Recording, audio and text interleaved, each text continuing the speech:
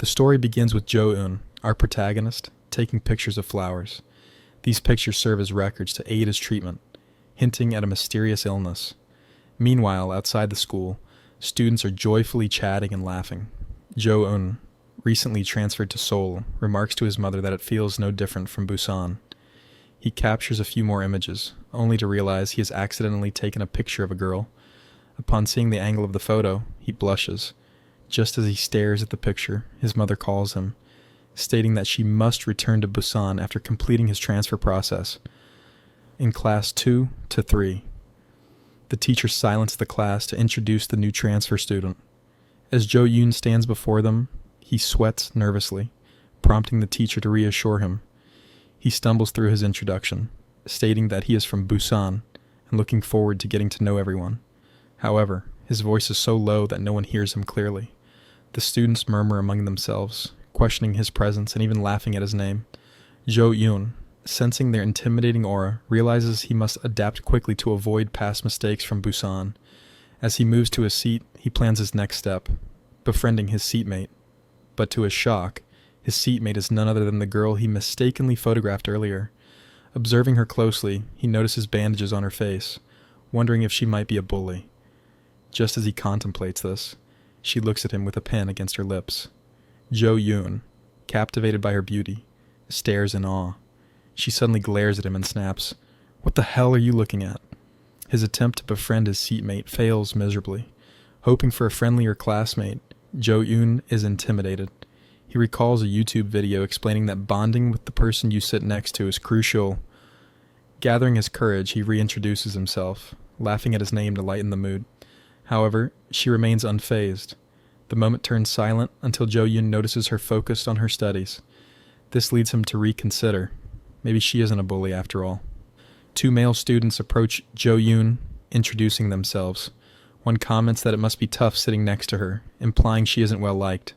Jo-eun, confused, awkwardly shrugs it off. The two explain that she is always rude and that it's best to ignore her. Jo-eun wonders why they speak of her this way but follows them to the cafeteria, seeing an opportunity to make friends. One of them is surprised by Jo-eun's height, asking if he worked out in Busan. Jo-eun denies it, yet they continue praising his physique.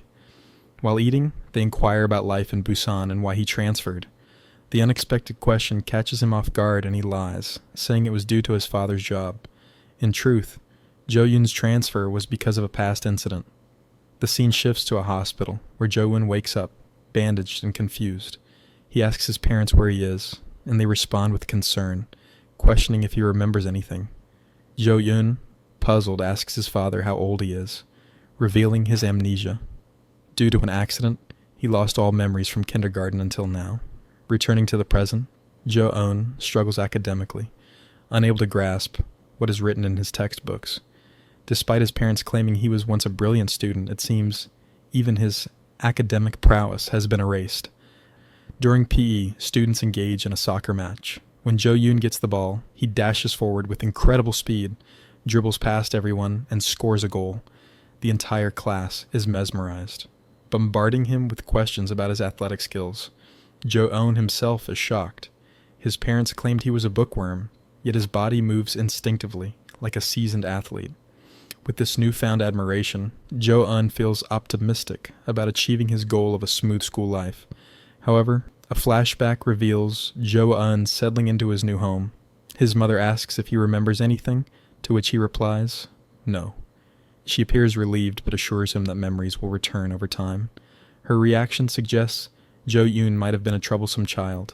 His mother then shows him his old room, stacked with books, claiming he used to love studying.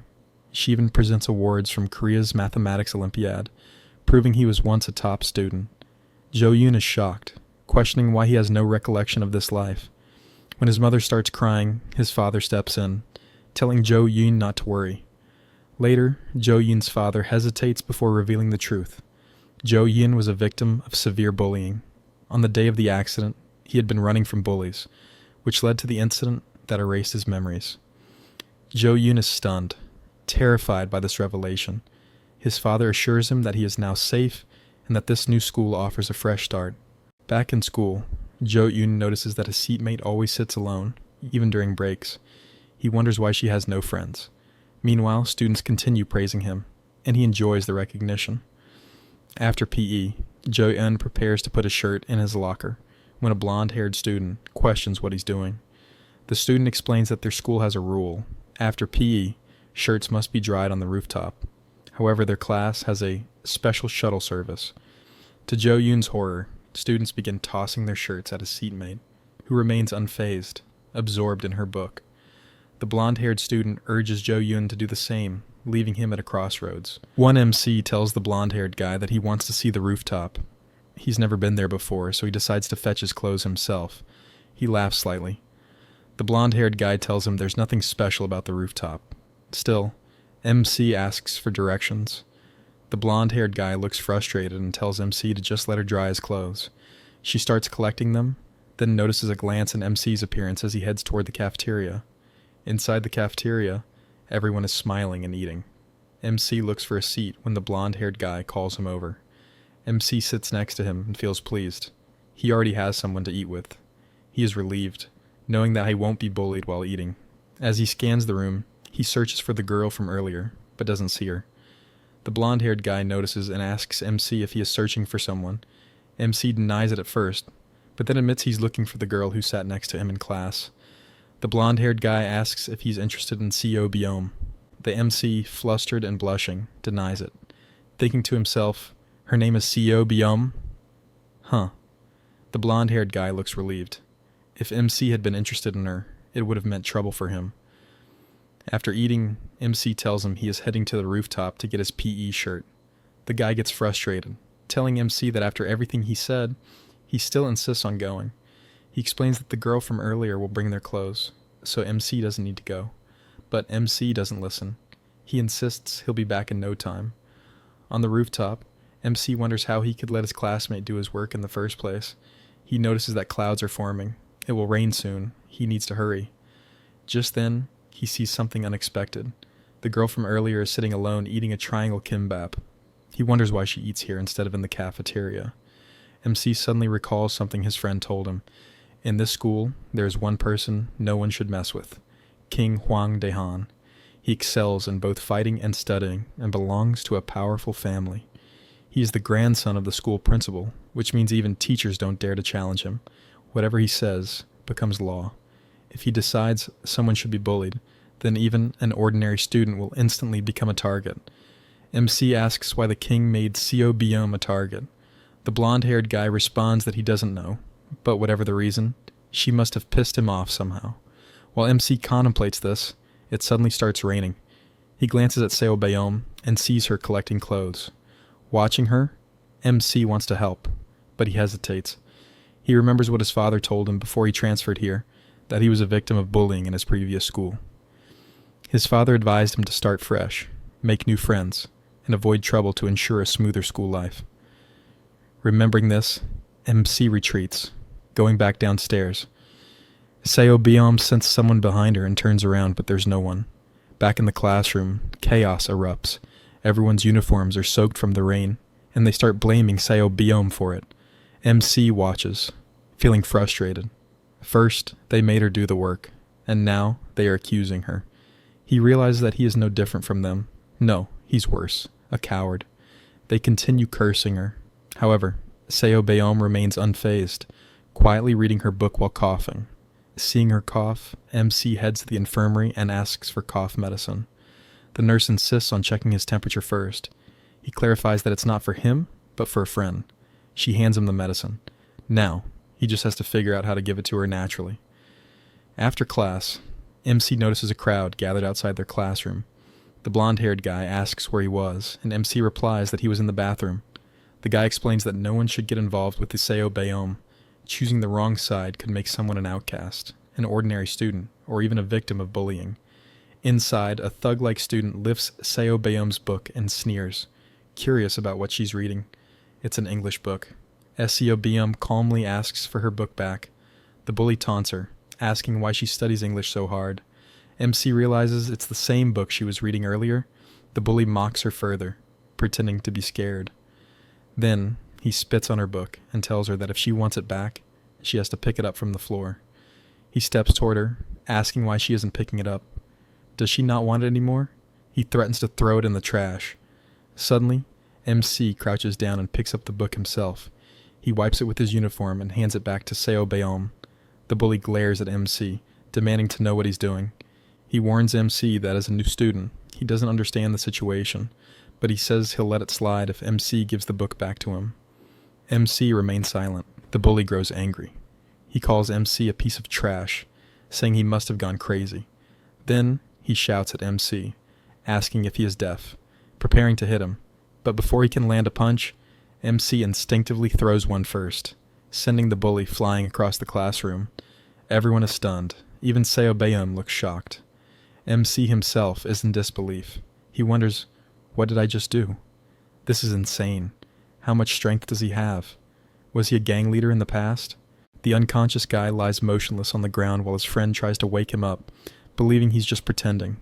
He shakes him, laughing nervously, telling him to stop joking around. It's not funny anymore.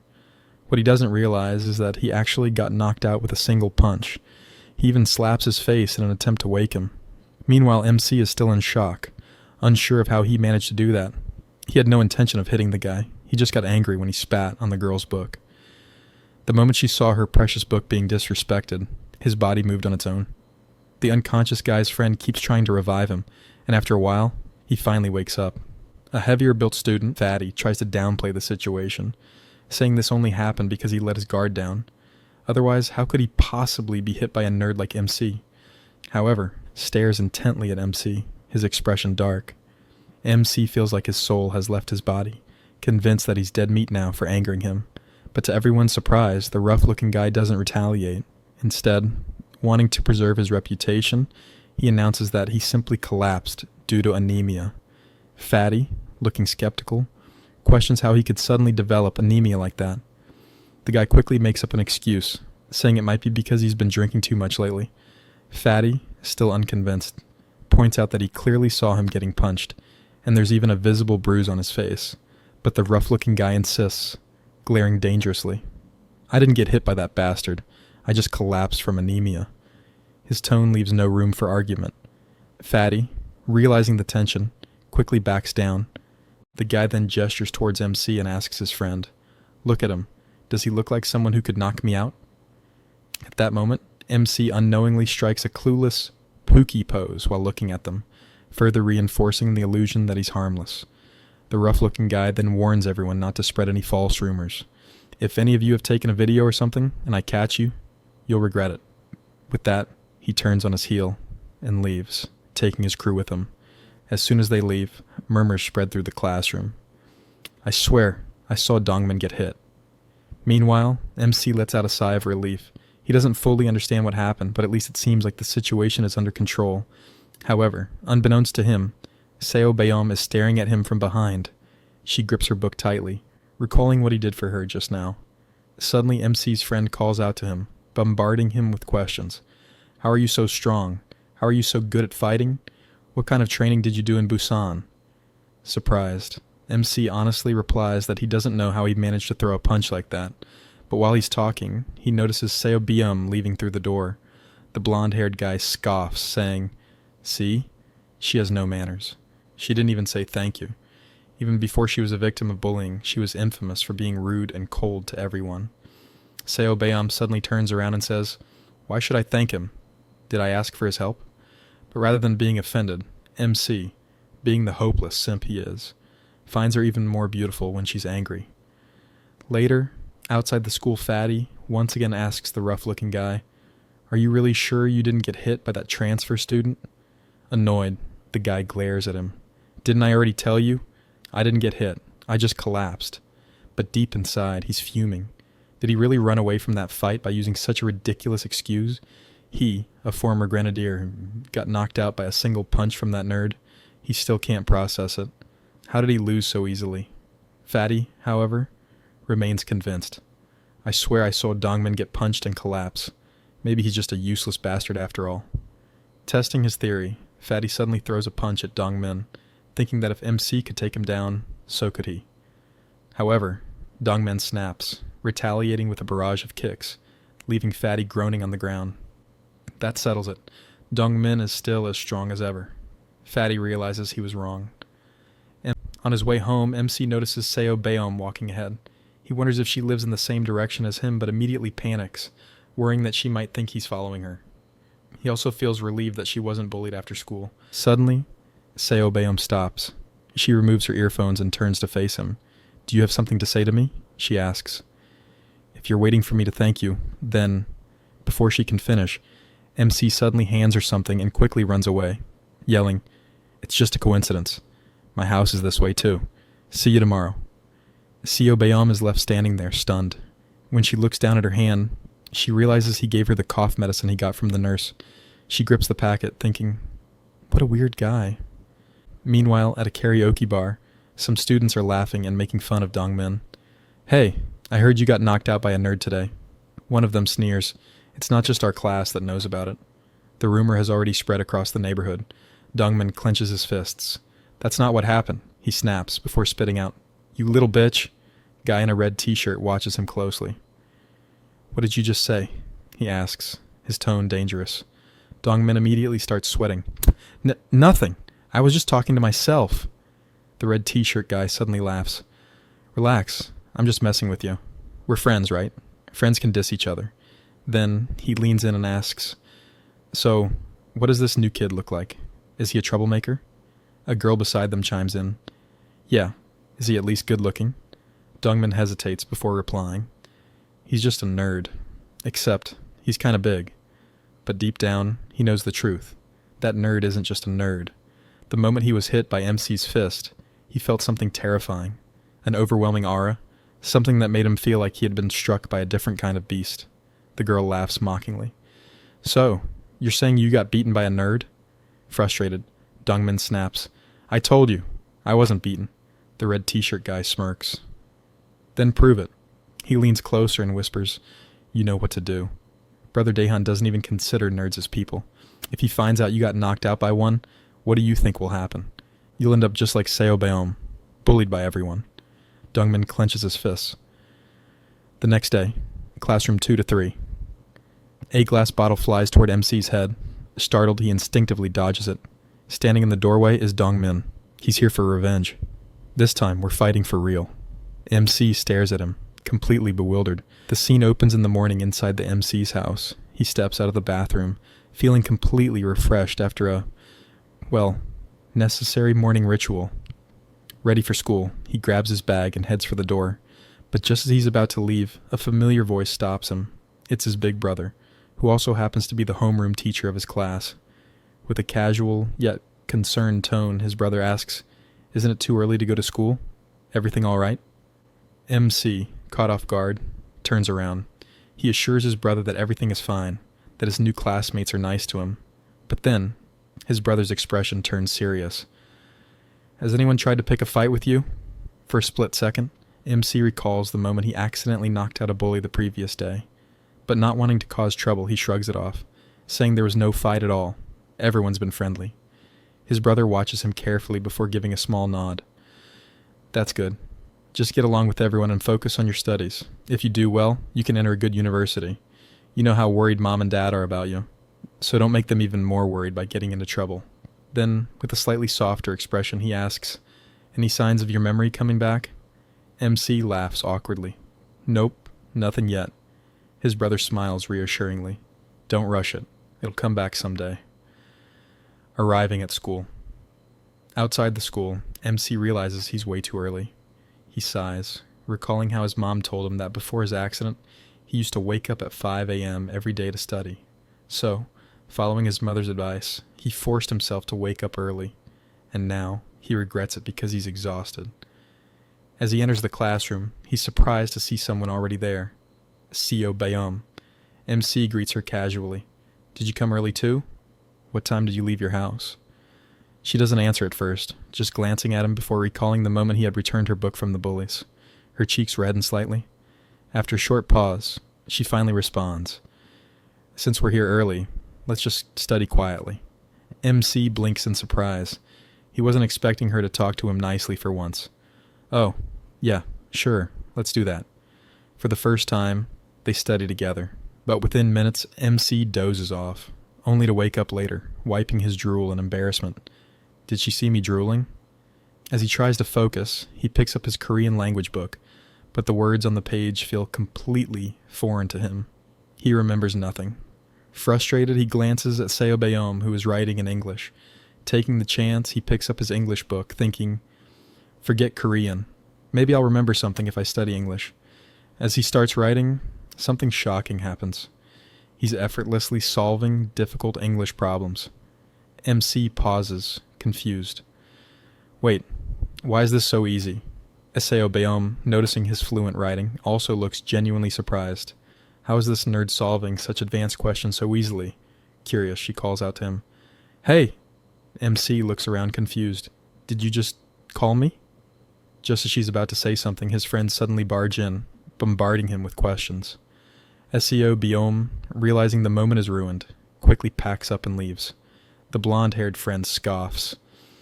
Man, you must have felt so awkward sitting next to that rude girl. MC smirks. Nah, for the first time, she actually spoke to me normally.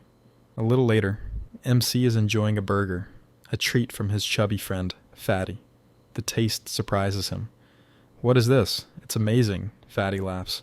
It's called a burger. You seriously don't remember? MC shakes his head. Not at all. Despite the small distractions, he feels that today is his lucky day.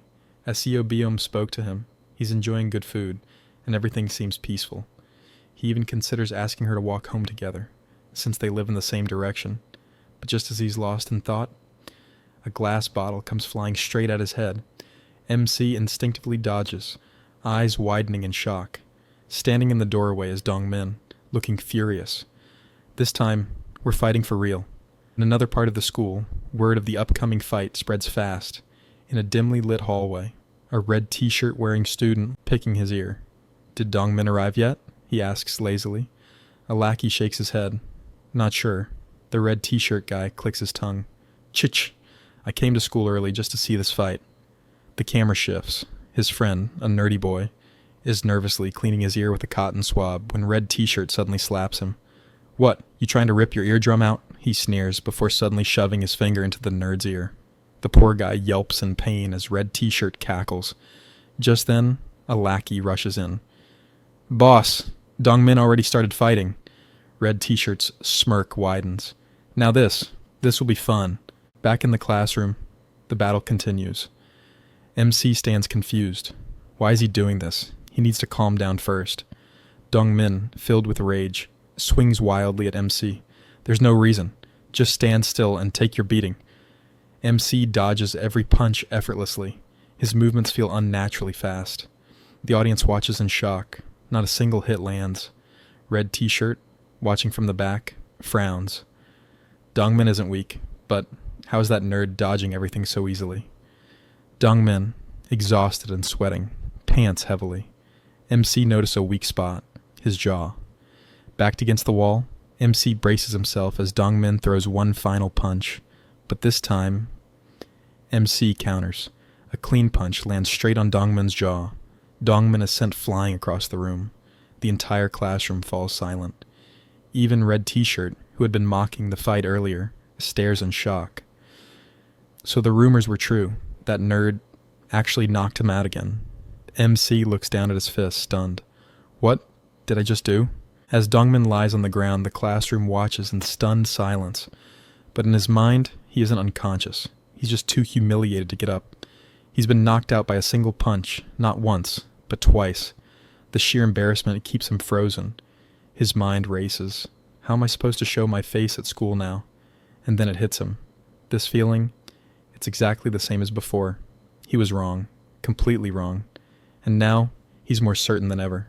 The so-called nerd standing before him reminds him of one person, the king of this school, Senior Juan Dehan. Before he can process it further, a new challenger appears. A sudden blur of motion, Kim Sawan, the student in the red t-shirt, rushes at MC with a flying kick. MC instinctively dodges. Sawan grins, impressed. Damn, your reaction speed is insane. MC stares at him, dumbfounded. Why are you talking like we're in some wuxia novel? Ignoring him, Sawan asks, Your name's Jo Yoon, right? Sewon casually invites him outside for a smoke. As he lights a cigarette, he exhales and asks, "So, what the hell were you doing all this time if you don't even know how to smoke? Your life must be boring." He offers one to MC. MC refuses. "I don't smoke." Sewon chuckles. "Students are saying you're not from around here. Where are you from?" "Busan." Sewon hums. "Huh. Never been to Busan before." MC, watching the cigarette burn between his fingers, suddenly feels a strange craving.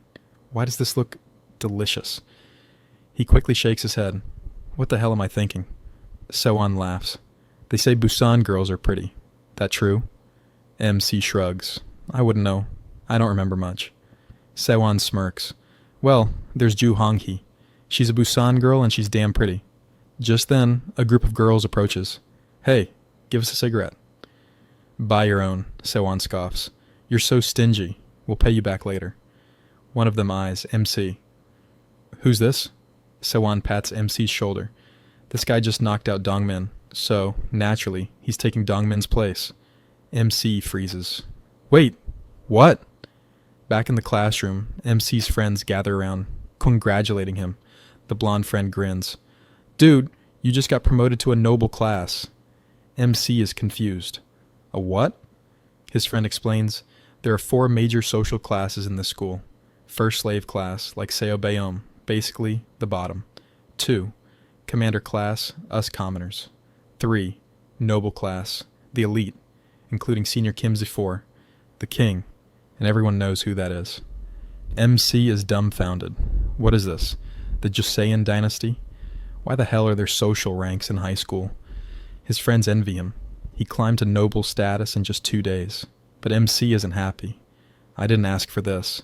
I just wanted a quiet, peaceful school life." Before he can think further, Sewon appears. "What are you doing here? Come eat with us." In the cafeteria, MC picks up a tray, but Sewon snatches it away. "What are you doing?" he asks. "You don't need to carry your own food. The kids will do it for you." MC watches as a younger student quickly takes his tray and sets it at the table. Sewon smirks. "See? Life's easier now that you're one of us." MC feels increasingly uncomfortable. This doesn't feel right. Meanwhile, in the classroom, a student begs his friend for a spare PE uniform. "Hell no! You'll make it stink like poop." The student groans. "I'll wash it and return it." Then, his eyes land on Seo Bayom. He smirks. "Never mind. I'll just take hers." As usual, Seo Bayom ignores him. Annoyed, he yanks her earphones out. "Hey! How dare you ignore me?" He sneers. "Did you forget what Senior Daehan said? You're a slave. Or are you ignoring his orders?" Before he can say another word, a shadow looms over him. MC stands behind him. "Move!" The bully turns, furious. "Who the hell do you think—" He stops. The height difference is insane. Why is he so huge? Nervous, he points a shaky finger. "You don't know who I am, do you? I was friends with Dongmin since middle school." Another student quickly grabs him. "Dude, shut the hell up. Let's go." The bully glares.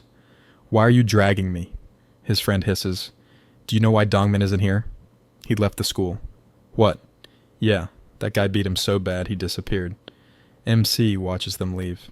Maybe being one of them isn't so bad. No one's messing with me.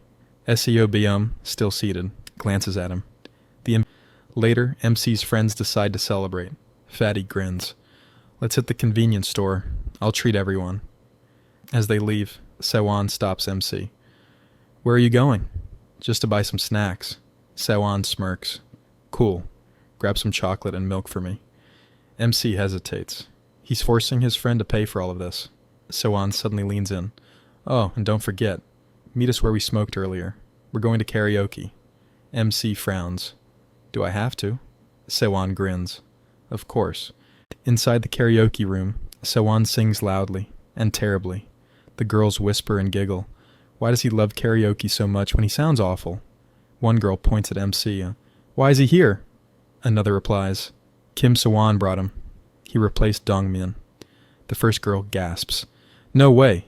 This nerd knocked out Dongmin?" They laugh. "Sewon didn't like Dongmin anyway. Seems like he likes this one better." Another girl smirks. "He's from Busan, right? Honghi, do you know him?" Hong-hee glares. Do you think Busan is some tiny village where everyone knows each other? Enumsky, ignoring their chatter, sighs. Why am I even here? Sewon suddenly calls out, Jo Yoon, come sing. I can't. I don't remember any songs. Sewon's grin sharpens. So you don't want to sing with me? MC quickly shakes his head. No, really. I just don't remember. Sewon laughs. Fine, fine. Then his smile fades. Anyway, I called you here for a reason. McTenses. I need you to take over Dongmin's job. MC blinks. Job? Sewon leans forward. It's easy. Just collect 500,000 won every week from your class. Deadline's Friday. Simple, right? MC realizes this isn't a request. It's an order. As the conversation unfolds, Hong-hee keeps staring at him. Why does this guy seem so familiar? The night is lively, as the group of students drinks and celebrates their new member's initiation. A girl questions Kimsey about whether he got permission from Daehan before accepting a new member. Kimsey shrugs, saying the rule is simple. Whoever defeats the previous member takes their place. However, our MC doesn't seem pleased with this explanation. Holding his drink, he suddenly asks, Isn't it illegal for high schoolers to drink? And why are they even drinking? Kimsey smirks, grabs MC's glass, and forces him to drink. MC coughs violently, making the others burst into laughter. One of the girls excitedly snaps pictures, teasing that it's his first time drinking and he looks really cute. Amused, Kimsey asks how it tastes. Strangely, instead of being disgusted, MC looks surprised. Internally, he wonders why the taste feels so familiar, as if his body instinctively knows the sensation. A thought lingers. Had he been a regular drinker before? Without realizing it, he starts downing drink after drink, shocking everyone. Kimsey watches in disbelief as MC surpasses expectations. Meanwhile, a blonde girl in the group keeps staring at MC, struggling to shake off the feeling that she has seen him before. Suddenly a flashback takes us to a chilling scene. A man lies on the ground, bleeding next to a truck. Flutter open, he barely comprehends his surroundings. Before more is revealed, MC wakes up in his bed, gasping. He adjusts his glasses, his head pounding from the previous night's drinking, still confused about how he got home. His first thought, did his brother find out? If so, he knows he's in deep trouble. Stepping out of his room, his brother calls out, telling him to hurry up or he'll be late for school. Scratching his head, MC starts to mention last night, but hesitates. His brother then asks if he's tired, making MC even more confused. Shouldn't he have realized he was drunk? But to MC's relief, his brother assumes he's just exhausted from transferring schools. However, just as MC rushes to the dining room, his brother catches a faint whiff of alcohol and grows suspicious. On his way to school, MC sighs in relief that he wasn't caught. He recalls his mother's warning. His brother can be terrifying when angry.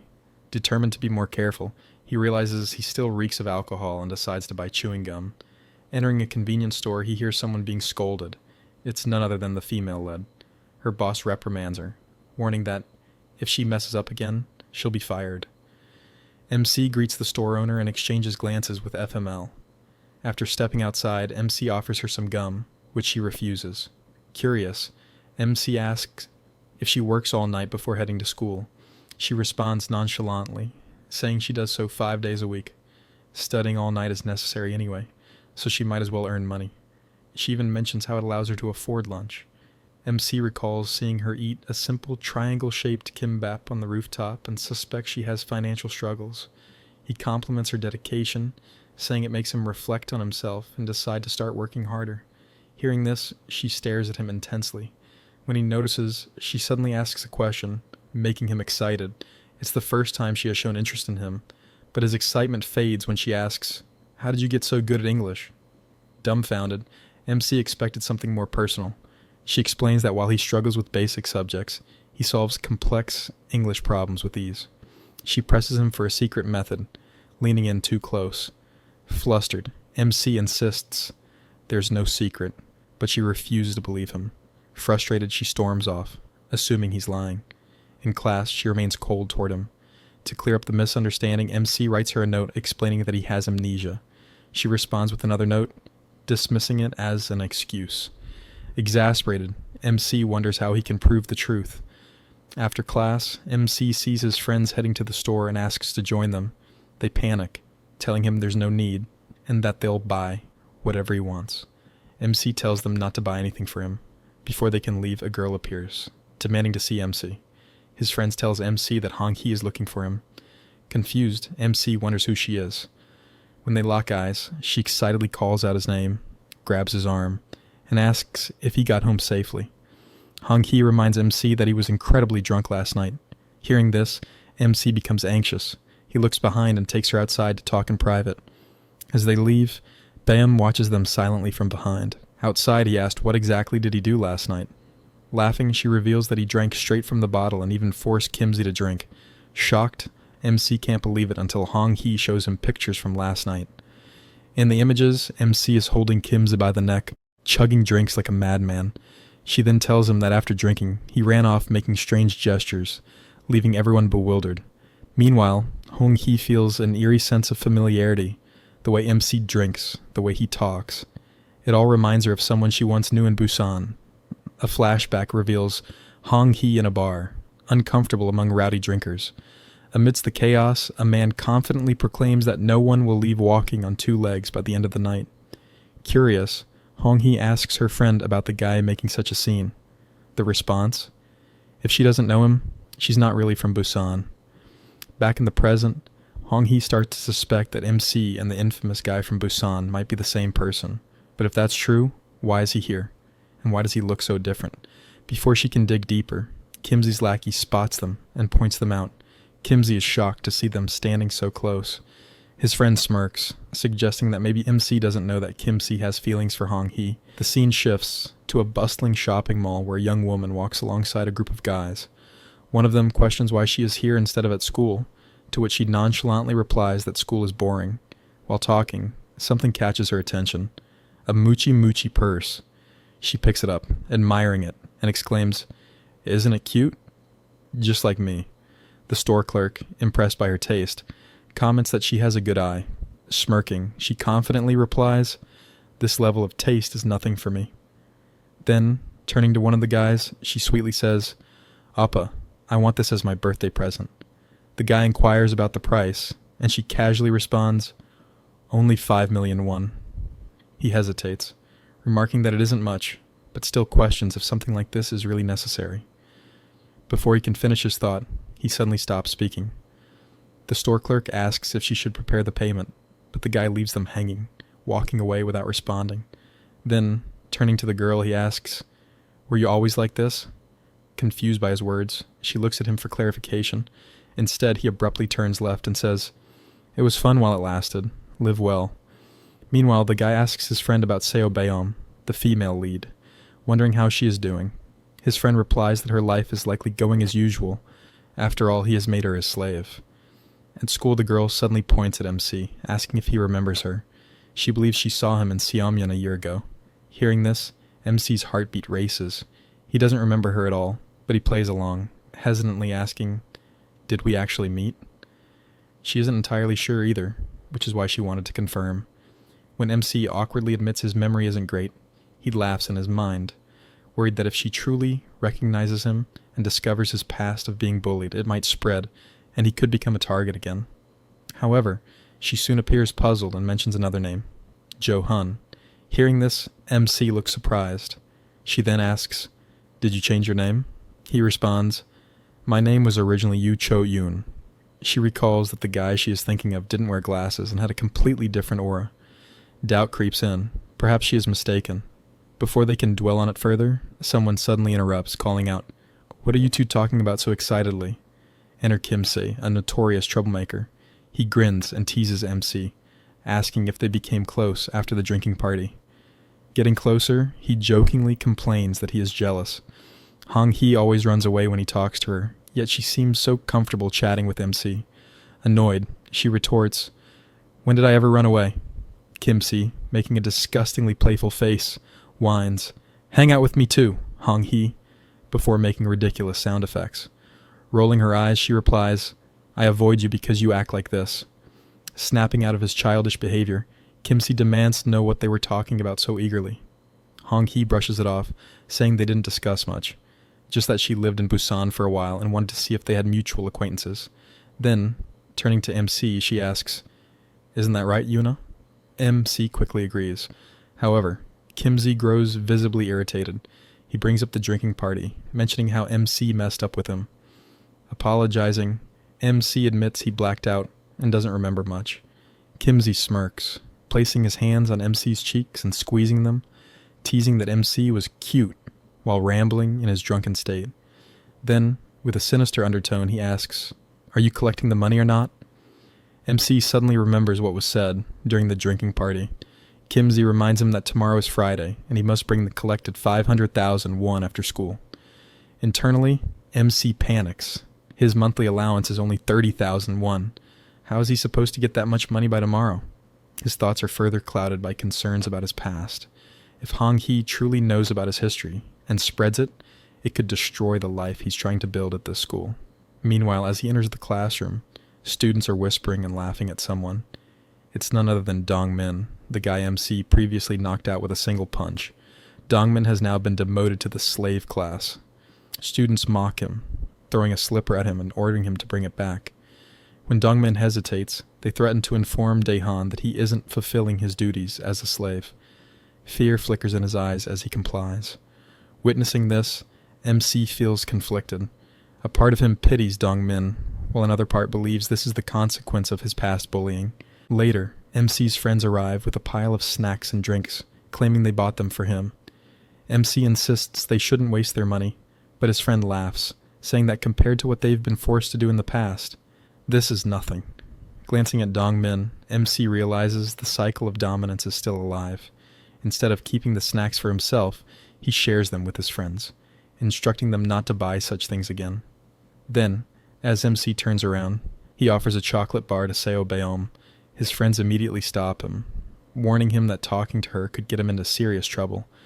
Confused, she asks what kind of trouble they mean. A blonde-haired friend explains that the king of the school, Huang Daehan, has declared that anyone who gets close to Seo Beom will be punished, or worse. MC finally understands the power hierarchy in this school. Seo Beom then turns to MC and coldly says, "Did you hear that? So don't talk to me so carelessly unless you want to end up like me." Shortly after, the teacher dismisses the class but complains about a foul smell. He points to an overflowing trash bin and orders it to be cleaned. A girl, looking annoyed, kicks a desk and orders Seo Beom to do it, threatening to report her to the king if she refuses. MC watches as Seo Beom silently lifts the heavy garbage bags. Outside, she struggles under their weight. Suddenly, a hand grabs one of the bags. It's MC. Surprised, she asks, "What are you doing?" MC simply replies, "Let me take one. I want to help you." She stays silent for a moment. Then MC asks her a question that has been on his mind. "You don't seem like someone who would obediently follow orders, so why do you let others push you around? Is there another reason?" As he speaks, someone observes them from the shadows. It's one of the king's close friends. Smirks and mutters, "A new face? Who the hell is this iron guts bastard?" As the sun sets, the MC and Beom throw a garbage bag into the bin. MC glances at her, still thinking about what he had asked earlier, why she was doing all this. There had to be a reason. She stays silent for a moment before finally speaking. "Huang Daehan is holding my weakness," she confesses. Hearing this, MC wonders, what kind of weakness could she possibly have? The scene shifts. MC cracks open a cold drink and silently offers one to Beom. She takes it but remains quiet. Then, she suddenly asks, "Who exactly are you? Why are you being so nice to me?" MC looks at her and simply denies it. "I'm not." But Beom doesn't back down. "Perhaps. You like me?" Caught off guard, MC stands up, his face turning red. He quickly takes a sip of his drink and nervously responds, "No way. It's not like that. Why would you think that?" Beom watches him closely. "Then why do you always stand by my side? Why do you help me whenever someone forces me to do things? Is it because you pity me?" MC goes silent for a moment. Then, he finally speaks. "I was just like you," he admits. "I was bullied too." As they walk together, MC complains about having to sit in class on such a nice day. Beom, lost in thought, remembers what he just told her. Is that why he's helping me? Because he thinks I'm like him? Without realizing it, she stares at him for too long. Their eyes meet. Embarrassed, Beom quickly turns away. MC notices. Why are you so quiet all of a sudden? I'm not, she replies. MC studies her for a moment, thinking back to what she said earlier. Daehan is holding her weakness.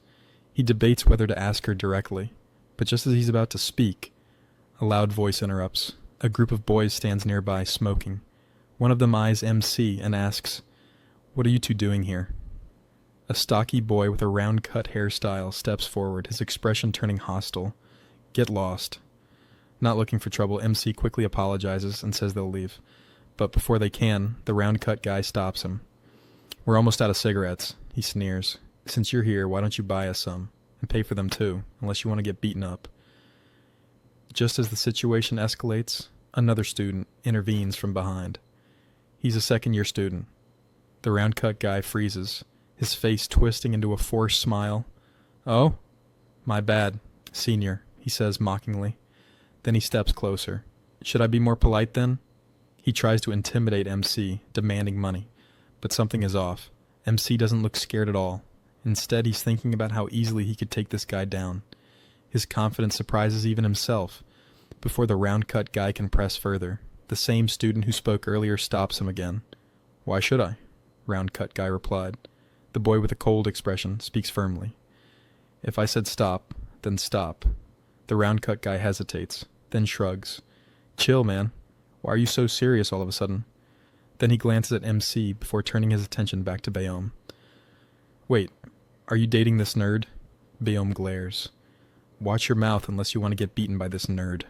The guy scoffs. "Me? Beaten by him?" Bayom smirks. "The group you're trying so hard to join. MC is already a member of it." Shock flashes across the guy's face.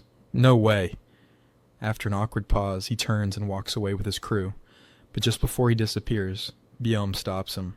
"You should come home sometime. Auntie is worried about you." He scoffed and said, "You don't need to care." MC watches, then asks, "You know him?" Bayom stays silent. Inside, she thinks about her weakness. Elsewhere, a bespectacled boy is massaging Kim Sewon's shoulders. Sewon scoffs. "Are you even trying? You're so weak." The boy apologizes, promising to try harder. His friend approaches. "I've completed this week's collection." Sewon smirks. "Good job. You deserve a massage too." Then his friend hesitates. "Will MC be able to collect money properly?" Sewon leans back. "He better. Otherwise he'll be demoted to the slave class immediately." His friend pauses. "I've been meaning to ask, why are you being nice to MC? You even recommended him, even though he looks like a nerd. Is it just because he beat Dongmin in front of everyone?" Sewon smirks and says, "I don't think I ever told you why I hate Dongmin." He then recalls the past. Back in elementary school, Sewon was smaller than the other kids, and Dongmin made sure he suffered for it. They would make him do their work, call him weak, humiliate him. Dongmin sneered at him. "You're so small. Is it because of your father? Is he short too?" The boys around him laughed. Furious, Sewon snapped, "Screw you." Dongmin's expression darkened. He stepped closer. "What did you just say?" Sewon hesitated. Then, with no choice, he apologized. Luckily, they were. In different middle school, Sewon made friends, got stronger, and worked out.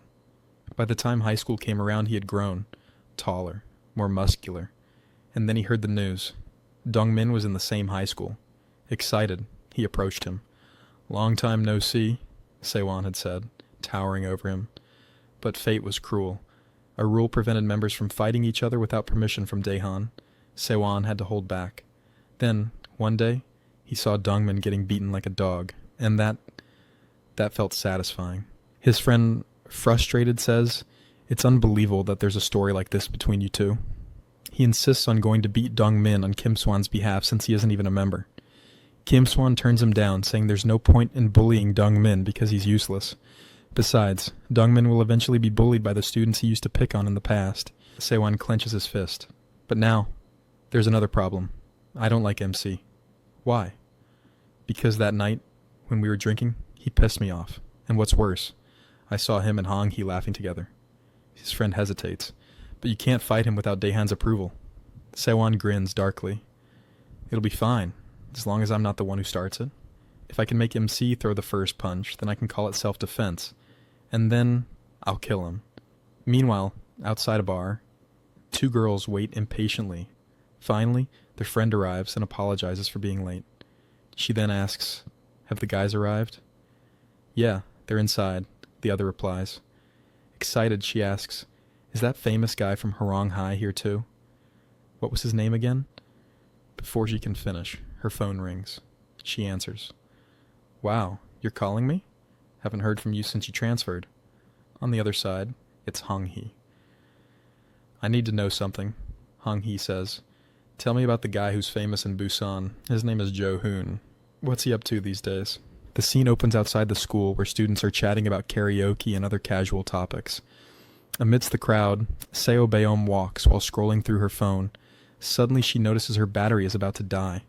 Panicking for a moment, she searches for her charger, as she needs to charge her device for English listening practice, only to realize she left it at home. With no other choice, she gives up on her practice for the day. Later, she arrives at her part-time job, where the shop owner warns her to work diligently and not slack off. Beom, feeling frustrated, watches him leave before pulling out her English book. As she holds it, she wonders why the owner always criticizes her when others play loud mobile games and watch movies at work. She's simply studying in silence. As she pulls out her book, something suddenly falls from her bag. It's the medicine the MC had given her earlier.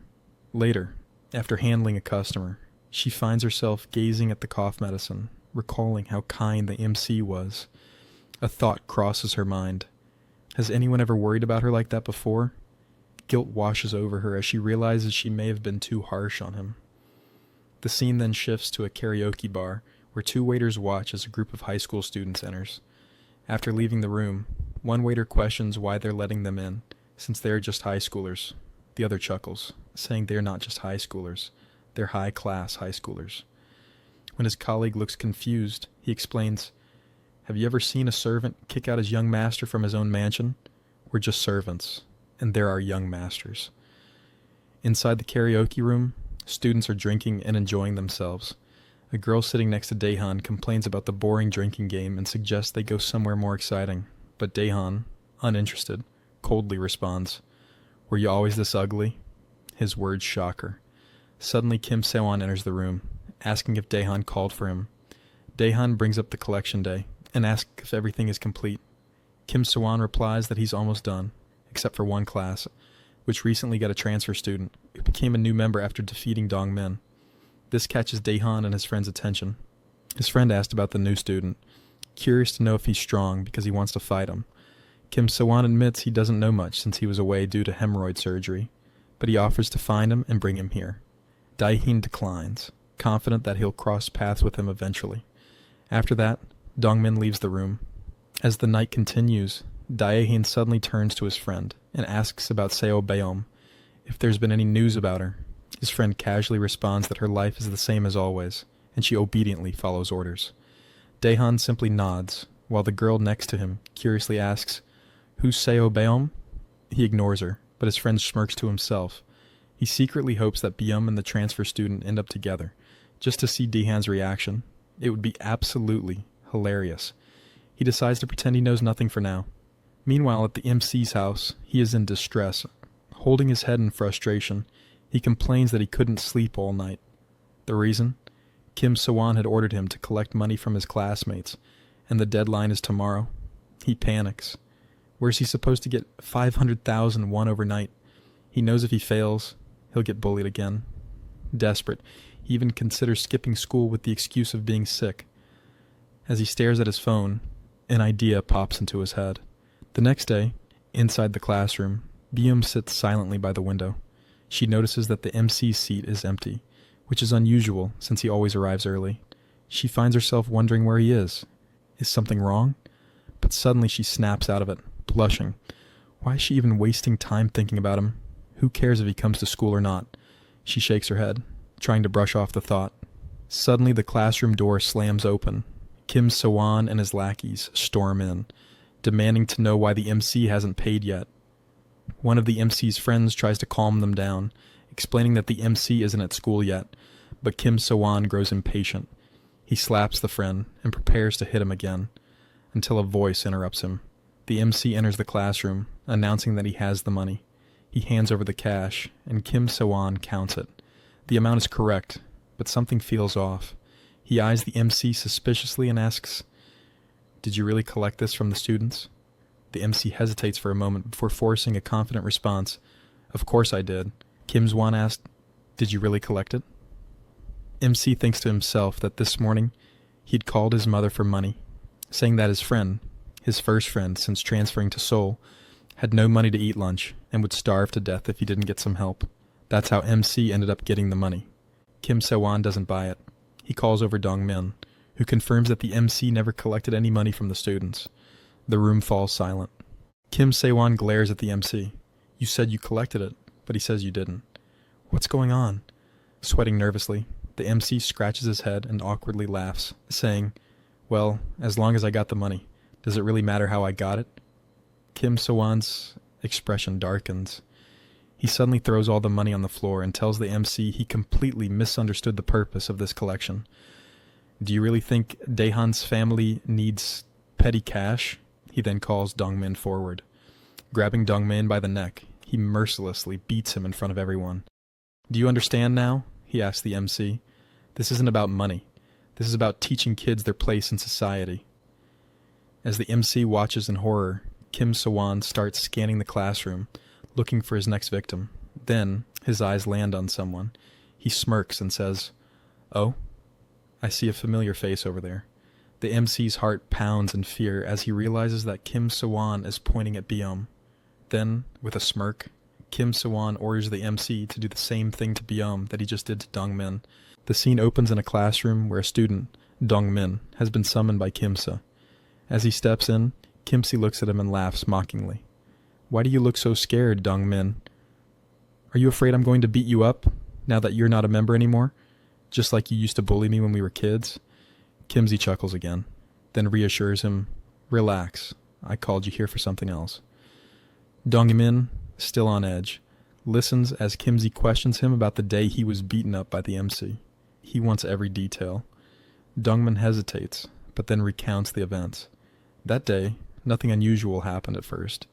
He had been running his usual scheme, extorting money from students. Each student had to pay 10,000 won, and those labeled as slaves had to cough up 30,000 won. Anyone who refused or resisted would face a beating.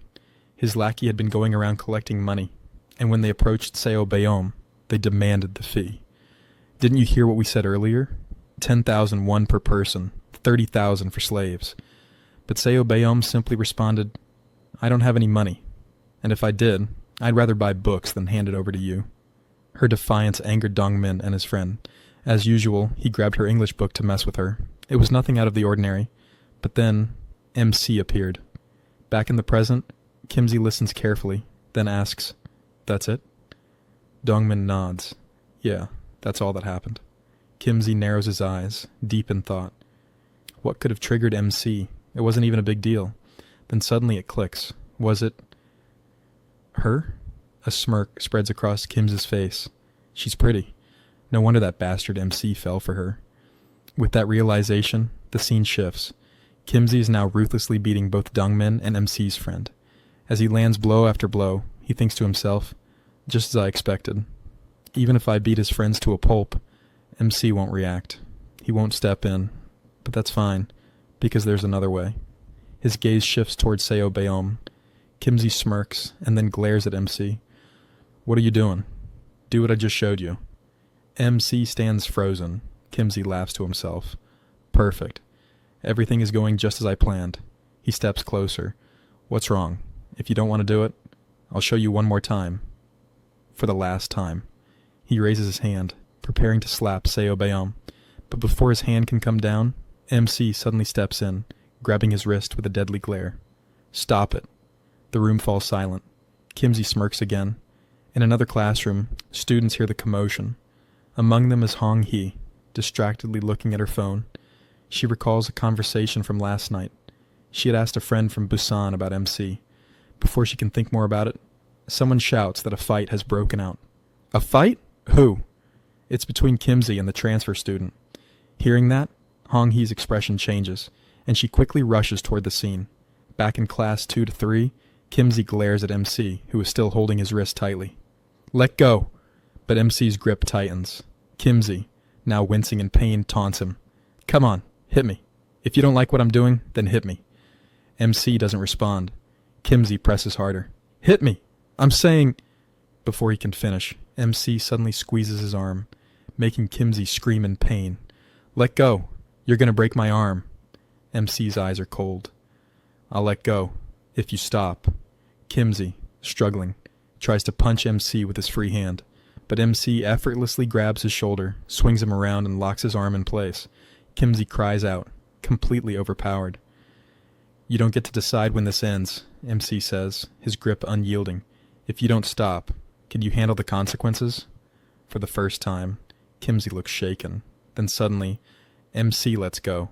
Kimsey stumbles back, clutching his arm, breathing heavily. He glares at MC and then smirks. Hey, do you like Seobiome?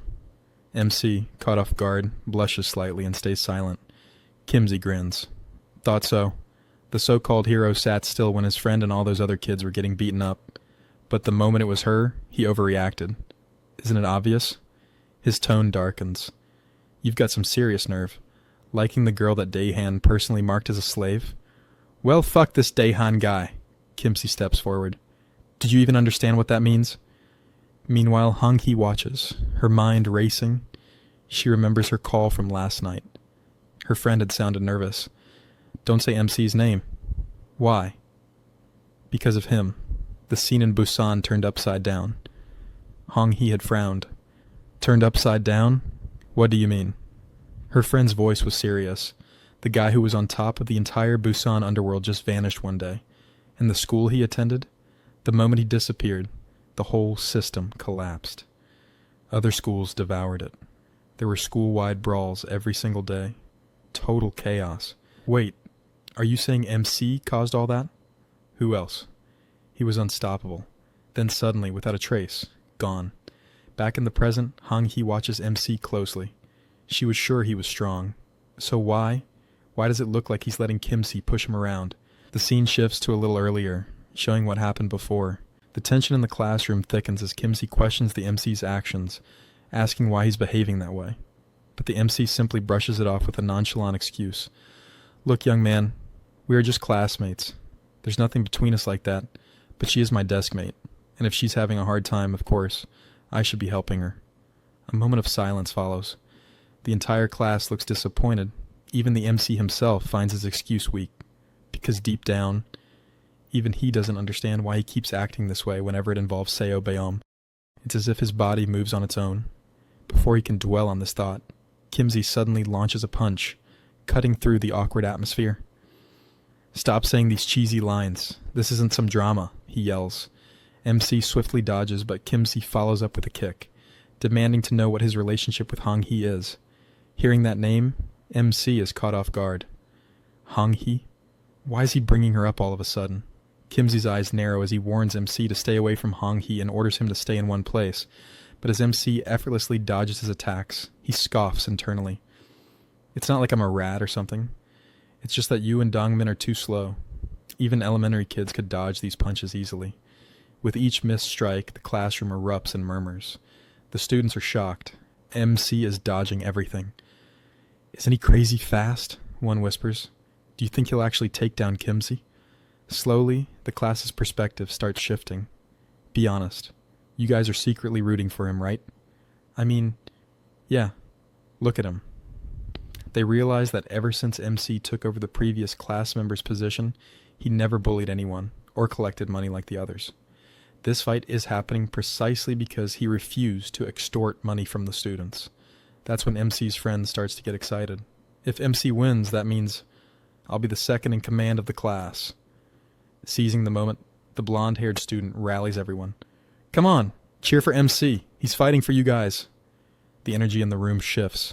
Now, MC has an entire class cheering for him. But as the fight drags on, Kimsey starts to get exhausted. His punches grow weaker, his breath heavier. Stop running away like a rat and face me, Kimsey growls between gasps. MC thinks about it. There are too many openings. Should I just end this? But then he hesitates. If this goes on, the teachers will arrive, his brother will find out, and things will get out of control. Clutching his face, he decides, I don't care if I get beaten up. I just need to calm things down first. But then, a voice cuts through the noise.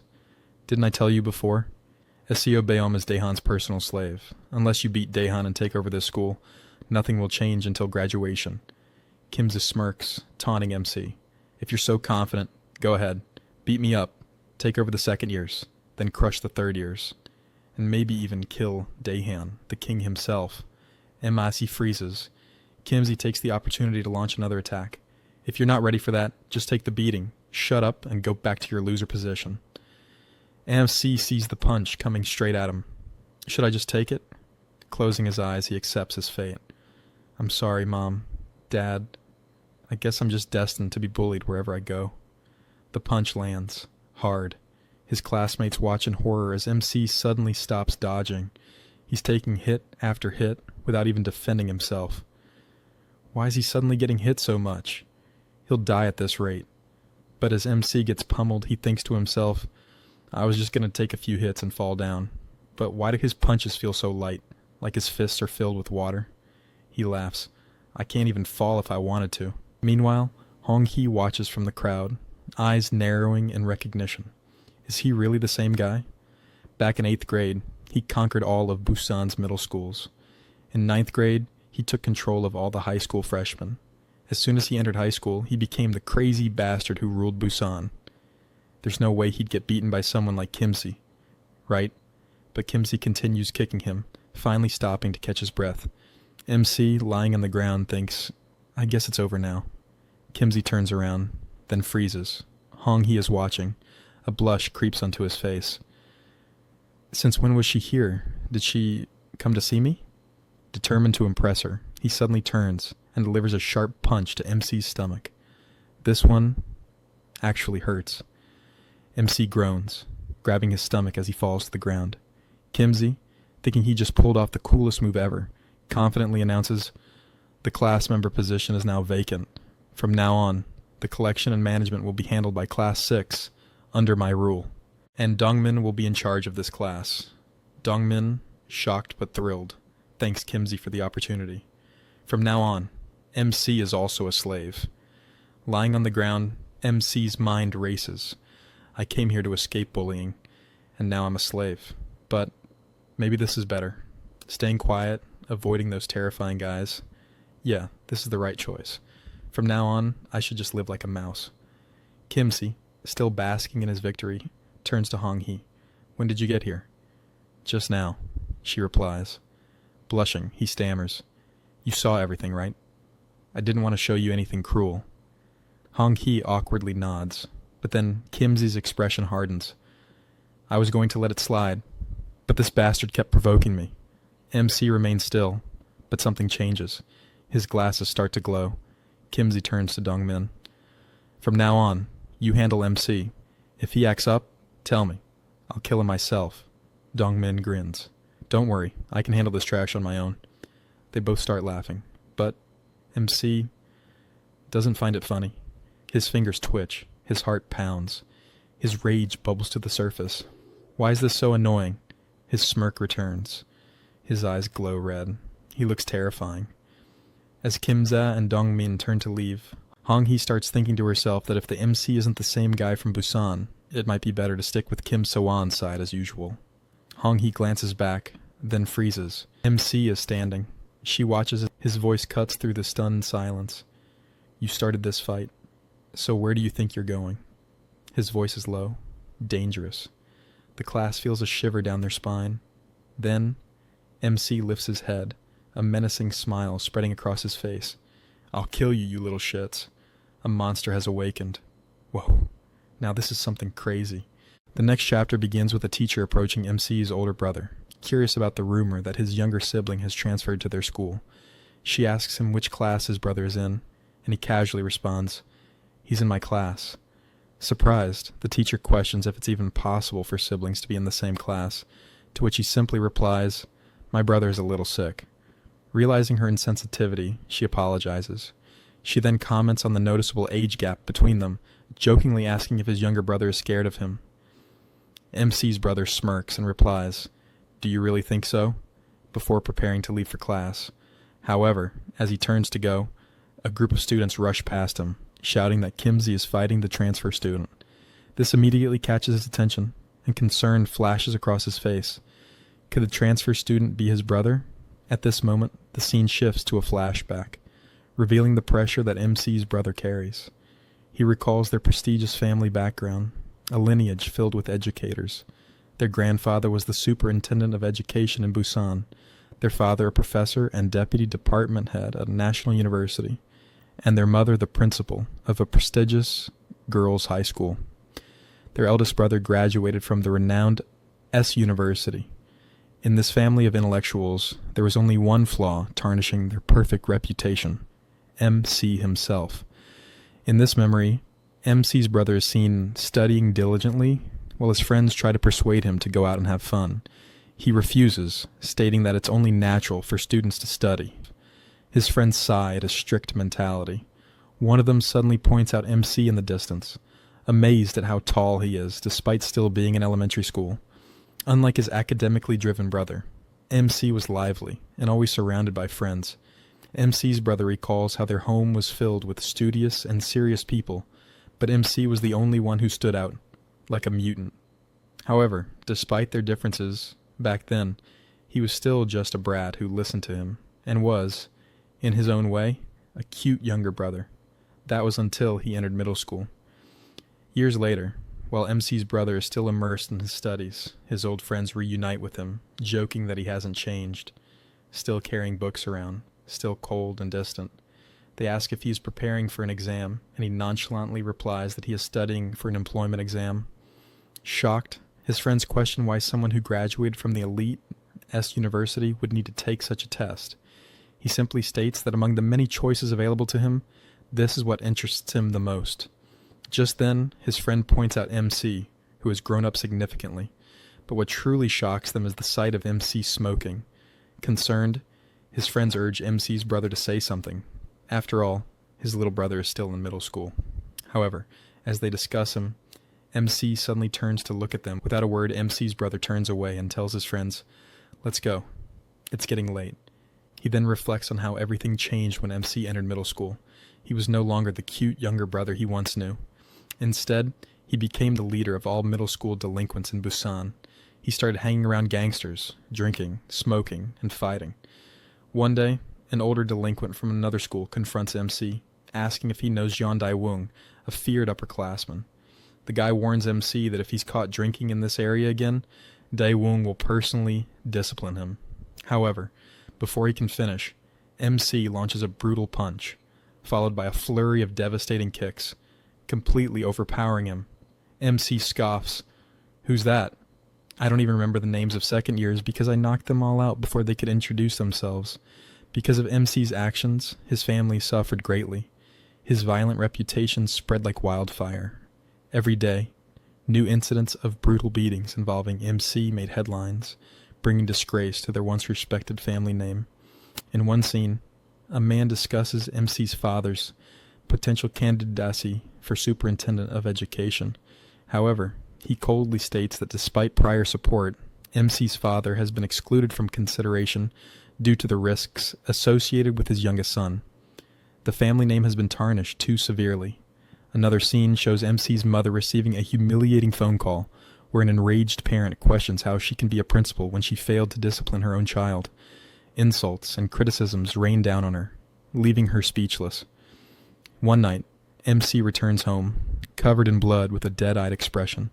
His father, furious, scolds him for staying out so late.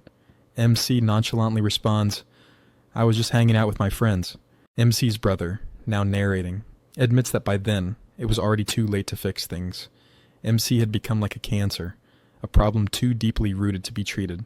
Their family could do nothing but helplessly watch. But then, everything changed. MC was involved in a mysterious accident that erased his memories.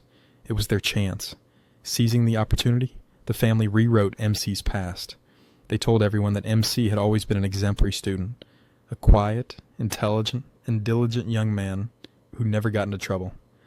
The delinquent Jo-hoon was erased, and in his place, Cho-eun was born. Back in the present, MC's brother is now racing toward MC's classroom, determined to protect the fragile peace his family had worked so hard to create. Meanwhile, inside the classroom, MC calmly adjusts his glasses and says to Kimsey, "You started this fight, so see it through to the end." Kimsey's friend laughs, mocking MC for being beaten so easily. But before he can finish, MC grabs him by the throat and slams him into the wall. The room falls silent. MC then kicks him repeatedly, showing no mercy. The students, including Kimsey, Beom, and Hong-hee, are shocked beyond belief. Hong-hee, wide-eyed, finally pieces it together. This isn't just any transfer student. This is Jo-hoon, the top dog of Busan. MC turns to Kim as he and smirks. "Didn't you say I was a nobody? Then how about today? You die by this nobody's hands." As MC lunges to attack, his brother suddenly bursts into the room, shouting for him to stop. But MC, lost in his fury, ignores him and continues his assault. His brother calls out once more, but this time he utters a name that freezes MC in place. "Jo-hoon!" At that moment, a flood of memories rushes back into MC's mind. His vision blurs, his head pounds, and suddenly he collapses to the ground. The scene shifts to MC's home, where his father anxiously asks about his condition. His brother reassures him, stating that MC is fine. He just went into shock momentarily. Standing outside the room, MC's brother speaks on the phone with their father, his hands trembling. It doesn't seem like he's regained his memories yet, but I'll keep a close eye on him. As he ends the call, he bites his nails, a sign of deep anxiety. He sighs, thinking to himself, no matter what happens, I cannot let him remember. He must continue to live as Cho-yoon, not as Jo-hoon. Morning comes, and our protagonist, still recovering from the previous day's events, finds himself lost in thought as he walks to school. Holding his head, he wonders, why does it hurt so much? Did he hit it somewhere when he collapsed?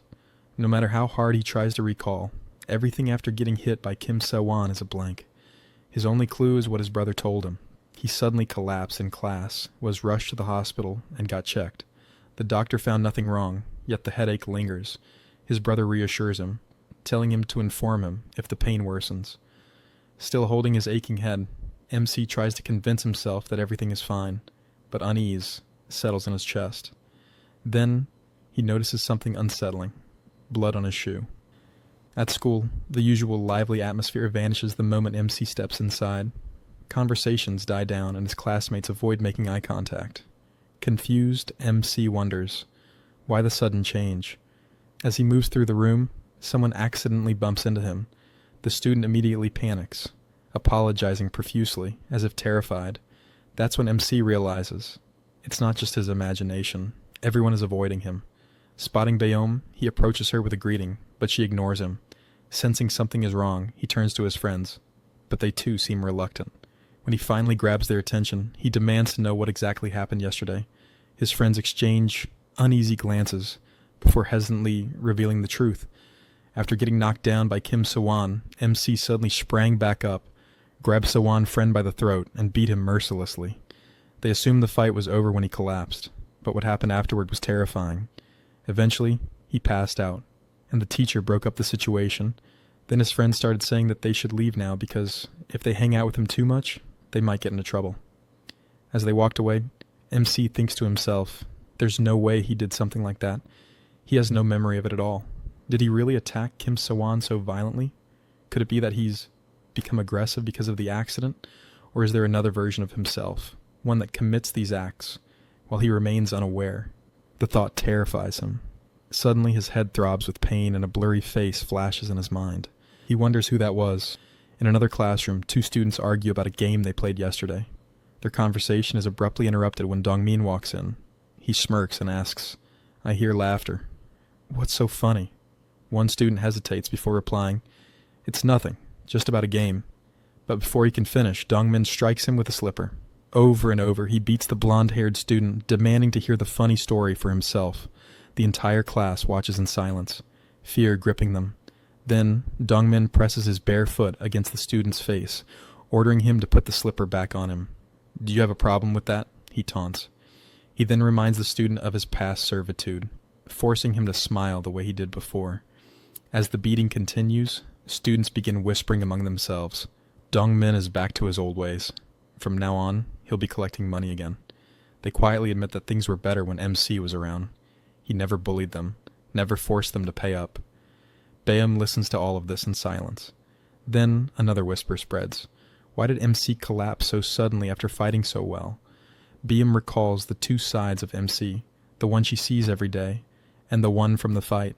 Which one is the real him? Shaking the thought away, she tells herself, why do I even care? This has nothing to do with me. She resolves to ignore it and just focus on her studies. Meanwhile, Dongmin finishes his outburst. Feeling his throat dry from all the yelling, he looks around for someone to buy him a drink. As his gaze lands on Byum, his expression changes. He stares at her, his words trailing off. At the same moment, MC is clutching his head in pain. Another fragmented memory surfaces. The face from his vision looks strangely familiar, nostalgic even. As he looks up, he notices Dongmin staring at him intensely. Why are you looking at me like that? MC asks. Dongmin glares at Bayom, then suddenly leaves the room, muttering that he needs fresh air.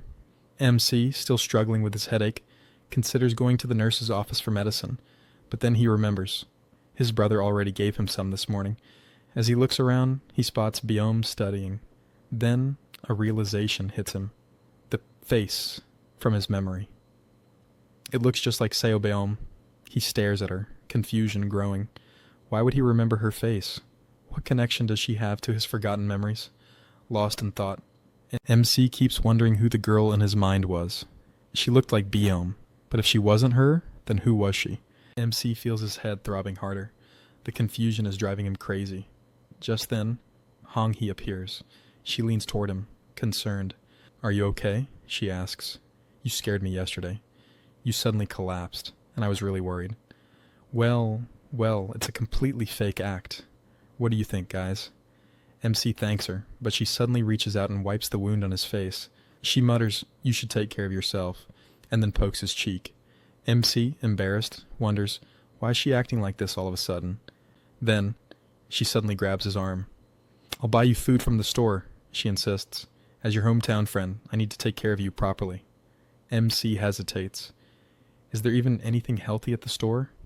Don't worry about the money, Hong Hee reassures him. Just pick whatever you want. MC tries to politely refuse, but she insists. From a distance, Byum watches them silently. At the store, Hong Hee tells MC to choose anything he wants. Then, she suddenly makes an odd remark. You probably never had to come to a store much when you lived in Busan, she says. I bet all the kids there bought everything for you. MC pauses, uncertain. Maybe, he replies. I don't know. I think I probably bought my own stuff myself. As he picks out something to buy, Hong Hee stares at him intensely from behind. Something feels off. MC finally decides on a zero cola. Meanwhile, in an isolated part of the school, a group of students is brutally beating a kid. One of them calls out, Ikhwan, Kim Sawan is here. Ikhwan turns, his expression cold. Do you want to die? He sneers at Kim Sawan. Why are you so late? Sawan lowers his head, apologizing. Something came up. What came up? Ikhwan snaps. Your friend got beaten to a pulp by a transfer student, and you did nothing? He then looks at Dongmin and says, Did you at least bring a good sandbag? Dongmin shrugs. I'm just here to smoke. Ikhwan ignores him and glares back at Sewan. Did you handle the situation properly? Sewan hesitates before replying. I was about to, but the teacher showed up. The moment the words leave his mouth, Ikhwan kicks him hard in the leg. Looking down at him, he sneers. So, you just let him go? Then, he calls out to his lackeys. Bring him to me later. Turning to Dongmin and Sewan, he scoffs. One got shamefully beaten by the transfer student. The other just stood there like an idiot while his friend got wrecked. He shakes his head. You guys are disgracing our group. Sewan, now nervous, tries to defend himself. That transfer student, he's tougher than I thought. Ikhwan narrows his eyes. Shut up and stay put. I'll handle him myself. The storm is coming, and MC still has no idea what he's up against. Hong Hee asks the protagonist why he transferred to this school. He replies that it was because of his parents' work. Hong Hee nods, saying, Same for me. She then asks, Which school did you go to in Busan? The question catches him off guard. He hesitates, struggling to recall the name. Noticing his hesitation, Hong Hee questions, How can you not remember your own school's name? Finally he responds, Horyung High. Then, as if recalling something, she says, "Oh, I know someone from Horyang High. His name is Jide-ho." The moment she mentions the name, a blurry face flashes in the protagonist's mind. A sharp headache strikes him, his vision blurs, and dizziness overwhelms him. Before he can react, his body gives out. He collapses, losing grip of his cold drink. The can slips from his hand, and the liquid splashes onto someone's shoes and pants. Hong Hee's expression stiffens, clearly nervous as she recognizes him. The surrounding students begin murmuring in low voices, convinced that the protagonist is in deep trouble for spilling coke on Daehan. They say he's doomed now. Daehan, standing there with a deadly glare, locks eyes with the protagonist. At that moment, he recognizes the face. Hwang Daehan, the infamous senior.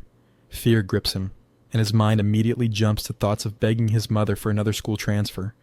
As Daehan extends his hand toward him, the protagonist flinches, expecting to be hit. Panic takes over, and he immediately apologizes, promising to leave the school and begging for forgiveness. But to his surprise, Daehan doesn't react with violence. Instead, he calmly asks if he's okay and offers his hand to help him up. The protagonist hesitates, staring at the hand before finally accepting it. The moment he grabs Daehan's hand, something unexpected happens. Daehan pauses, as if sensing something. He examines the protagonist's stance, as if evaluating him, before asking, "I haven't seen you before. Who are you?" The protagonist responds, saying that he is a transfer student. Daehan asks, "Where did you transfer from?" "Busan," the protagonist replies. Daehan narrows his eyes. "It's my first time seeing someone from Busan." Without saying much else, Daehan turns around to leave. The protagonist quickly asks about his shoes, but Daehan dismisses it. "They're cheap. Don't worry about it." The surrounding students watch the scene unfold. Among them, a few girls whisper, impressed by Daehan's generosity. "Senior's really cool," one of them murmurs. Meanwhile, one of Daehan's lackeys signals another to prepare a fresh pair of shoes and pants for him. Daehan's friend studies the protagonist, recognizing him. "Isn't he the guy who was with Byum?" He smirks before waving at him. "So, today you're with Hong Hee? You're getting quite popular." Hong Hee, still concerned, turns to the protagonist. "Are you okay? What happened back there? Why did you suddenly collapse?" The protagonist apologizes for causing a scene. Hong Hee sighs. "Of all people, it had to be Daehan. You're lucky he let it go. He's not usually this forgiving." The protagonist watches Daehan walk away, deep in thought. So, is he really the senior who made Seo Byum his slave? He seems completely different from what I heard. And yet, for some reason, he's clearly popular among the students. On the rooftop, Daehan sits, smoking a cigarette, while one of his lackeys hands him his freshly cleaned shoes. The lackey advises him, "You should change into these and throw the old ones away." Daehan takes a drag from his cigarette, lost in thought. "Is that transfer student the same guy Kim Se mentioned?" "Curious," he calls over his subordinate. "That guy earlier, is he the new member Ik Hwan was planning to bring in?" The muscular lackey hesitates before replying, "I'm not sure. Should I ask Ik Hwan?" Daehan exhales a cloud of smoke and shakes his head. "Number I'll find out myself when we collect tribute." His friend, watching him closely, smirks. "Did you like that transfer student?" Daehan gives him a sharp look. His friend continues, "Because if you didn't, why did you let him go without doing anything? This isn't like you. There have been plenty of times when students got on your bad side, and you beat them until they were drenched in blood." Daehan shrugs, unfazed. "I don't remember that. When I grabbed his hand, even for that brief moment I could tell. His grip was strong, too strong, and when he stood up, his posture, his physique, they didn't match his appearance. He looks like a nerd on the outside, but something about him feels completely different." He exhales, slowly. "That's why I decided to leave a good first impression. I might need him later." But his friend is thinking something entirely different. Daehan likes the transfer student. The thought excites him. He chuckles to himself, eager to see Daehan's reaction when he eventually finds out about the protagonist's connection to Seo Byum. Just then, the muscular subordinate speaks up. "By the way, I heard Woo Jung-hak is getting out of suspension soon."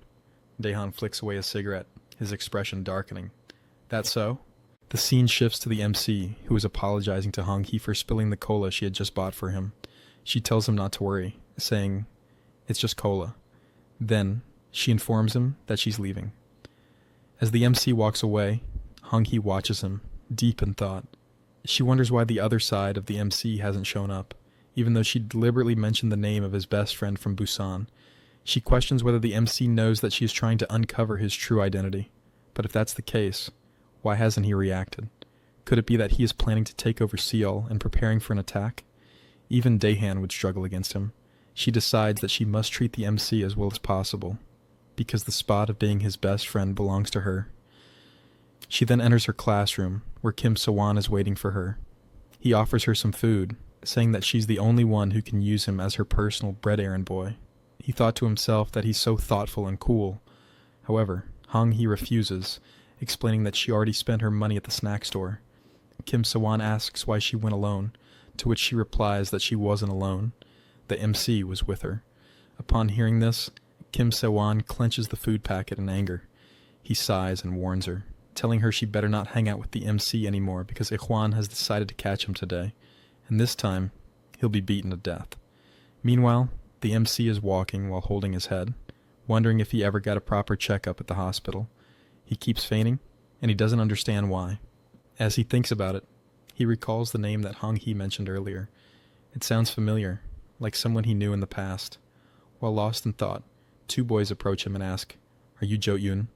The MC responds, "Yeah, I am." "Who are you guys?" Instead of answering, they tell him to follow them quietly because Ikhwan wants to see him.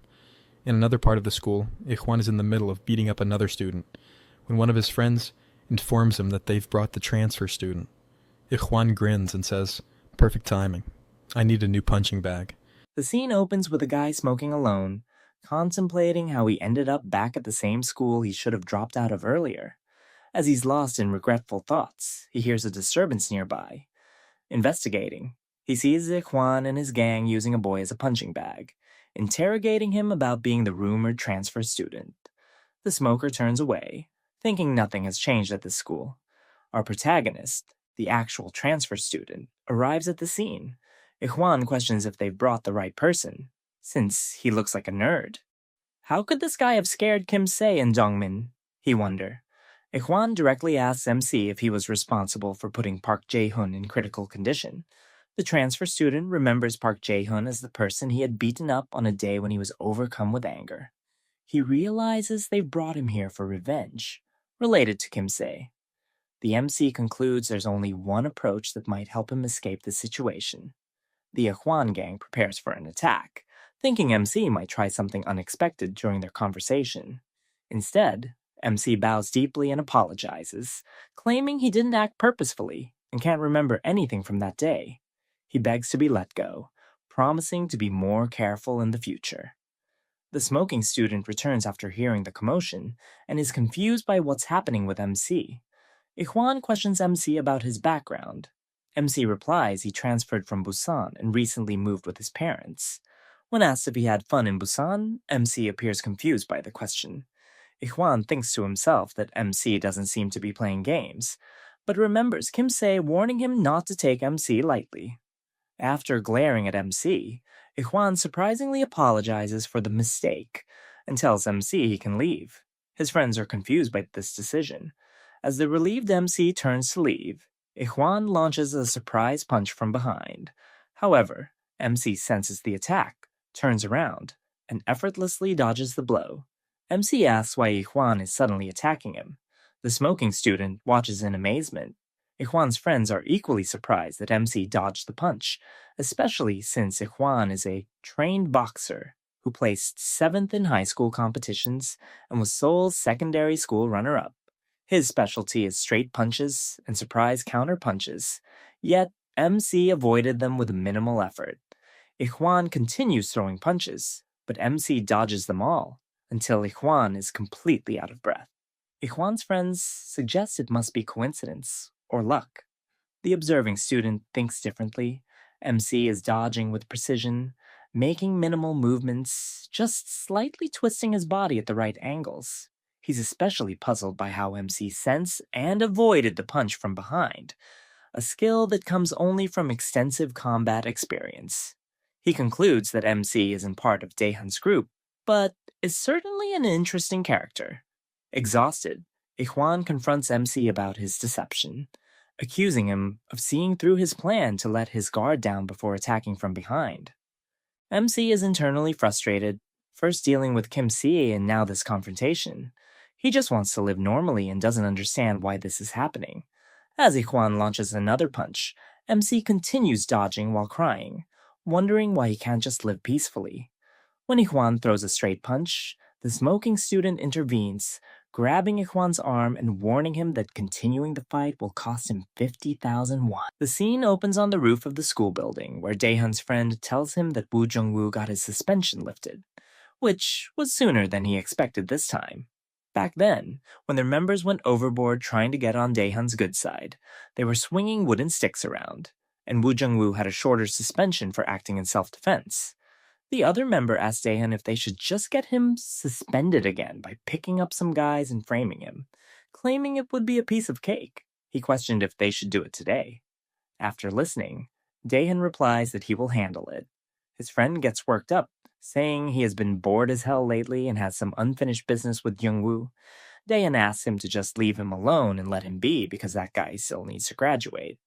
Hearing this, his friend asks, since when Daehan cared about Woo Jung-woo's graduation, Daehan tells him that he probably knows getting suspended again will make it impossible to graduate. He adds that he's also getting tired of using his father's influence to cover everything up.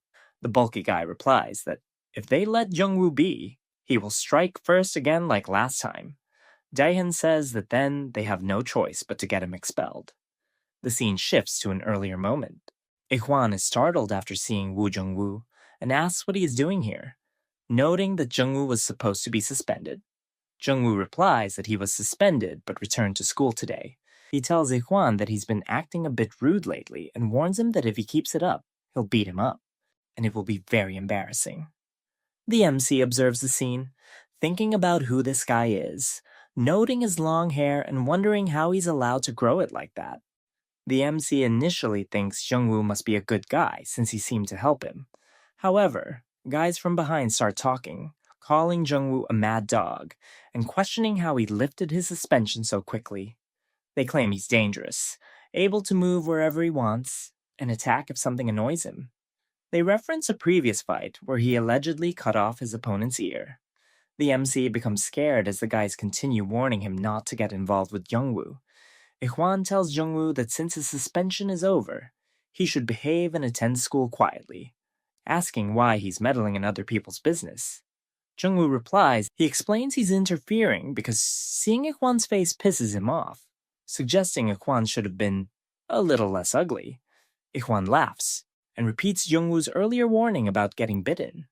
Jung-woo warns that if Ijuan keeps talking rudely, he'll knock him out. The MC thinks they don't care about him anymore and decides to leave while they continue arguing. Jung-woo said he should be grateful to him.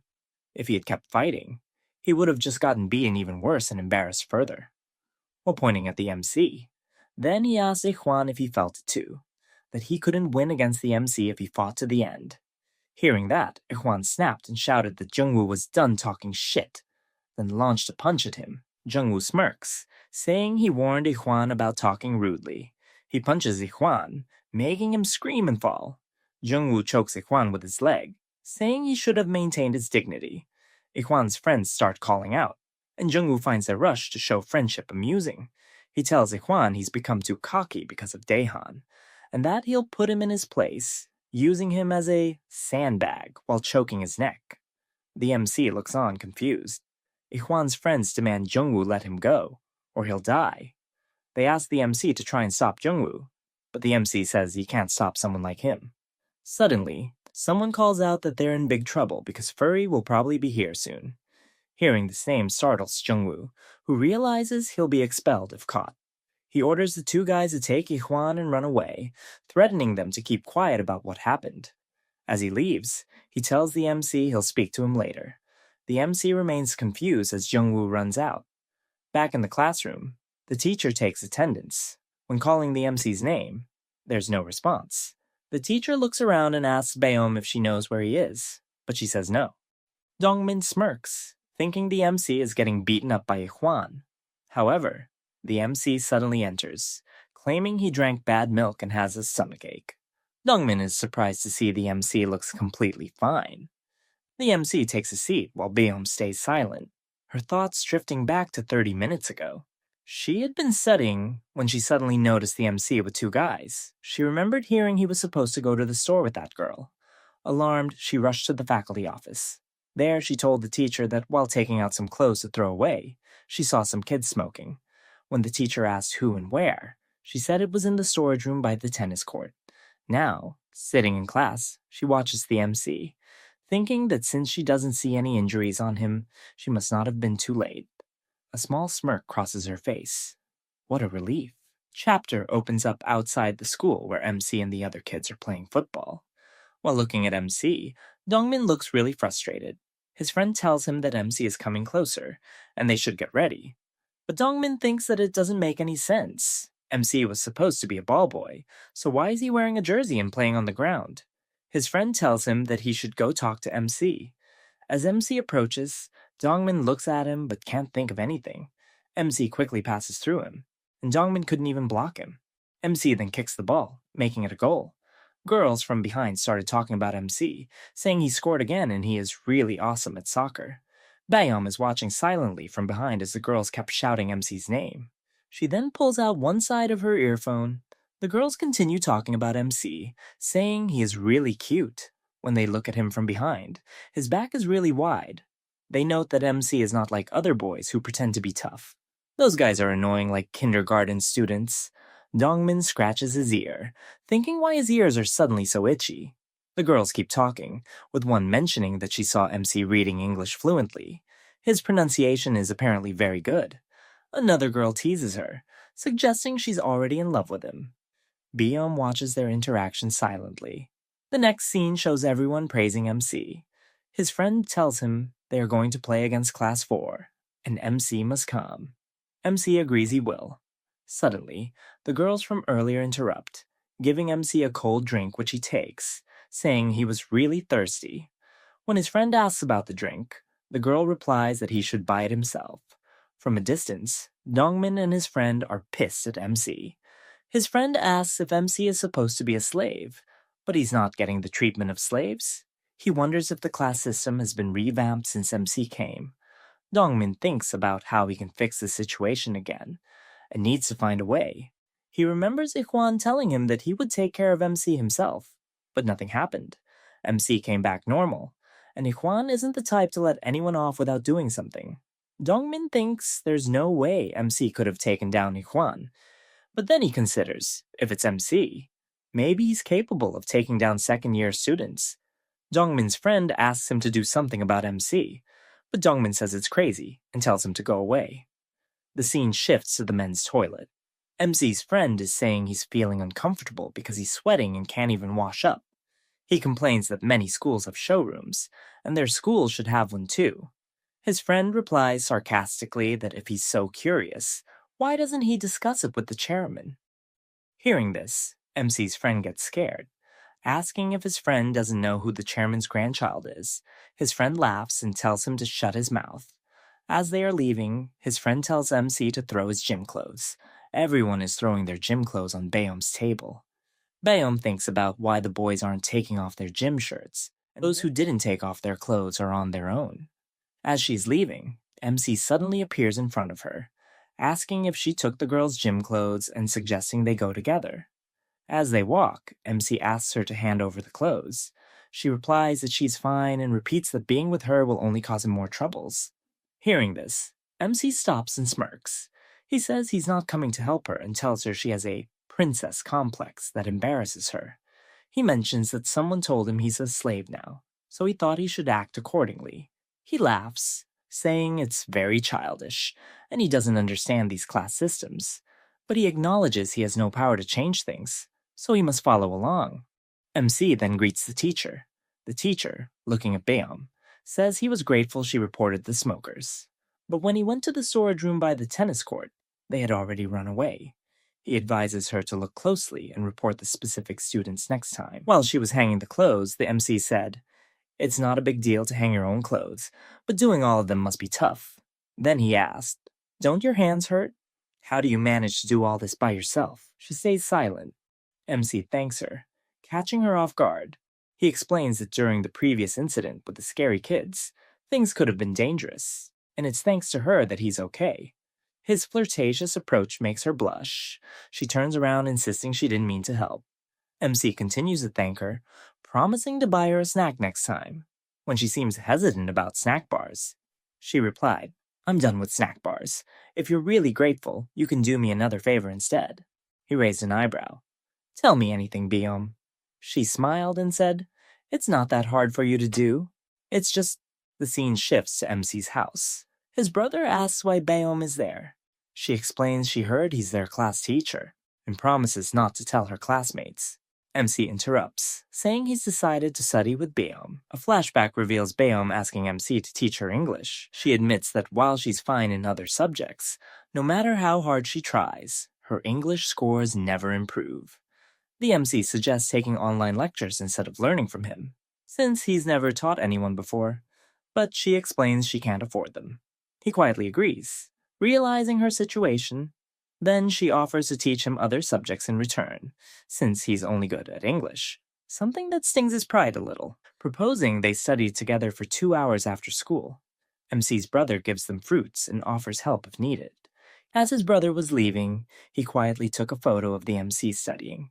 Tears welled up in his eyes as he whispered that he couldn't believe what he was seeing, MC studying so seriously.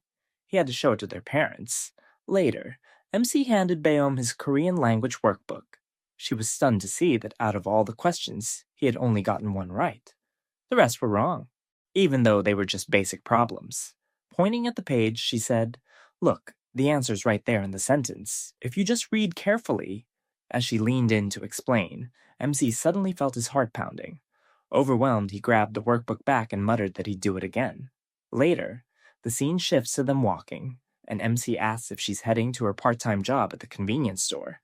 Beom replies that the timing works out. She can finish her shift and still attend school in the morning. MC, surprised, asks if she's not tired from jumping straight into work after studying. She scoffs and says it's only been 2 hours of studying, but MC thinks to himself that his head already feels like it's going to explode. Before they part, Beom tells him not to sleep right away and to make sure he finishes his homework by tomorrow. "You don't even have a basic foundation," she says. "You need to build one first." MC nods and promises to do it. Then Beom hesitantly asks him something that had been bothering her. "You're great at English, but with other subjects, you don't even know the basics. Is there a reason for that?" MC is taken aback. She quickly adds, "I'm just curious. If you don't want to talk about it, that's fine." After a moment, he replies, "I don't know. I told you before. I lost my memories." The scene shifts again to Beom at the convenience store. She thinks back to what he said, that he has amnesia, and that's why he can't remember anything from his past. It finally clicks for her. He wasn't lying. It was all true. She recalls how MC once said he didn't know how to teach, not because he didn't want to, but because he couldn't remember how. Beom wonders what exactly she said to him in the past. Was this all a misunderstanding? Still deep in thought, she tells him one last time to finish his homework by tomorrow. Suddenly, MC approaches her and says, "Let's go. I'll walk with you. It's dangerous to go alone at night." Beom goes silent for a moment, then quickly brushes him off, saying there's no need. MC tries to stop her, but she walks off without looking back. Later, while reading at the store, Beom's thoughts linger. What does he mean by memory loss? Is that even a real condition? And if it is, how did he end up with it? Just then, the bell above the store door rings. She looks up to greet the customer, only to freeze in shock. It's Hongyi. The new chapter begins with a karaoke scene where Ijuan is asking others if they always get stuck in karaoke when they get in touch. After looking at Ijuan, Kimse and Dongmin appear shocked and immediately ask what happened to his neck. Seeing Ijuan like that, Dongmin assumes that Ijuan got beaten up by MC. Ijuan quickly denies this, saying he's not going to get beaten up by a nerd like MC. He explains that Woo Jung-woo suddenly stepped in between them. After hearing this, Kimse and Dongmin get scared and ask what's wrong. Ijuan sits next to Hong-hee, who looks disgusted by his presence. He tells the group that he doesn't know why Woo Jung-woo intervened, which is why he couldn't beat MC. Kimse suggests they should report this to Daehan. Kimse continues, saying that from the moment Woo Jung-woo got involved, this situation already went beyond what they can handle. He thinks if they go up against MC again, there's no chance they'll come back alive. On top of that, Woo Jung-woo might be involved with MC. Kimse believes this is already out of their scale. Ikhwan criticizes them, asking, "Aren't you ashamed of yourself that you can't even handle something like this? You're telling me to go tell Daehan while whining. What are you going to tell him? That we can't handle this?" He adds pointedly, "Do you think they'll hire us after we graduate?" Kimse asks what they should do, since they don't know how or when Woo Jung-woo will cut in, or how they're supposed to deal with MC in this situation. Ikhwan admits he doesn't know, then looks at Hong Hae and asks if she's from Busan. He wonders if she knows anything about MC. After hearing this, she stays silent before replying that he really thinks she knows someone like MC. Ikhwan then asks Kimse about the day he fought with MC, questioning how he made MC hit first. Kimse replies that he just pressed MC's seizure button. When Ikhwan asks what kind of seizure, the scene shifts. Ikhwan is laughing after hearing Kimse's explanation, saying, "Really? That's what happened? It's awesome." Kimse and Dongmin look very confused by his reaction. The scene shifts to the convenience store where our female protagonist is reading a book. Suddenly, Hong Hae enters the store. The scene flashes back to Ikhwan telling Hong Hae that now is their time to make a move. Hearing this, she wonders what they should do. Ikhwan explains that she needs to mess with Baeom. That's the only way they can prevent Woo Jung-woo from getting involved. He doesn't know what kind of relationship MC has with Woo Jung-woo, but it's certain that Woo Jung-woo is taking MC's side. He tells her that if male members touch Baeom, Woo Jung-woo will notice and realize they're trying to provoke MC on purpose. Hearing this, Kimse and Dongmin start laughing, saying that messing with Baeom is their daily routine, because she's a slave. Ikhwan responds that's why Daehan treats them like losers. Ikhwan mentions he heard that MC and Baeom are like a pair. He continues, "If we all rush over and openly bother Yo-eun right next to her, wouldn't that look suspicious? Besides, Woo Jung-woo already knows that we're trying to get MC. You really think that sharp bastard Woo Jung-woo wouldn't notice? You dumbasses. He already hates our crew's guts, so he'll probably jump at the chance to butt in." He explains it's different when girls make the first move. He doesn't know the reason, but they've known for a long time that Woo Jung-woo doesn't get involved with girls' stuff. The scene shifts back to the convenience store where the girls are asking Baeom if she's from their school. They greet her and ask about her work. One girl asks Baeom to give her a bottle of alcohol and a packet of cigarettes, telling Baeom to pay with her own salary. Baeom doesn't respond, prompting the girl to say, "Are you deaf or something? I said to give me a carton of Marlboro, and you're just standing there staring." As this argument unfolds, Hong Hee looks at Baeom with surprise, thinking, why is Baeom MC's trigger point?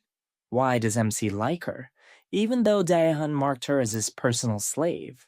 She wonders if MC really wants to go head-to-head with Daehan, and if that's why he's getting closer to Baeom, whom Daehan marked as his personal slave.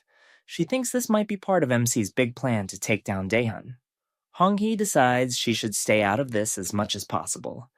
Baeom refuses to sell alcohol, explaining it's illegal to sell alcohol and cigarettes to minors.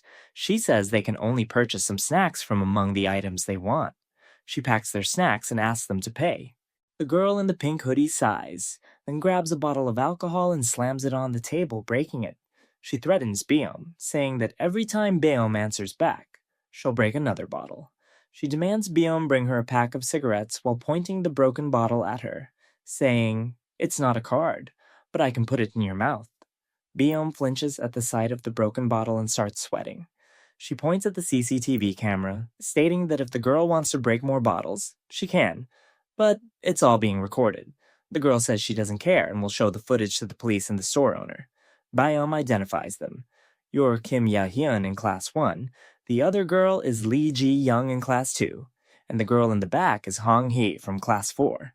The pink hoodie girl gets angry and grabs another bottle, threatening to break everything in the store. Before she can break it, Hong Hee stops her, asking if she really wants to break everything and risk getting arrested. The girl replies that Daehan Appa will take care of everything. Hong Hae tells her to let it go, reminding her that the second-year members are trying to handle MC without Daehan knowing about it. She questions how the girl plans to ask Daehan to fix this, and what if he doesn't help? Looking back at Baeom, the girl threatens to continue this tomorrow before leaving. When they exit the store, Baeom breathes deeply, her heart pounding fast.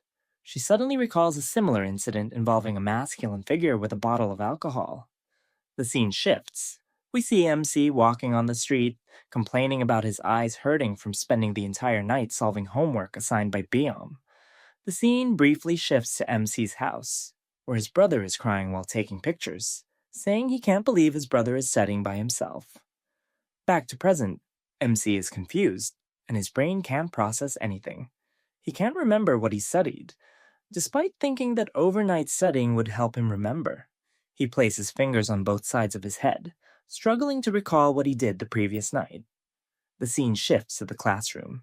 MC's friend notices the circles under his eyes, and MC explains he was studying. His friend mocks him, saying nobody studies like that. MC glances at Baeom's empty seat, wondering why she hasn't arrived yet. It's almost time for her to come from her part-time job, and he worries something might have happened to her. Suddenly, his friend calls out to him, saying someone is here to meet him. It's none other than Woo Jung-woo. MC gets scared, thinking, it's that scary guy again. The entire classroom becomes tense. MC's friend wonders how MC knows someone like Woo Jung-woo, thinking MC always gets involved with people he shouldn't. Woo Jung-woo sits next to MC, striking a casual pose. He asks if MC is from Busan, saying it's his first time meeting someone from there. MC thanks him for his help last time, saying he was able to survive thanks to him. Woo Jung-woo finds this amusing, saying, "You lived thanks to me? That's funny."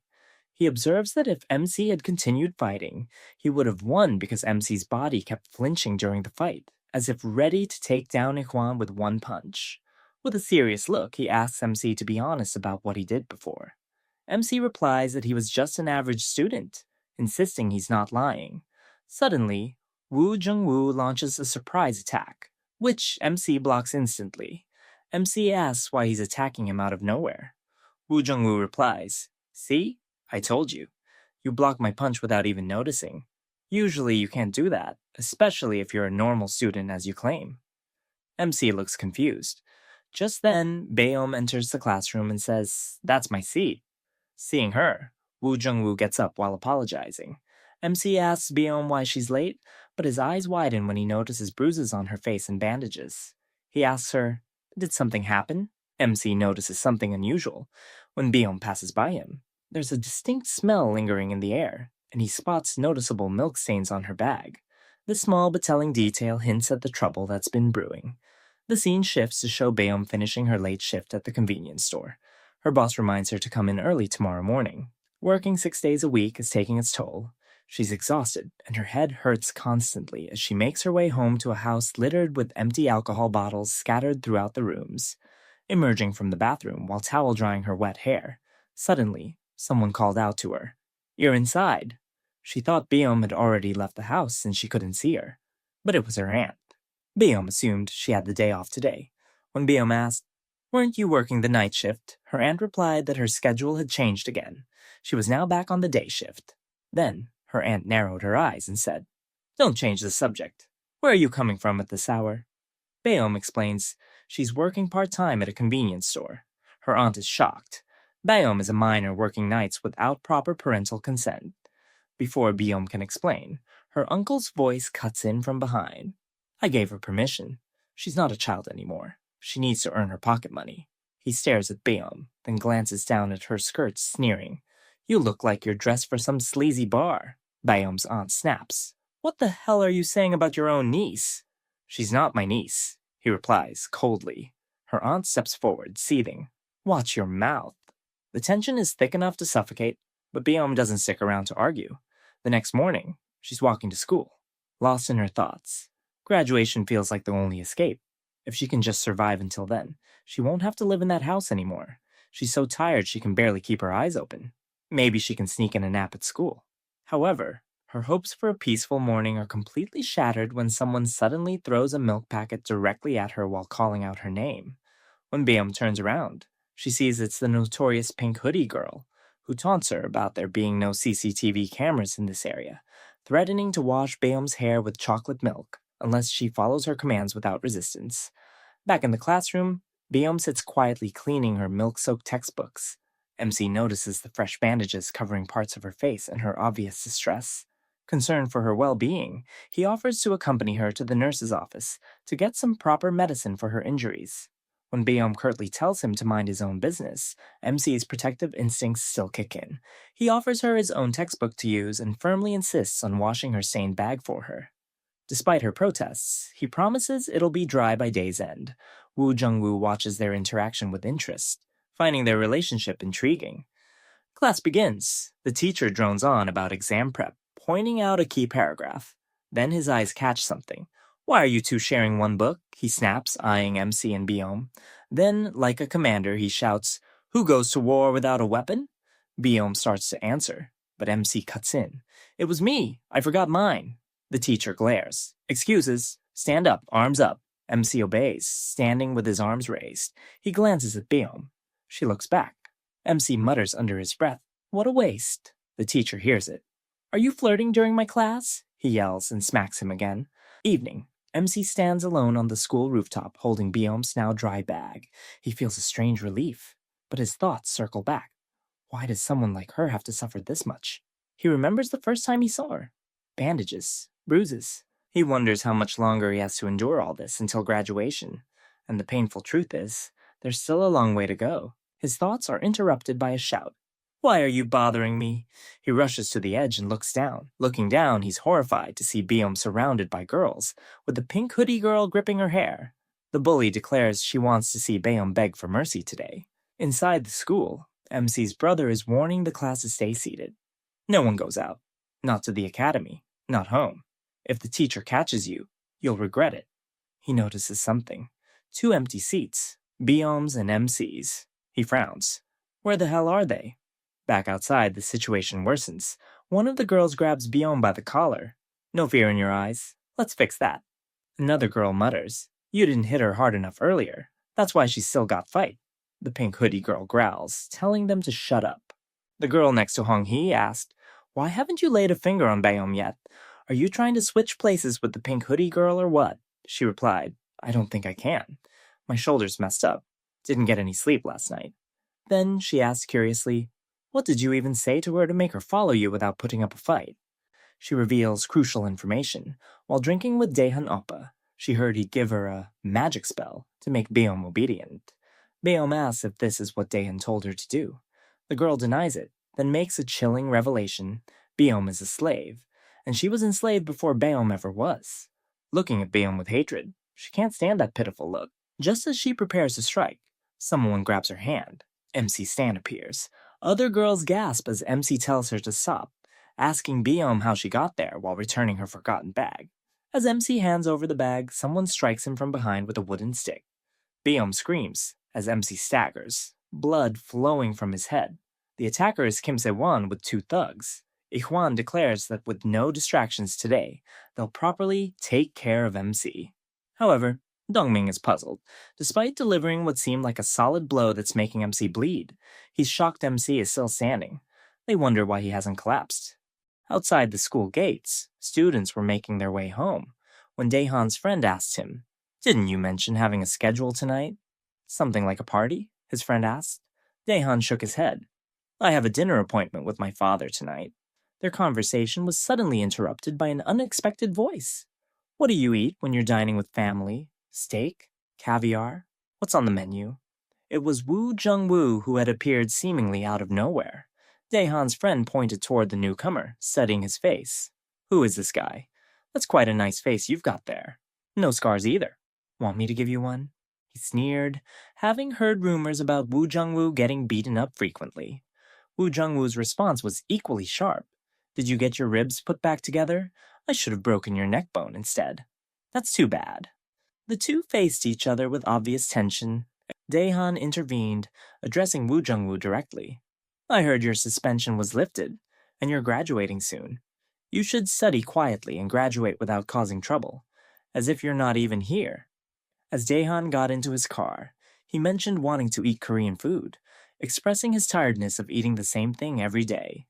Woo Jung-woo called out to Daehan with a question that revealed his changing intentions. What should I do? You said I should graduate quietly, but my mind has changed. Internally, Woo Jung-woo was strategizing. He thought about the unidentified person he had encountered today, believing he could use him effectively to his advantage. The school environment, which Daehan had influenced, presented opportunities. However, he knew he couldn't stand out too much yet, as these people wouldn't even notice his presence. Meanwhile, at another location, MC had been struck with a wooden stick. The attackers were shocked to see that MC was still standing, despite the severe blow to his head. Suddenly, MC felt something stirring within him. His eyes turned red as he experienced a vivid flashback of himself with a girl who looked remarkably similar to Beom. The memories of his accident came flooding back, causing his heart to race frantically. What is this? These memories? From that day when I had the accident, he thought desperately. Ikhwan, growing impatient, shouted to his friends, "Hit him already! What are you even doing?" The gang resumed their assault, striking MC with wooden sticks and delivering brutal kicks. Kimsey grabbed a brick and struck MC's head, causing him to collapse to the ground. While smoking casually, Ikhwan ordered his friends to continue kicking the fallen MC. He wondered what had happened. MC didn't seem as tough as he had appeared before. Had his previous resistance been just a coincidence? When Beom tried to intervene and stop the violence, she desperately revealed that MC suffered from amnesia, hoping this information might make them stop. However, Ikhwan stepped closer to her and struck her in the stomach. As MC noticed Beom being hurt, he experienced another flashback of the girl who resembled her. This triggered something deep within him. Suddenly, MC regained consciousness and stood up. The girl in pink was asking Ikhwan if she could hit Beom, to which he responded, "Do whatever you want."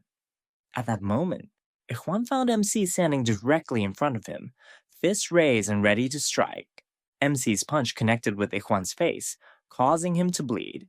Ikhwan's friends panicked, and the girls were equally surprised by the sudden turn of events.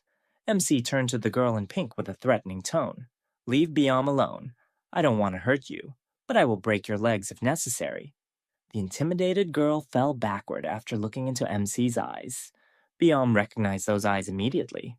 They were the same as before, and she could feel the atmosphere around MC had completely changed.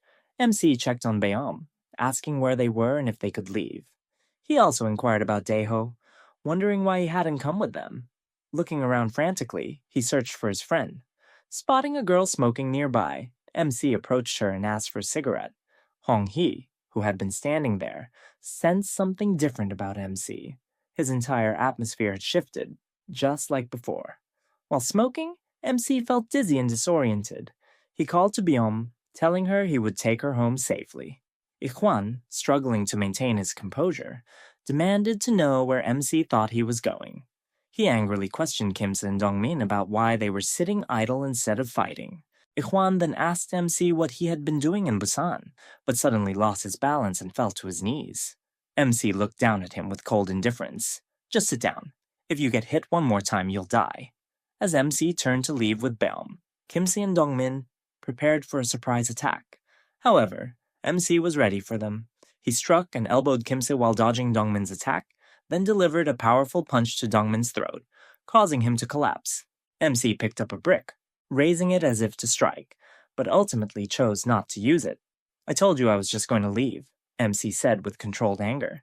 "You guys were the ones who escalated this." Kimse called the MC cheap. Before he could finish his thought, the MC landed a swift kick to his face. He retorted coldly, saying that sneaking up from behind with a brick was far cheaper. The onlookers froze in shock. Among them, Hong-hee wondered, was the MC finally revealing his true identity? Meanwhile, Ikhwan stared at the MC, puzzled. He had assumed this guy was just some transfer student sent to Class D to ride Daehan's coattails. But now, he wasn't so sure. Narrowing his eyes, he asked the MC if he'd shown up to take over the school with Woo Jung-woo. The MC blinked, genuinely confused. "Who's that?" Ignoring the answer, Ikhwan prepared to fight again. His thoughts raced. He knew now not to take the MC lightly. Despite looking like a pushover, the MC had impressive speed. agility, and awareness. Earlier, he'd been punched in the face. He was lucky his foot slipped and reduced the impact. But today, the MC's entire presence felt different, like he wasn't holding back anymore.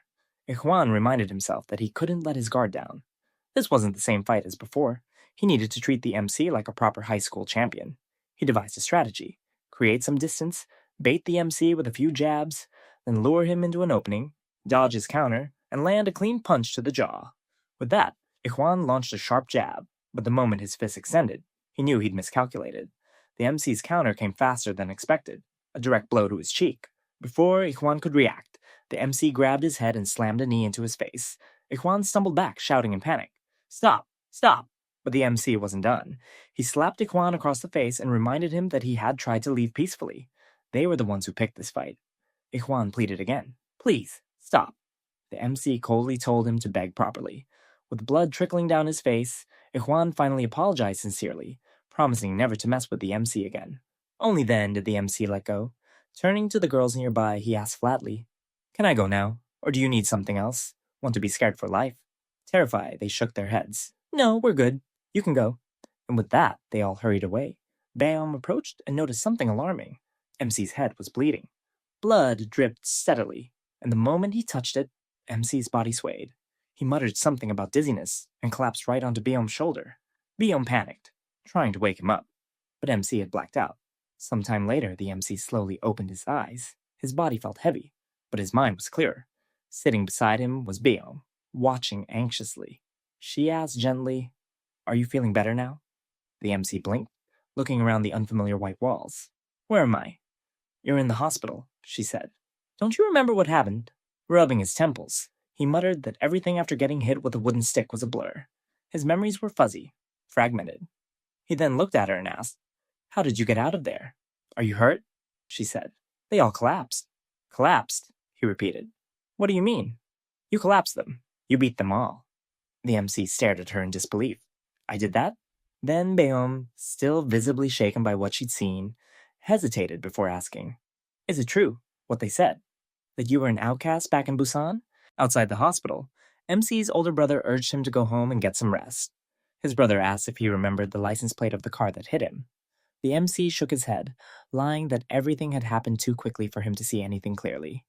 Then his brother told him, "How can you just get into a hit and run? You already lost your memory because of an accident." Then he scolded the MC for sneaking out to buy a workbook without permission, reminding him that just because he was his homeroom teacher didn't mean he could act this freely. Apologetically, the MC stayed silent until his brother asked something else. Did he remember anything at all from his past? The MC hesitated, then asked, "Was I really just a model student in Busan?" His brother raised an eyebrow. "Why do you ask all of a sudden?"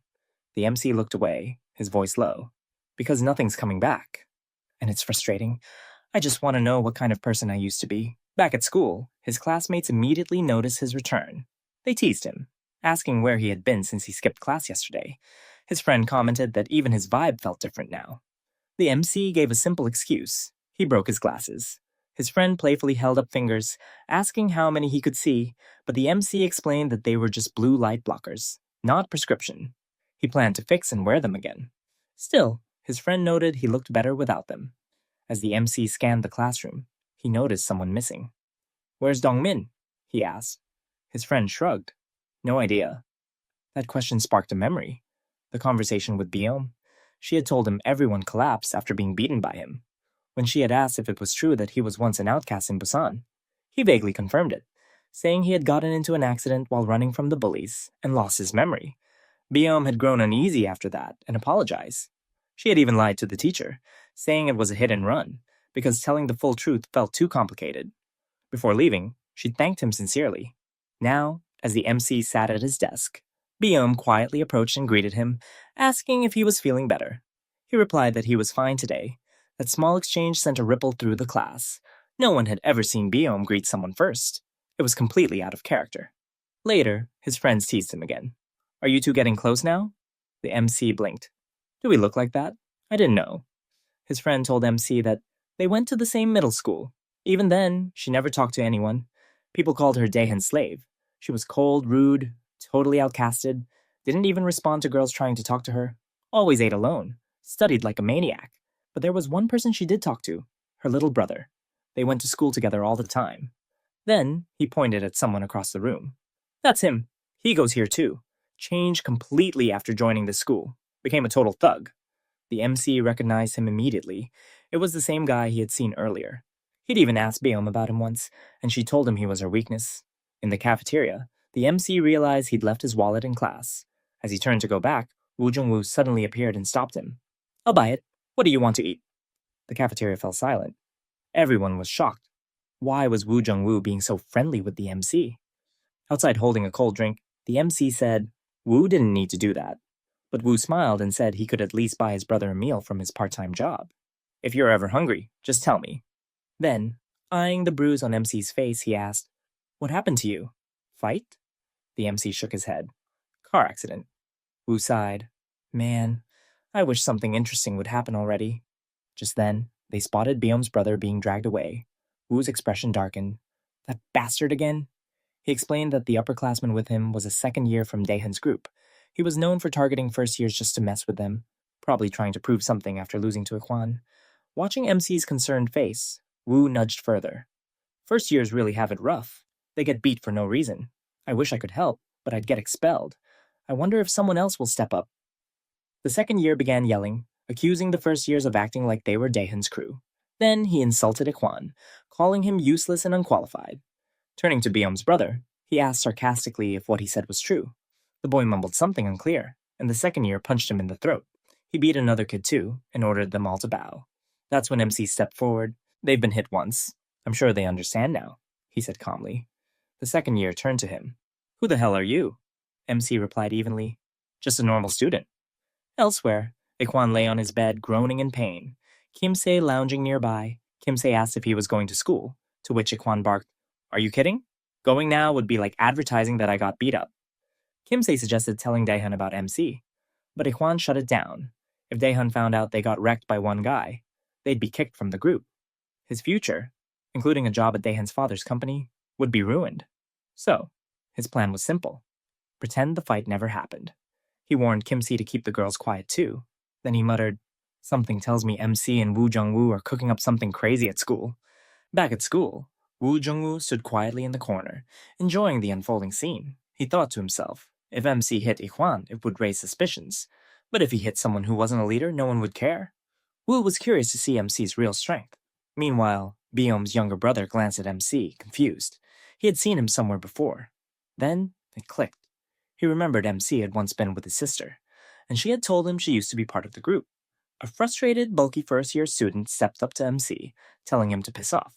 He snapped, asking what class MC was in and whether no one had taught him manners yet. Beom's brother stepped in, saying he heard MC was also a member. That caught the fat guy's attention. He had never seen MC before. Then he asked mockingly if MC was that transfer student who beat Dongmin, got wrecked by Kimse, and ended up as a slave again. He scoffed, asking if MC thought everyone was as easy to handle as Dongmin. MC calmly replied that it wasn't like that. He just hoped talking things out would help them understand. But the fat guy wasn't interested in words. He slapped his hand on MC's face, daring him to fight. Come on, hit me, he said. Elsewhere, Ikhwan and Kimse watched. Kimse wondered aloud if they should warn the second years not to mess with MC. Ikhwan replied that MC wouldn't fight unless pushed to the edge. He was just a model student. Kimse smirked, but admitted he wasn't so sure, especially about that angry fat pig. He might do something reckless. Back in the hallway, just as the fat guy was about to slap MC, MC moved. In one swift motion, he locked the guy's arms from behind and told the nearby first years to go to class. They hesitated, but MC reassured them. Don't worry about me. Just go. The fat guy struggled but couldn't break free. He wondered how MC could be this strong. It felt like fighting a demon. Watching from a distance, even Woo Jung-woo was impressed. He smiled, thinking, I like this guy even more now. I couldn't even hold someone that size for this long. Suddenly, Beom's brother rushed in and kicked MC's arm, breaking his grip. He asked the fat guy if he was okay, but instead of gratitude, he got slapped across the face. Who told you to interfere? The fat guy growled. He then reached out, ready to grab and attack him. In that tense moment, the MC remembered something his friend had once told him. The Beom really cared about his little brother, but something had changed after he came to the school. Before things escalated, the MC stepped in and told the fat guy to stop. He rushed forward, but the fat guy just smirked, and then grabbed the MC. Watching from the side, Woo Jung-woo thought things were over. That guy was built like a wrestler, but just as the fat guy was about to throw him, the MC landed a clean punch straight to his jaw, dropping him to the ground in a single hit. Everyone stood stunned. Wu Jungwoo couldn't believe it. What had he just witnessed? How did the MC land a hit like that, without a proper angle, and knock out someone that huge in just one blow? As the MC returned to his usual calm self, he turned to the first years and asked, "What are you doing here? Didn't I tell you to leave?" Looking down at the fat guy, the MC hesitated, unsure of what to do next. Should he just leave him there? Then Biom's brother asked him, "Why are you helping them? Do you even know them?" The MC replied, "I'm friends with your sister, and if she hears that you got beaten up like this, she's going to be heartbroken." Later that day, a third-year student wearing a pink t-shirt was happily eating donuts in the hallway. A student greeted him, and the senior cheerfully offered him a bite. The student hesitated at first, but when the pink t-shirt guy jokingly asked if it was because it looked dirty, the junior quickly took a bite. That made the senior laugh in satisfaction, but then his smile faded.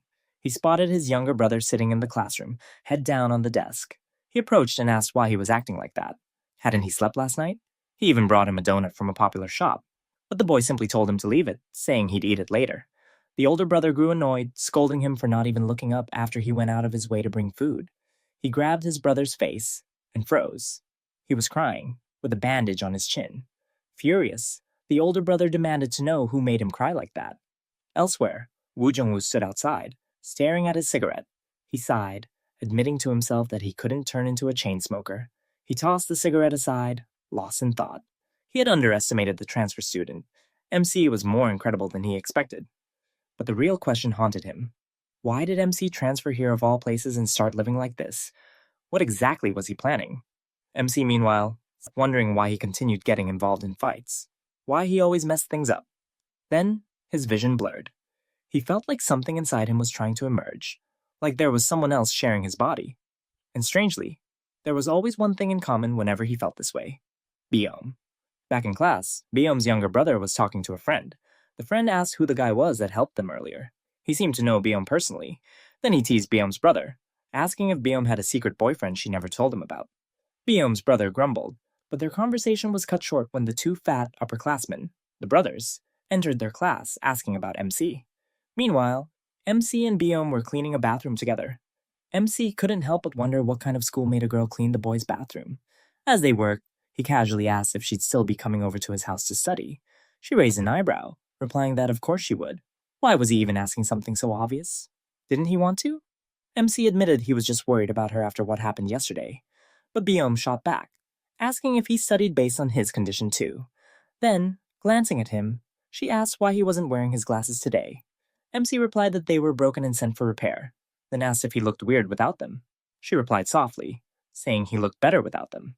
MC blushed at the compliment. He awkwardly rushed to throw away the trash, his heart racing. Outside, he pulled out his phone and opened the camera, wondering to himself if he really looked that cool without glasses. Maybe he wasn't that bad looking after all. As he was on his phone, a student walked up and called out to him. The MC looked at him and asked, "Weren't you the guy who was with Biom's brother? And what happened to your face?" Back in the classroom, the day was ending, and students packed up to go home.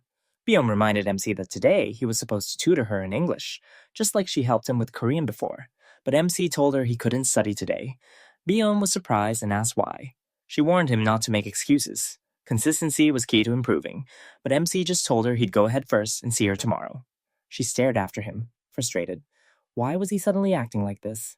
Outside, Biom's brother was trying to explain to the fat upperclassman that he didn't really know the guy who helped him earlier. The fat guy wasn't buying it. He grabbed Biom's brother by the throat and said that if it weren't for Daehan's specific order not to lay a hand on him, he'd have already beaten him senseless. Just then, MC walked up. The fat guy immediately pointed him out to his bigger brother, saying he was the one who broke his cute little brother's jaw. Meanwhile, Biom was still thinking about MC. She couldn't understand why he had suddenly left like that, and why he was acting so distant when people clearly cared about him. Just then, someone called out to her. She turned and froze. It was Daehan. He looked at her with a smirk and said, "It's been a while." At the convenience store, the owner reminded Biom to collect goods later, and told her to pull herself together and work properly.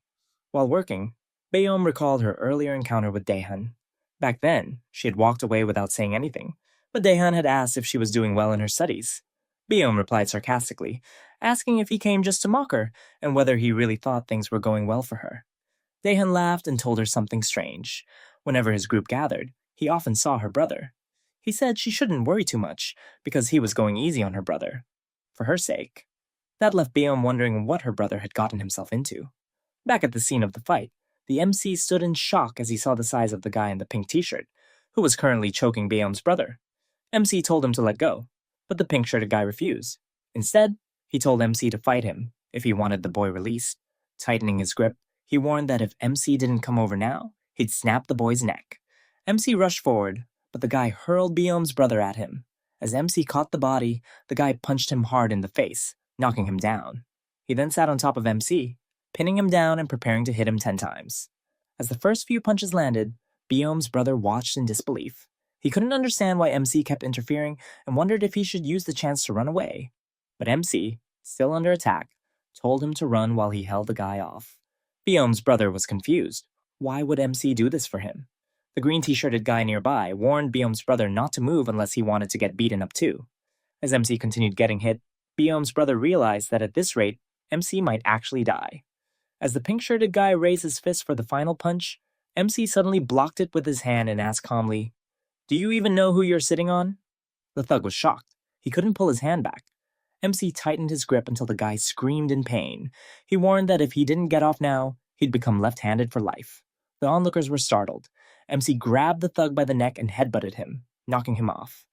Then he stood up and asked coldly, "Who are you guys? And where is he?" Beom's brother stared in shock. Something about MC had changed.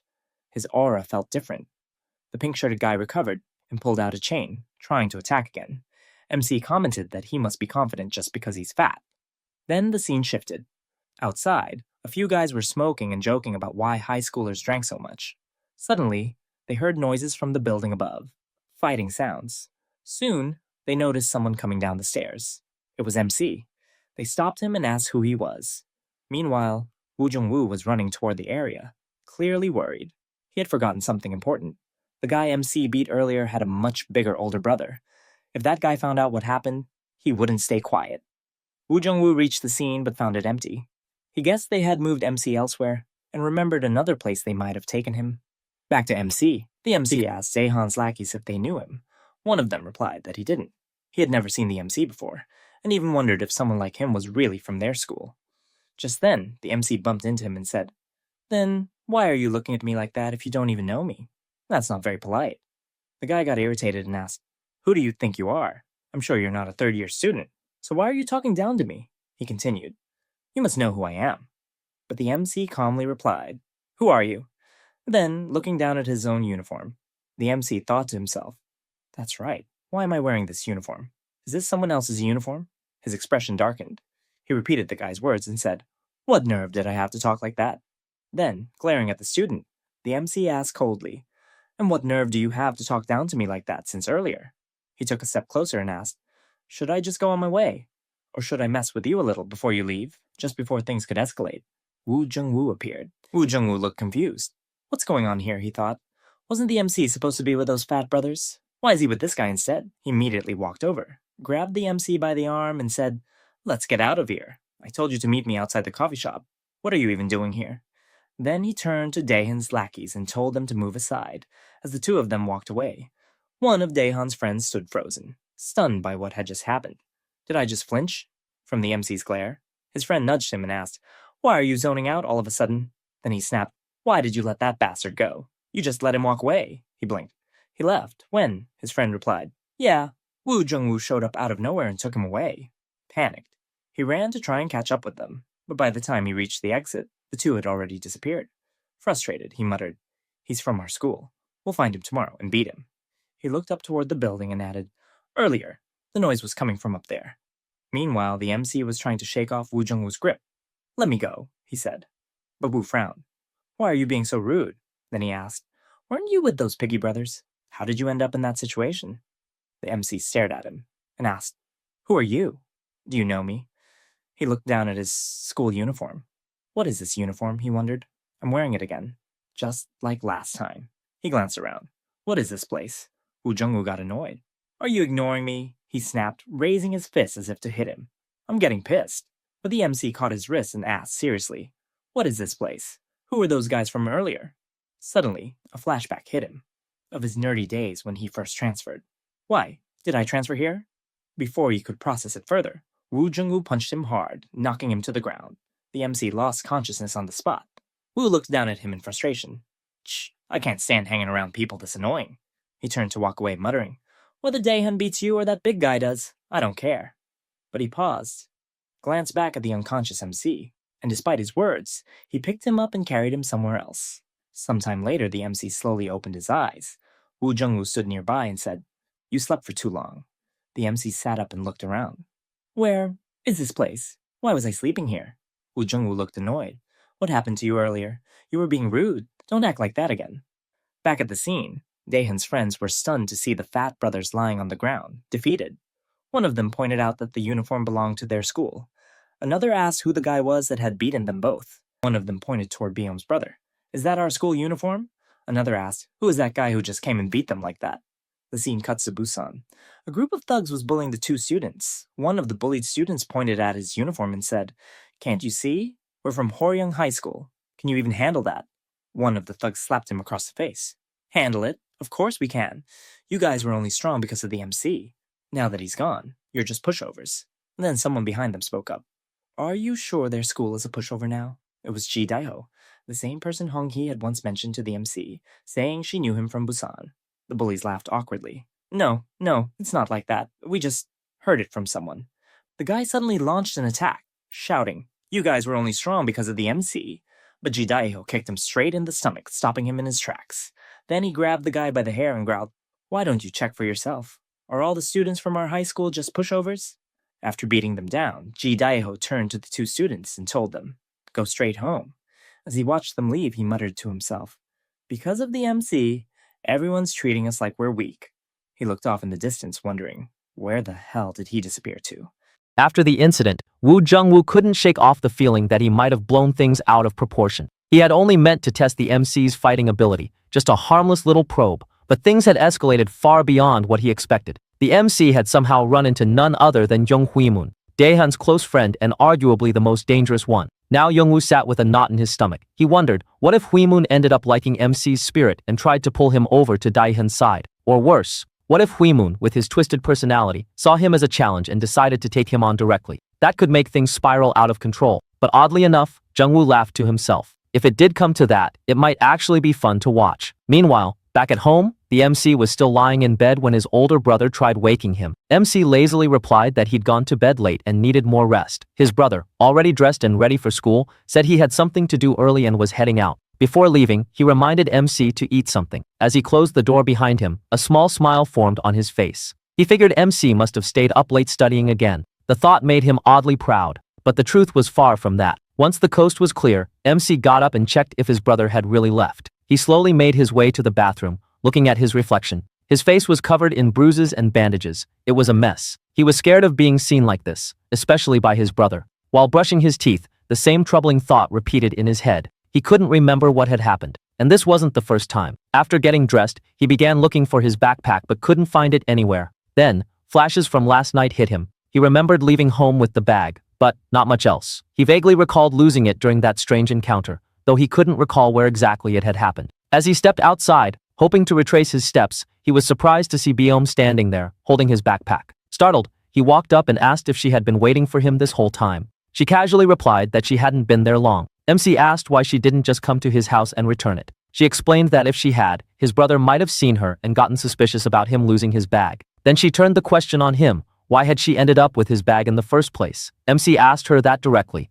and Beom went quiet for a moment before asking him something unexpected. Do you know my brother? MC paused, confused. She explained that it was her brother who had found the bag and handed it over to her. And then she asked, was that connected to why MC had left so suddenly the day before? MC was caught off guard. He quickly asked what else her brother had said. Beom told him that he didn't say much, just gave her the bag and walked off. That brought MC some relief. His brother didn't talk about the fight, and at least for now, it seemed like he was safe. To explain things away, MC casually said it was nothing serious. There had been a soccer match, and her brother had just happened to be around. Maybe he forgot the bag there. But Beom wasn't letting it go that easily. She pointed at the scratches and bruises on his face and asked if he got hit by a ball or something. MC awkwardly laughed and claimed he took a hit while heading the ball. Stuff like this happened in soccer, he said. Beom didn't seem convinced. That moment triggered a memory for her. Last night at the convenience store, her brother had suddenly shown up, carrying a familiar backpack. She'd asked what he was doing there, and he replied that a friend of hers had forgotten something. She'd looked at the bag and instantly recognized it as MC's.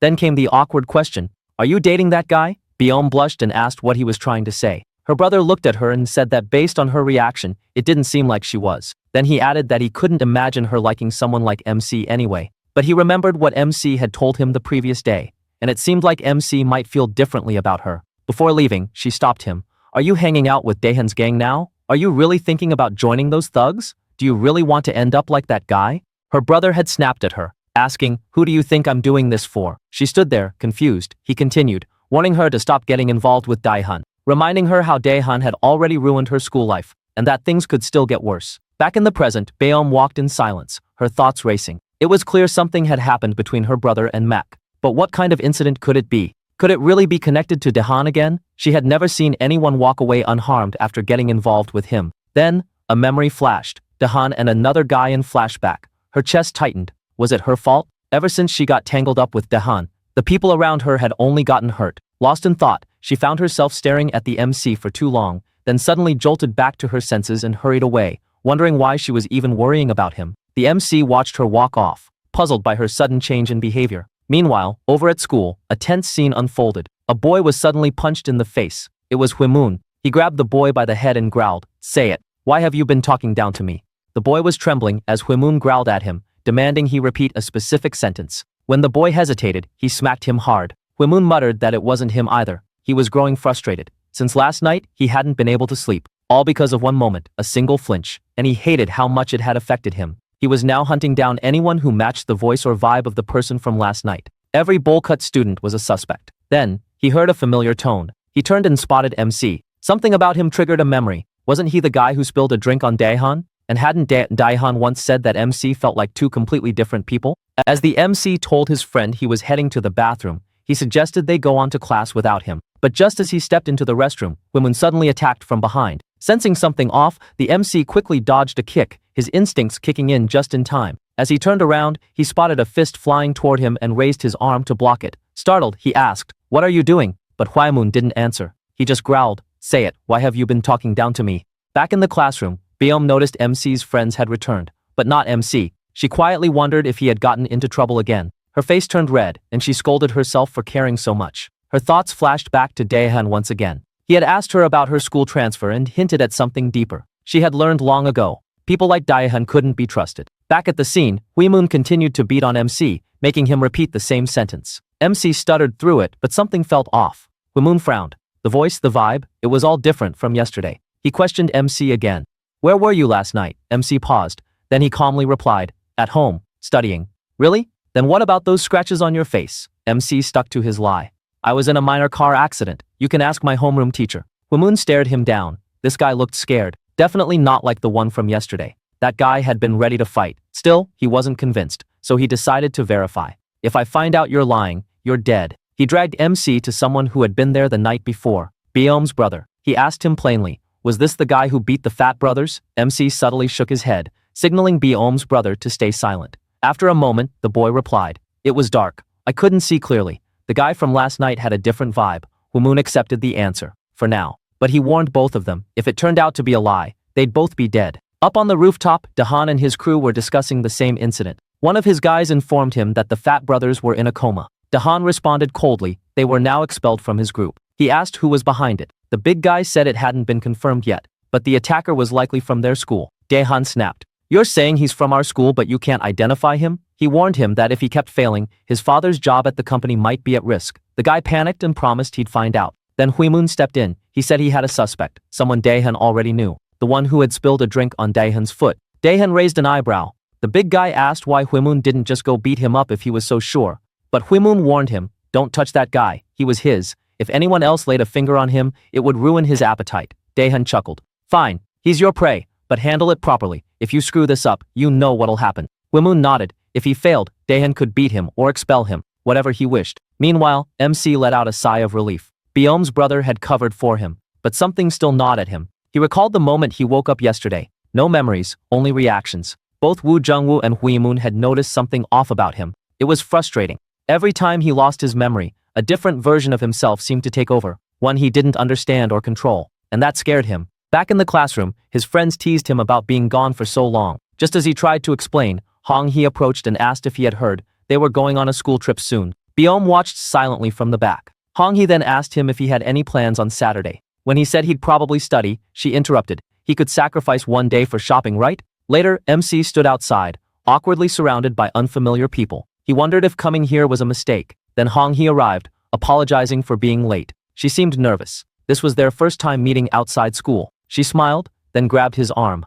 What do you want to do first, or should we eat? For some reason, ever since that day, she couldn't stop seeing MC differently. Nearby, a group of delinquents were smoking and casually talking about girls. One of them, wearing a pink jersey, turned to the guy in the green cap and said there was a girl at his school he liked. He even suggested calling her over for some fun. The guy in the green cap suddenly spotted someone. There she is, he said, pointing across the road. Walking with a guy? That's her. The guy in the pink jersey turned around to look. His expression changed as he squinted at the two. Who's that loser next to her? He asked, clearly irritated. The story shifted back to the night before, where the main character stood in his room, staring at his closet in confusion. He wondered what he usually wore. Was it always just tracksuits? Looking around, he realized there wasn't a single decent outfit to be found. From behind, his older brother watched quietly, remembering how their mother had thrown out all of MC's delinquent-style clothes in the past. The MC sighed, questioning himself. Maybe he didn't know much about fashion, but even he could tell these clothes were terrible for a school trip. He wanted to look different this time. His mind wandered back to an earlier conversation with Byom,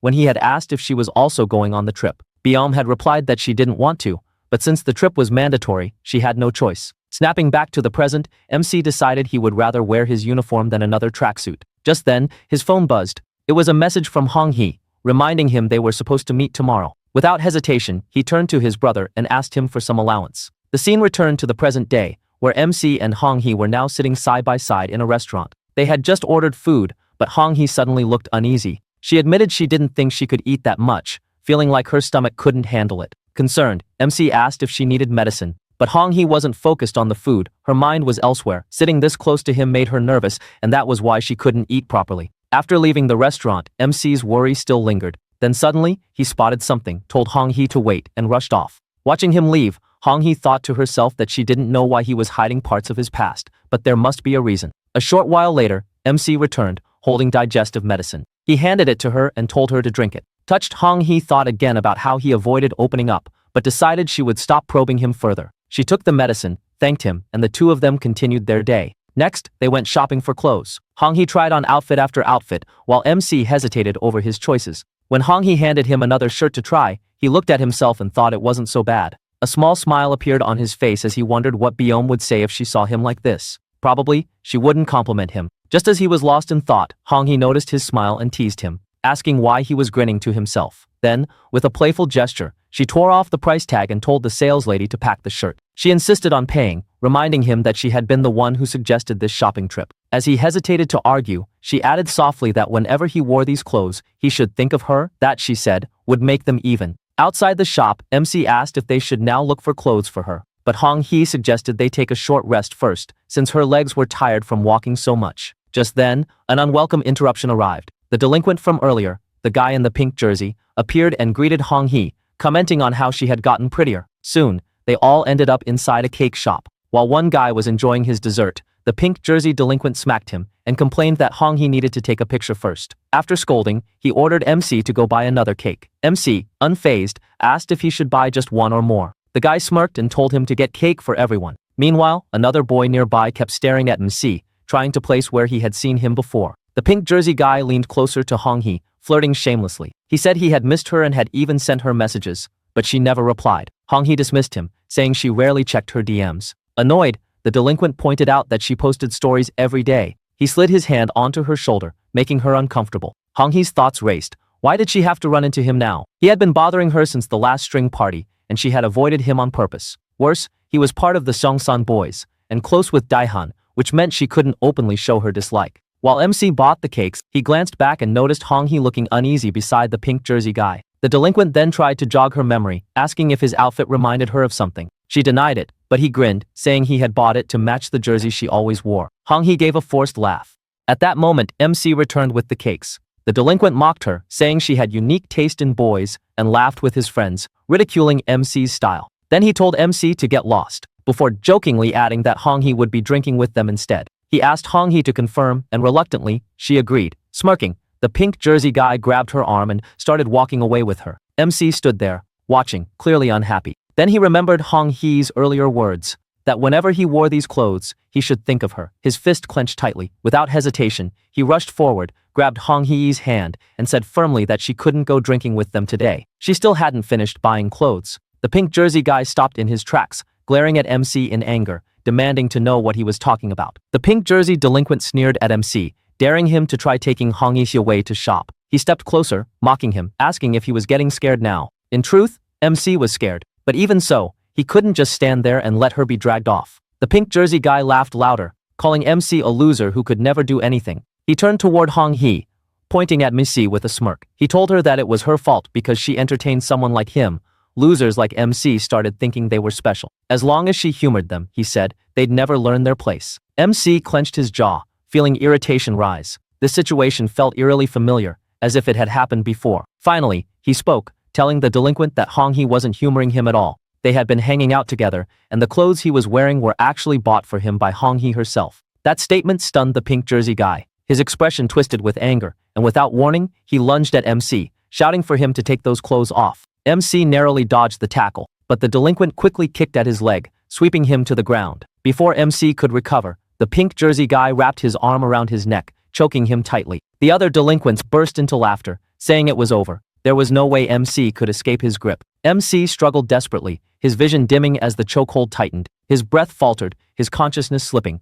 But in that moment, his eyes snapped open. With sudden strength, he gripped the delinquent's arm, crushing it with his hand. He seized his legs next, lifting him off the ground, before slamming the back of his head straight into his opponent's face with brutal force. The pink jersey guy staggered, clutching his face, calling MC cheap for fighting like that. But MC barely heard him. His head was pounding, memories flashing chaotically. He muttered in confusion, asking the delinquent who he even was. Since his accident, his memories had been a blank state, and now fragments were surfacing all at once. Seizing the moment, the pink jersey guy launched forward again with a punch. But before his fist could land, MC's own strike connected first. The delinquent was stunned, collapsing to the floor from just a single blow. His followers stared in disbelief. How could their leader fall so easily? Among them, the boy in the cap froze. Suddenly, he remembered where he had seen MC before. Without a word, he pulled out his phone and began typing a quick message to someone. On the ground, the pink jersey guy looked up at MC, begging for mercy. But MC struck him again across the face. Another delinquent, a heavy-set boy, tried to lunge at MC, but he was instantly dropped with a sharp kick to the face. Glancing at the boy in the cap, MC asked coldly if he wanted to be beaten as well. The cap-wearing boy shook his head quickly, insisting he had no intention of fighting. Meanwhile, Hong-hee rushed forward, asking MC if he was all right. But to her shock, MC looked at her with distant eyes and asked if she even knew him. Then he said something that shook her completely. His name wasn't Jo-eun, it was Jo-hoon. The moment he said it, the air around them changed. His expression, his aura, it was completely different, just like that time before. He swayed slightly, feeling dizzy, and asked Hong-hee if she knew him. He said he had countless questions for her. Still disoriented, he asked who those delinquents were and why he was even here. Hong-hee stood frozen, unable to answer. MC finally said they should leave and talk somewhere else. But before they could go, the cap-wearing boy stepped forward, stopping them. He warned that MC couldn't leave yet, because someone had been desperately searching for him. And then, from the distance, a figure appeared. Waimon charged straight at MC at full speed. He leapt into the air, aiming a vicious kick, but this time, MC raised his arm and blocked it. Waimon smirked darkly, telling him that he had finally found him. A little earlier, Waimon had been sitting inside a karaoke bar, clearly irritated. His thoughts lingered on MC, fueling his frustration. Just then, his phone buzzed, a message from the cap-wearing boy. The moment he read it, Wamon's expression shifted. Excitement replaced his annoyance, and without wasting another second, he rushed out. That was how he ended up here. Now, standing in front of MC, Wamon grinned sharply. He told him that he had been searching everywhere for him, but MC only tilted his head in confusion and asked the same question he had asked others before. Who are you? Do you somehow know me? Wamon laughed and said, I'll make sure you never forget me again. He swung his fists, but the MC blocked the strikes. Then Huimun launched a straight punch that landed on the MC's face, yet the MC remained completely unfazed. MC let out a laugh of his own. He told Huimun that he had allowed him that one hit, just to see how strong he really was. But judging from the result, MC said it looked like Huimun was about to forget his own face instead. Mocking his strength, he added that his punches felt no heavier than a baby's tap. But even as he said this, a sharp headache suddenly pulsed through MC's head, throwing him off balance. Hwaemun noticed immediately and began laughing, asking if MC was finally feeling it now. Then he unleashed another flurry, fists and kicks raining down, but each one was blocked with ease. And then, in the middle of the clash, MC's mind drifted. A sudden flashback struck him, memories of his past, where he saw his old friend standing together with a girl who looked strikingly similar to Biome. The sight left him shaken. Why were they together? Lost in thought, MC's guard dropped for just a moment.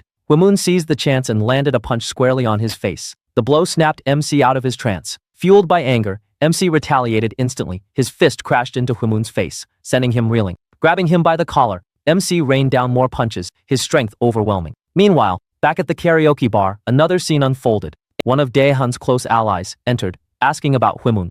The girl at the counter told him that Hwaemun had already left in a rush after receiving a message from his friend. She suggested he contact Hwaemun's companion directly if he wanted answers. The story shifted back to the fight. The cap-wearing boy could hardly believe his eyes. Hwaemun, the one they all relied on, had been knocked out with just a single punch from MC. Stunned, he could only stare. MC, unfazed, turned to Hong Hee. He told her to follow him. He had too many questions and needed answers. But just as they were about to leave, Hwaemun staggered back to his feet. His face was bruised, but his grin remained. He growled, asking where MC thought he was going. The fun, he said, was only just getting started. And then, the scene shifted far away, to Busan, MC's old school. In the quiet corridor, one of his old friends walked slowly toward a classroom. As he entered the classroom, he called out to a girl, telling her to come outside and have a smoke. Her name was Young Seon Hwa, and she looked strikingly similar to Biom. On the rooftop of their old school in Busan, Ji Daeho and Jung Seon Hwa stood side by side, smoking. The silence lingered until Daeho finally asked what she had been thinking about earlier in the classroom, wondering if she was thinking about MC again. Seonhwa laughed, reminding him that he used to call MC his best friend. Yet now, he acted as if being best friends didn't mean anything. Daeho sighed, saying of course he remembered MC, but no matter how much he thought about it, there was no way to find him. So what was the point? Still, Seonhwa pressed further. She asked if he had heard any recent news about MC. Daeho shook his head. The only thing anyone knew was that MC's parents had once said they were taking him to America for treatment. But even now, if they went to his old house, they couldn't find his parents anymore. Seonhwa muttered that MC always hated America, so why would he ever agree to go? The story then shifted into a flashback, revealing how Hwaemun first joined Daehan's group. Even back in elementary school, Hwaemun's strength was legendary. His fighting skills were so terrifying that even nearby high schoolers avoided crossing him. That was when Daehan discovered him and brought him into the fold.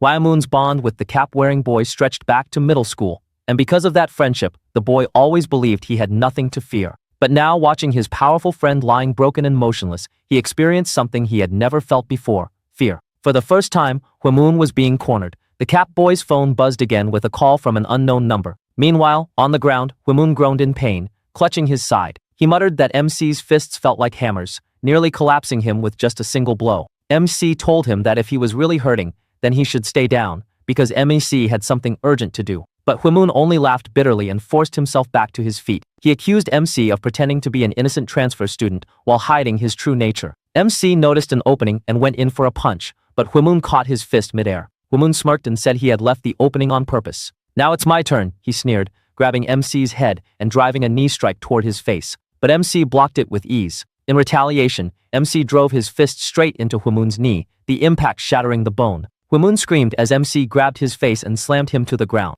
Then, without pause, MC unleashed a relentless barrage of punches. Hong Hee and the cap boy froze in shock, unable to process what they were seeing. Even after taking so many blows, Hwaemun endured. MC grudgingly admitted that his durability was impressive, but his own arms were starting to hurt. He muttered that he needed to end this quickly. Raising his foot, he prepared to crush Hwaemun's face with a finishing kick. But before he could strike, a voice shouted, "Wait!" It was the cap boy, holding Hong Hee in the air by her neck. He threatened to kill her if MC didn't stop. MC glanced at him coldly and replied that he could go ahead and kill her. But if MC couldn't ask her the questions he needed to, then the cap boy would end up just like his friend, lying broken on the ground. Fear flickered across the boy's face. He stammered and told MC not to come closer. But before he could act further, a fist suddenly smashed into his face. It wasn't MC, it was Hwaemun. The cap boy stared at him in disbelief, asking why Hwaemun had attacked him when he was trying to help. Hwaemun wiped blood from his mouth and growled that he hated when anyone interfered in his fights. He turned back toward MC, saying he was ready for another round, but MC only asked calmly if he was sure he was even all right.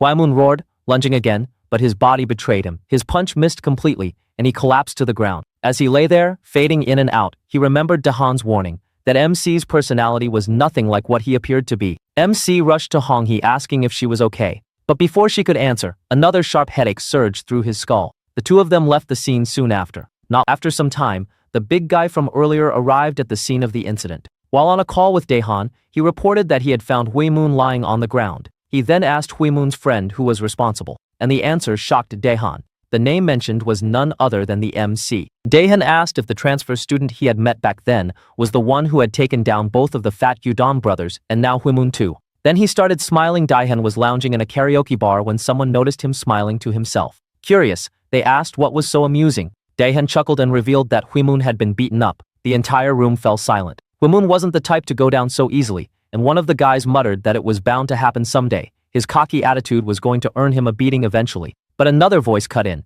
questioning Dahan's expression. If Huimun really got taken out, why was he grinning? Dahan leaned forward and explained that nothing exciting had happened in a while. Then, with a sly smirk, he added that he heard Huimun wasn't the only one unconscious. His friend, the guy in the pink jersey, was lying next to him as well. The moment he said this, irritation flared in one of the men. His name was Jang Jung Baisik, and the pink jersey guy happened to be his friend. He snapped, demanding what kind of nonsense Daehan was spouting. There was no reason his friend would be there. Meanwhile, the MC was elsewhere, still searching for answers about himself. In a conversation with Hong-hee, he was stunned to hear that in Seoul, people knew him by a different name, Jo-eun. Confused, he wondered why he would change his name after transferring here. He pressed Hong-hee, asking how he had seemed when he first arrived. From her perspective, he had been perfectly normal, someone who made friends easily and blended in without issue. But to the MC, something felt wrong. It didn't feel like his first time fighting in this place. He distinctly remembered throwing punches here before. Hong-hee admitted that while he did get into fights, most of them were started by the other side, not him. She then frowned and asked why he was suddenly obsessing over this and acting so strangely. Inside his head, the MC began piecing things together. A transfer to a new school in a new region, a name change, and a self that didn't feel like his own. It finally clicked. This all must have happened after his accident. Perhaps he had lost his memories, and along with them, parts of who he truly was. The realization hit him hard. His thoughts spiraled. If it involved his own family, then it all made sense. Overwhelmed, his vision blurred and he collapsed to the ground, unconscious. Later, Hong-hee stood outside the hospital, speaking to MC's older brother. She explained what had happened after school and how he had fainted so suddenly. His brother told her not to worry and urged her to head home. Just as he was about to leave, Hong-hee stopped him, explaining that earlier the MC had been acting strangely. After that, a car screeched to a stop nearby. It was their father. The moment he stepped out, both the doctor and the older brother greeted him solemnly. Inside, the doctor shared his assessment. He explained that while MC had previously been diagnosed with amnesia, there were now signs of something more serious. Based on his sudden changes in personality, he suspected dissociative identity disorder, commonly known as multiple personality disorder. The father was shaken. Wasn't it just amnesia? The brother admitted that he, too, had noticed changes. A student who had carried MC earlier described how his entire demeanor suddenly shifted. His speech, his behavior, even his violence mirrored the old self he thought he had lost. His father grew uneasy. After hearing this, his father grew frightened. The older brother explained that whenever the MC slipped into his other personality, he couldn't remember anything he had done in that state. He reminded his father that during the fight at school a few days ago, the MC had collapsed and later woken up with no memory of fighting at all. This terrified their father even more. If the MC regained his memories, his old personality might return, and that would cause serious trouble. But the doctor had other intentions. With a chilling smile, he assured them that he would make certain the MC never regained those memories. As a doctor, I'll do everything I can, he said darkly, but the family must also do their part. When MC finally opened his eyes, his father was standing at his bedside. His father spoke softly, saying he had rushed over after hearing about the collapse. But the sight of his father triggered fragmented flashbacks that made MC's chest tighten with fear. He panicked, trembling as his father tried to calm him down. Eventually, his father had to raise his voice to steady him before patting his head gently, commenting that his health seemed worse than ever. In truth, his father remembered the doctor's instructions. The doctor had prescribed him harmless capsules disguised as vitamins, telling the family that MC would believe they were meant to restore his memory. Of course, the pills were useless for his condition. His father worried, what if, despite this, MC still managed to regain his memories? But the doctor's words echoed in his mind. The family must do their part to ensure that didn't happen. When MC asked where he was, his father explained that his recurring trauma from being bullied made it difficult for him to recover in Korea. He suggested that MC should study abroad in America, away from these triggers. The very mention of it sparked painful flashbacks that left MC clutching his head in agony.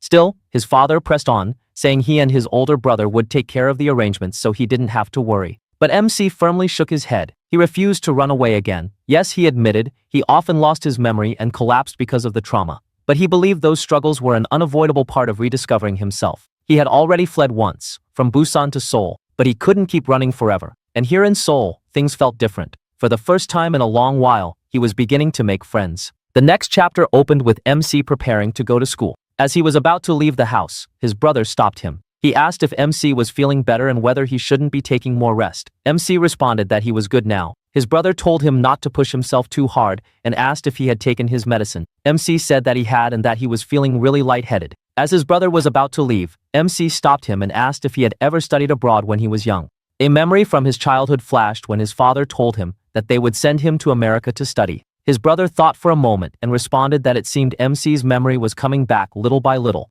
and that he indeed had studied abroad for a few years when he was in elementary school. MC responded that this was why he was familiar with English and felt excited thinking that his memories were returning. At school, MC was surprised to see Biome early in the morning. He showed her his notebook, saying that he had solved all the questions, but Biome marked all of them wrong, saying that they were incorrect. She then asked him, thinking he wouldn't have been able to do his homework over the weekend, how it had gone.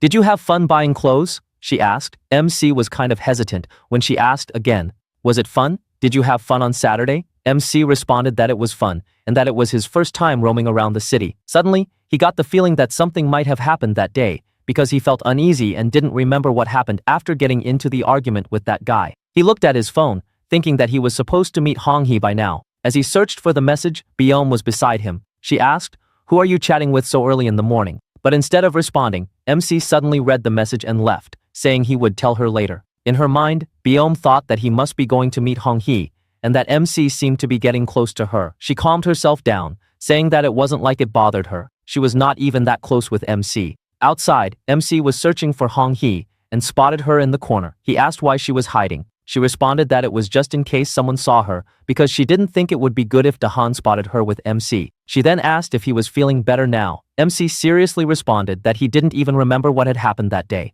which shocked her. MC asked if by any chance he had caused any accident again. Just then, his head started to hurt again, and he suddenly had a flashback of yesterday's fighting. Hong-hee had told him that maybe he should have stayed in the hospital longer because, honestly, MC had seemed a little strange yesterday too. She didn't know what had happened that day, and she didn't even know his name or why he had shifted here. It was as if MC had become a completely different person. MC remembered that his brother had told him about his disorder, where he had two different personalities and didn't remember what the other person did when it surfaced. He realized that this might be happening due to the strong stress he experienced. Now, MC understood why everything seemed strange and why he didn't remember anything. Thinking about yesterday's incident, he became scared, wondering if he was in trouble now and regretted not listening to his father about going abroad to study. Hong-hee asked MC again, saying that there was something she had wanted to ask him. Why did he transfer here and change his name? MC asked her how she knew about him. She responded that she had seen him in Busan. The scene shifted to MC's friends as they were on their way to school, discussing martial arts and games. One of Daehan's allies from yesterday stopped them and asked if they knew MC. MC was shocked to hear that his actual name was Jo-hoon. Suddenly, he recalled a few memories from his past. Hong-hee told MC that when she saw him back in Busan, he had been really scary, which was why she hadn't recognized him when he transferred here. In Busan, all the kids were afraid of him. Shocked, MC asked if he hadn't been the one getting bullied. Hong-hee laughed, saying that it was the funniest thing she had heard all year, because no one there had ever dared to lay a finger on MC. He had been the one who bullied everyone. MC suggested that she might have mistaken him for someone else, but she responded that there was no one in Busan who didn't know about him. It had definitely been MC, not anyone else. Now MC was confused by what his parents had told him and what she was telling him. He didn't know who to believe. Just then, a student called out, saying that someone was looking for him. The chapter opens at Daehan's house. Early in the morning, his father noticed him getting ready and asked him if he was heading to school. As Daehan nodded, his father mentioned that he had heard good things about Daehan's progress on the assignments he'd given him. With a proud yet stern tone, he told his son that those who excel at small tasks often succeed at bigger ones too, a subtle reminder to stay disciplined. "You understand what I mean, right?" his father added. Later that day, Daehan was seen standing before a group of his allies, the very ones who had recently been defeated by the MC. They nervously warned him to be cautious, admitting that they didn't know why MC had come to this school in the first place. But their words only angered Daehan. Grabbing one of them by the collar, he lifted him off the ground and glared into his eyes. "Who asked for your advice?" he hissed. With cold authority, Daehan declared that from this moment forward, That particular subordinate was demoted to the slave category. Then, turning to the rest of his gang, he ordered them to beat the disgraced ally before walking away without another word. The story then shifted to the main character, who was sprinting through the streets at full speed. He had just received a call informing him that one of his friends had been attacked by a group of delinquents. As he ran, his mind raced through everything that had happened recently. A dark question haunted him. Could it be that his other personality had caused trouble again without his knowledge? Meanwhile, elsewhere, a group of delinquents was discussing the situation. One of them suggested that it would be easiest to just target MC directly, but Basic, their leader, immediately shot down the idea. Daehan had specifically ordered them not to lay a hand on MC, at least not yet. So what do we do then? Just let him walk away after everything? One of them asked in frustration. Basic sneered.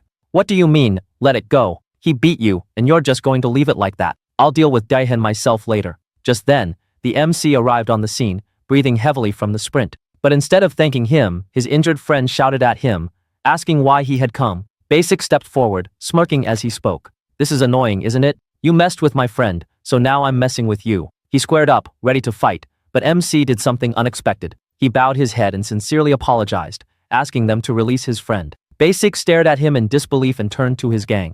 Is he serious right now? He asked. Moments later, Basic grabbed MC by the collar and prepared to punch him. But just as his fist was about to swing, he suddenly froze. His eyes widened in shock as he stared at MC's face. And then, without explanation, he backed away, visibly shaken. His men asked what was wrong, confused by his sudden hesitation. Basic didn't answer. Instead, he simply looked at MC with a fear he couldn't explain. The narrative then shifted into a flashback, one that revealed the source of Basic's fear. A year earlier, Basic and his crew had been hanging around with a few girls, trying to show off. They wanted to take the girls out and have fun, but none of them had any money. That was when Basic pointed toward a boy nearby. The same MC standing before him now.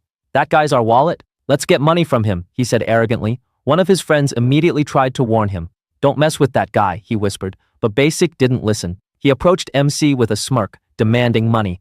I don't have enough for what I want to do. So, are you going to hand it over, or do you want to get beaten? He threatened. In response, MC calmly pulled out his wallet. Then instead of handing it over, he deliberately dropped it on the ground and stared coldly at Basic. I dropped it, he said. Pick it up. The memory was enough to send a chill down Basic's spine. He had never forgotten that look in MC's eyes.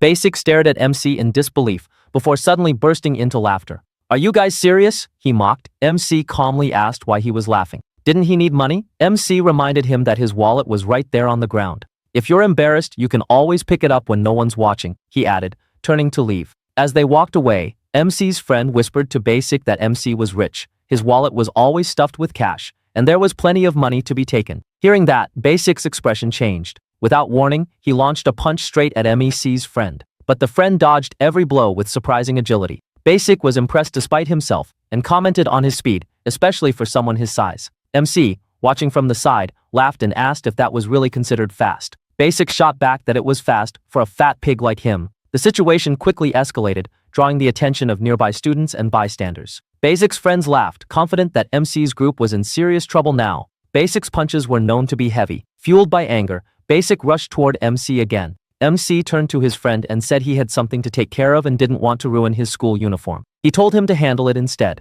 but his friend replied that even if he wanted to fight, his hand was already injured and hurting. Before anyone could react, MC dropped his bag, dashed forward, and landed a powerful punch directly on Basic's face. Without pausing, he grabbed Basic by the collar and punched him several more times. The onlookers gasped. The sight was far more intense than they had expected. Humiliated by being beaten in front of so many people, Basic grew desperate to salvage his pride. He tried to grab MC and slam him to the ground, but to his shock, he couldn't even move him. In a swift counter, MC drove his knee into Basic's face, knocking him to the ground. Then towering over him, MC continued to hit him again and again. Why don't you just take the wallet I offered earlier? He taunted between strikes. You should have picked it up. Basic's friends panicked. One of them shouted that MC was dead for what he'd done. But before he could act, he was kicked away by MC's friend, who followed up with a few more blows until the boy fainted. Back in the present, the memory of that humiliating fight came rushing back to Basic's mind as he stared at MC's face. It terrified him. He couldn't understand how he had forgotten it until now. As MC approached, Basic's body stiffened with fear. He nervously asked when MC had transferred to this school, which confused MC. Do you know me? He asked. Basic stared at him and asked if he really didn't remember. MC shook his head and said he didn't. That answer crushed Basic. After everything that had happened, MC didn't even remember him. The humiliation that had haunted Basic for so long. The nightmares, the fear, even wetting himself from the trauma, meant nothing to MC. One of Basic's friends stepped in, warning MC not to talk to him like that unless he wanted to get knocked out. But Basic, growing more panicked with every second, silently begged him to stop talking. The last thing he wanted was to experience that humiliation again. Trying to de-escalate the situation, Basic spoke up. "Let's call it even," he said. "He hit my friend, and I hit his. That's enough." With that, he quickly signaled his group to leave, and they walked away. Once they were gone, MC turned to his friend and asked if he was all right. His friend started laughing, saying that real combat was much harder than he had expected. He revealed that he had been learning martial arts recently, which surprised MC. Then, with a sheepish smile, he apologized for being such a weak friend. The two of them walked away together after that. The scene then shifted to Busan, where a guy is on his phone talking to Basic, making fun of him about peeing himself. He asked Basic why he had called, to which Basic responded, "Do you remember MC?" He replied that MC had suddenly disappeared out of nowhere. Basic told him that MC is in Seoul. After leaving the scene, one of Basic's friends asked him why he had suddenly started acting so strange and ran off like he was scared. Wasn't he supposed to take revenge on the MC for what happened back then? But Basic, still shaken, replied that if that really was the same MC he remembered, then his friend should consider himself lucky that it ended with just humiliation. Usually, MC wasn't the type to stop until he completely crushed his opponent, often to the point they would wet themselves. As they continued walking, Basic found himself lost in thought. Why had MC suddenly transferred here? He speculated that maybe MC's main target was Seoul now, and if that was the case, his transfer made perfect sense. A worrying thought crossed his mind. Did Daeon even know that behind the kingdom they had built here, a monster like MC was now lurking? The scene then shifted back to the classroom, where MC's friend was being scolded by their teacher for getting into a fight. Trying to lighten the mood, the blonde-haired student joked that he had been practicing martial arts lately. The teacher wasn't amused and smacked him lightly, telling them they should be focusing on their studies instead of wasting time fighting. MC sat silently at his desk, watching the exchange, lost in his own thoughts. Biome noticed his distant expression and wondered if it was because of the message he had received earlier, or perhaps something that happened between them. But MC's mind was elsewhere. He was thinking about what his mother had told him about his memory loss and how his personality used to be. According to her, he had been a model student, someone who studied all the time, stayed home, and never got into trouble. They claimed he had never been bullied, but the things he had heard from Hong-hee painted a completely different picture. According to her, MC had once been the most feared figure in Busan, the exact opposite of the quiet person he was now. And considering how Basic had reacted earlier, that story didn't seem like a lie either. The more he thought about it, the more unsettling it became. Even though he had no memories of the past, his natural instincts didn't align with the version of himself his family described. He wasn't particularly good at studying, but he felt more alive when moving his body. Even something as simple as playing soccer felt natural. That thought led him to a disturbing question. What if his family had lied to him? And if so, why? Biome's voice snapped him out of his thoughts. She asked gently if everything was okay. MC stammered slightly before replying that he was fine. A moment later, the two of them went out to throw the trash. MC offered to carry the garbage bag if it was too heavy, but Biome refused, telling him it was none of his business. After they tossed the bag, MC tried to make small talk about the weather, but Biome interrupted him. She told him he didn't need to pretend to be cheerful. If something was bothering him, he could talk to her. She even said she was good at keeping secrets, mostly because she didn't have any friends to share them with. MC stayed silent, and Biome started to worry that she might have gone too far. She then explained that she was simply trying to repay the help he had given her before. As she turned to leave, MC quietly thanked her. He admitted that he did have some worries, but he needed more time to sort them out. And if he ever decided to open up to someone, she would be the first person he would talk to. Later that day, as MC was heading home, he thought about talking to his brother regarding everything that was bothering him. Before he could leave, his friends approached and suggested they all walk home together. MC tried to refuse, saying he had to study. One of his friends teased him, pointing out that despite all that studying, he still performed worse than them in the Korean language test. Eventually, they convinced him to come along. Just then, a familiar face appeared in front of them. It was Daehan. He invited MC to have dinner with him if he wasn't busy. Hearing this, MC's friends quickly made an excuse and left. Daehan then led MC to his car, and together they went to a shopping mall. Inside, Daehan told MC to pick anything he wanted. No need to refuse. Confused, MC asked why he was buying things for him. Daehan simply replied that MC didn't need to think too much about it. Everything here was his, and he could even have women if he wanted. The only thing Daehan wanted in return was him. MC froze for a moment, unsure how to react. A single thought ran through his mind. Was Daehan gay? The next morning, the atmosphere around the school gate felt slightly different. Students were streaming in as usual, chatting and laughing as they passed through. Among them was Woo Jung-woo, MC's friend, who was still thinking about the fight that had broken out the previous day between MC and Daehan's group. Just then, a sleek car pulled up near the entrance, immediately drawing attention. Jungwoo's eyes narrowed when he recognized it. It was Daehan's car. Without a second thought, he walked up to it and started kicking the door in frustration. The crowd gasped as the door opened, and to everyone's shock, MC stepped out of the car. The scene shifted to the memory of the previous day, when MC had met Daehan after their confrontation. Daehan had told him he'd heard everything that happened between MC and his men, the part where MC had knocked down several of his allies. Instead of being angry, Daehan praised him. He told MC that being strong was never a crime, but being weak was. After that, Daehan had taken him to one of his family's restaurants. As they entered, he ordered the staff to prepare food and told MC not to hold back and eat as much as he wanted. One of the female workers personally served him, and Daehan encouraged him again, saying that anything he desired, he could have. During their meal, the woman struck up a conversation with MC and asked if he had ever heard of the Daehan group. MC paused. The name sounded familiar, but he couldn't recall where he had heard it. The woman was surprised. "Are you even Korean?" she asked. She explained that the Daehan group was responsible for building the apartment complex across from their school, as well as many other major constructions, bridges, and landmarks. It was Korea's leading construction company, and Daehan was the youngest son of that powerful family. MC was stunned. Someone with such wealth and influence, someone who had everything anyone could ever want. Why would a person like that go out of his way to bully Beom?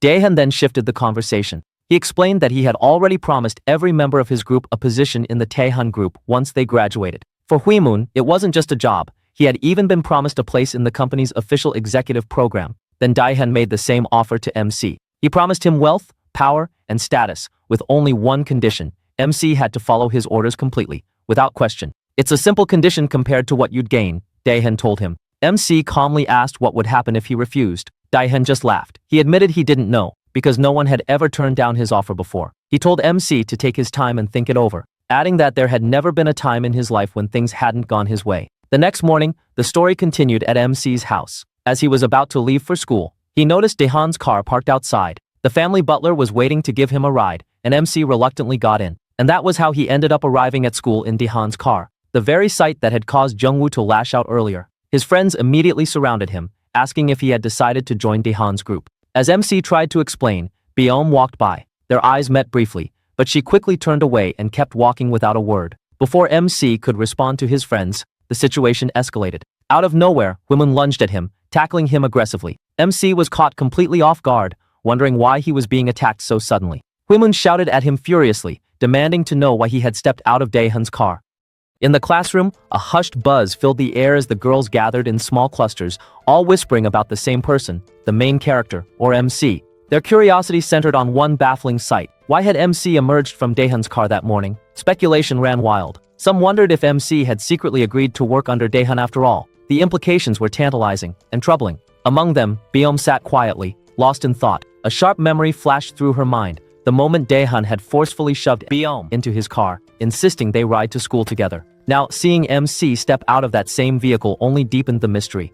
Why would he get out of Daehan's car, she wondered, her expression clouded with concern. Meanwhile, MC himself was reeling from a sudden, violent confrontation. Out of nowhere, Woo Jungwoo had lunged at him, fists flying, demanding an explanation. Confused and on the defensive, MC blocked each strike, insisting it was all a misunderstanding. Just as the tension peaked, a familiar voice cut through the chaos, someone greeting a teacher nearby. The sound jolted MC back to reality. Panic flickered in his eyes as he remembered his brother.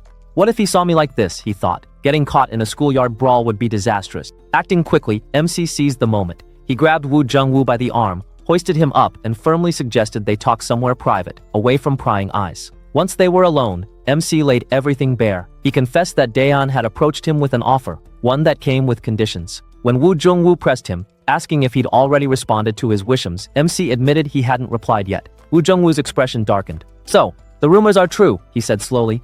"You really did defeat Huimun." MC didn't deny it. He acknowledged receiving the offer, but admitted, with quiet honesty, that he was worried. That admission seemed to wound Woo Jungwoo more than any punch could. "I should have known," he muttered bitterly.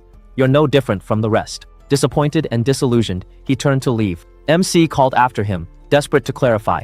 "It's not like that." But Woo Jungwoo didn't stop. Over his shoulder, he delivered a chilling warning. "They might be praising you now, saying they'll protect your liver, your bladder, your whole body for you. But the moment Daehan decides you're useless, he'll throw you away without a second thought." That's the kind of person he is. He abandons even his closest friends without mercy. To drive the point home, a flashback unfolded. Years earlier, a group of students loitered near the school gates, smoking. Among them stood Daihan, cool, aloof, already exuding an air of dominance. One of his cronies, a burly boy with a sneer, spotted a bespectacled student walking by. "Hey, Four Eyes," he barked. "Come here." The boy hesitated. "Are you talking to me?" "Yeah, you. Go buy us 3 colas and some noodles." The student, tired of being pushed around, snapped back. "If you want to eat, buy it yourselves." Enraged, the bully charged, only to be intercepted mid-lunge by a swift, powerful arm. It was Wu Jungwoo. With practiced ease, he dismantled the group, protecting the smaller boy. As the two walked away together, Daehan watched from the shadows, intrigued. He turned to one of the defeated bullies and asked, "Who's that?" "Wu Jungwoo," came the reply. "He's been known for fighting since elementary school, hates bullies, and popular guys like you." The boy beside him, the one with glasses, was his best friend. Moments later, Daehan appeared behind them, smiling. "I like that," he said. Then with a flourish, he pulled out a sleek black card. "Let's be friends. We can have real fun with this." The bespectacled boy's eyes lit up. "Can I buy gaming stuff with it?" "Anything you want," Daehan assured him. Even Wu Jungwoo, initially skeptical, softened, until Daehan added with a smirk, "And yeah, you can even get beer." That was how their unlikely friendship began. Back in the present, MC listened, stunned. "But, if you two were so close," he asked, "why are you enemies now?" Wu Jungwoo's gaze grew distant. "It's not that I changed," he said quietly. "It's that Daehan's true nature finally showed itself." Another flashback followed, this one darker. Wu Jungwoo stood alone in a dimly lit alley, surrounded by a ring of thugs. And at their center, Daehan himself, watching coldly as his former friend was cornered. The scene then shifted to a hospital room. Woo-moon lay in bed, bandaged but grinning wickedly as he received news of Daehan's latest maneuver. "So he's trying to put MC in my place now?" He chuckled. Typical Daehan, he always chases the newest, shiniest thing. And MC? He's performing even better than I did. Woo-moon's laughter grew sharper, almost manic. "I need to get discharged fast. At this rate, I'll miss the best part, the look on Daehan's face when he realizes the two people he's obsessed with don't care about him at all. They care about each other." The narrative zoomed out to Busan, where a group of local guys were chatting idly. One mentioned hearing from a friend that MC had been spotted in Seoul just the other day. Unbeknownst to them, standing nearby, MC's friend overheard every word. In the next chapter, we see that Wu Jungwoo and his friend Udon are having fun at Daehan's house. Then Daehan asks Jungwoo how he became friends with Udon. Jungwoo responds that Udon's father and his father are friends, and they were always together since childhood. That's how they became friends. One of the reasons is that his father asked him to take care of Udon so he wouldn't get beaten up so often. After that day, naturally, the three of them became friends who hang out together and have fun. But one day, Jungwoo found out that Daehan wasn't how they thought he was. As you can see, he is beating a boy. When Wu Jungwoo asks him, "What are you doing?" he responds, "He was loitering in front of the classroom, which bothered me." And after that, he told them they should go and have some fun outside. That's when Wu Jungwoo realized there was something strange about him. But that unusual moment wasn't directed at them until they went to high school. In high school, Wu Jungwoo and his friend Udon are walking together to the school store.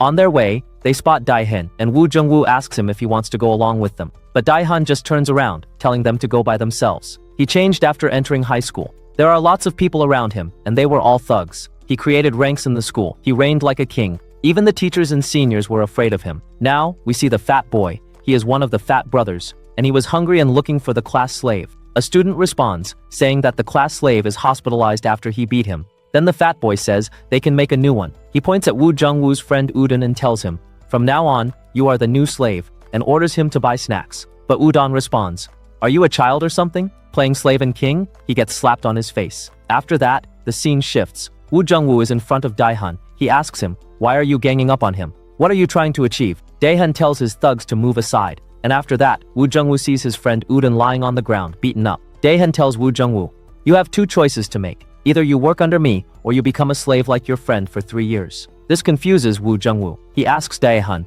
"How can you say something like that about your friend?" Daehan responds, "It's funny, but I never thought of you like that. I just wanted you to become my worker. Your friend who is lying on the ground was just a way to get closer to you." This annoys Wu Jungwoo, and he lunges at him to attack. One of Daehan's men gets in front of him, blocking the attack. After that, they all go all out on him. Daehan tells the fat guy to step on Wu Jungwoo's friend, who is lying down, and give him some massage. Wu Jungwoo tries to stop him, but he is attacked by a bunch of people again, and he tells Daehan, "Why are you doing this all of a sudden, you damn bastard? I will never forgive you."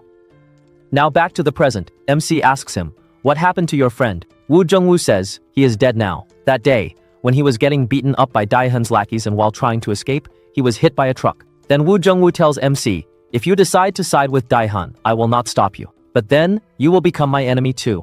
The next chapter opens with an airplane. MC is with his friends, and they are on a school trip. When MC tries to look for his seat, he spots Biome. Just then, one of the girls from MC's class shouts, saying that she got the seat next to Biome, and she doesn't want to sit with her. She shouts if somebody wants to exchange seats with her. Just then, MC's friend asks MC why he is standing there. Their seat is in the back, but he sits next to Biome anyway. MC tries to joke around, but she ignores him. Then MC thinks that ever since she saw him coming out of that car, they have never talked like they used to. He wonders what exactly Daehan and Biome's relationship is, and how Daehan went so far as to personally make her a slave and outcast her. As they reach their destination, they go to a hotel and have their meal. MC again spots Biome sitting alone and eating. As they go to the beach, everyone is enjoying except Biome. MC is wondering, school trips are supposed to make people stand out even more.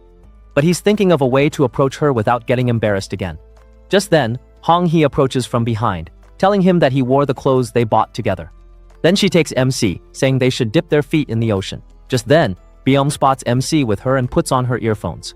The scene shifts somewhere else. A few boys are out for the school trip. It's a different school, and these boys are annoyed after thinking, what type of school goes to see the damn sea? Then these boys spot MC's friend enjoying himself, and they are annoyed. Just then, one of them bumps into MC's friend. MC's friend apologizes to him, and as they are leaving, the delinquent boy grabs him by the head and tells him to apologize properly. The blonde-haired boy tries to defend himself, saying that he already said sorry, but all three delinquents start laughing, saying that his way of speaking is so cheesy. The blonde-haired boy responds to him, saying that bumpkin-type boys don't teach how to speak standard Korean, which pisses them off. As they are about to hit him, they are stopped. Our heroes Kim Sewon and Ikwon step in. Now they both have them as slaves, but they can't stand their school being disrespected. As MC is also having fun with Hong Hee, he hears the commotion. As he turns around, he spots his friend over there. Ikwon is having an argument with the delinquent boys. The delinquent boy turns toward MC's friend to attack him, but suddenly MC grabs his hand. MC asks his friend if he's all right. Then MC apologizes to the delinquent, but the delinquent boy refuses, saying, I won't accept your apology because his friend has pissed me off. And if you want to apologize, you should properly do it on your knees. But just then, when he looks again at MC's face, he gets scared and starts stuttering. After that, the scene shifts to the doppelganger of Biome. She is smoking and is approached by MC's old friend, Jidaeho. He asks her if she isn't scared of teachers. Then he asks her, there are many good Star brand cafes. We should go there, but she refuses. Jidaeho asks her why. In the past, she used to go there a lot with MC. Just then, she recalls a few memories of her with MC. But as he is about to say more, they are interrupted by the earlier delinquent boy, who is now huffing heavily. He tells them that he saw MC just right there. He explained that he had seen someone who looked exactly like Jo-hoon. The moment Jidaeho heard that, he ran toward the location the man mentioned. When he arrived, he questioned two boys who had been there earlier. They told him the person, who looked unmistakably like the MC, had just boarded a bus. They added that the group seemed to be from Seoul and were likely visiting the area on a school trip. The story shifted to a resort, where the MC and his friends were walking inside. One friend glanced back at him and asked if he was okay, noticing that he had been looking pale since earlier. The MC said his head just hurt a bit, but he couldn't shake off what had happened. The delinquents from other schools had panicked when they saw him, running away and apologizing like they recognized him. That reaction didn't match anything his family had ever told him about his past. He remembered Hong Hee once saying that back in Busan, everyone around him had been terrified of him. With that thought weighing on him, he suddenly ran off without saying anything. At the girls' dorm, a group of girls complained in annoyance when they saw Biome passing by, mocking her under their breath. Hong Hee happened to see her and thought she recognized her as the girl who often hung around the MC, someone the MC had saved more than once. Hong Hee wondered whether Biome might actually be close to him, even though she didn't look like the type to form close relationships. At that moment, the MC appeared behind Hong Hee. She teased him, asking if he had missed her and if that was why he came. But he told her he was actually there because he needed to ask something important. From inside the dorm, Biome heard the MC's voice. When she looked toward the door, she saw him standing next to Hong Hee. She wondered whether the MC often spent time with that delinquent girl and assumed he must have grown close to Daehan's group. She tried to brush it off, telling herself it wasn't her concern. Yet the memories she had shared with the MC resurfaced against her will. Clutching her book, she wondered why such thoughts were resurfacing now of all times. Meanwhile, Jidaeho was confirming with his men whether they had truly seen the MC. They insisted they had, and one explained how he recognized the MC's face. Back when the MC was in middle school, he and his group used to dominate Busan, taking down every school in the area.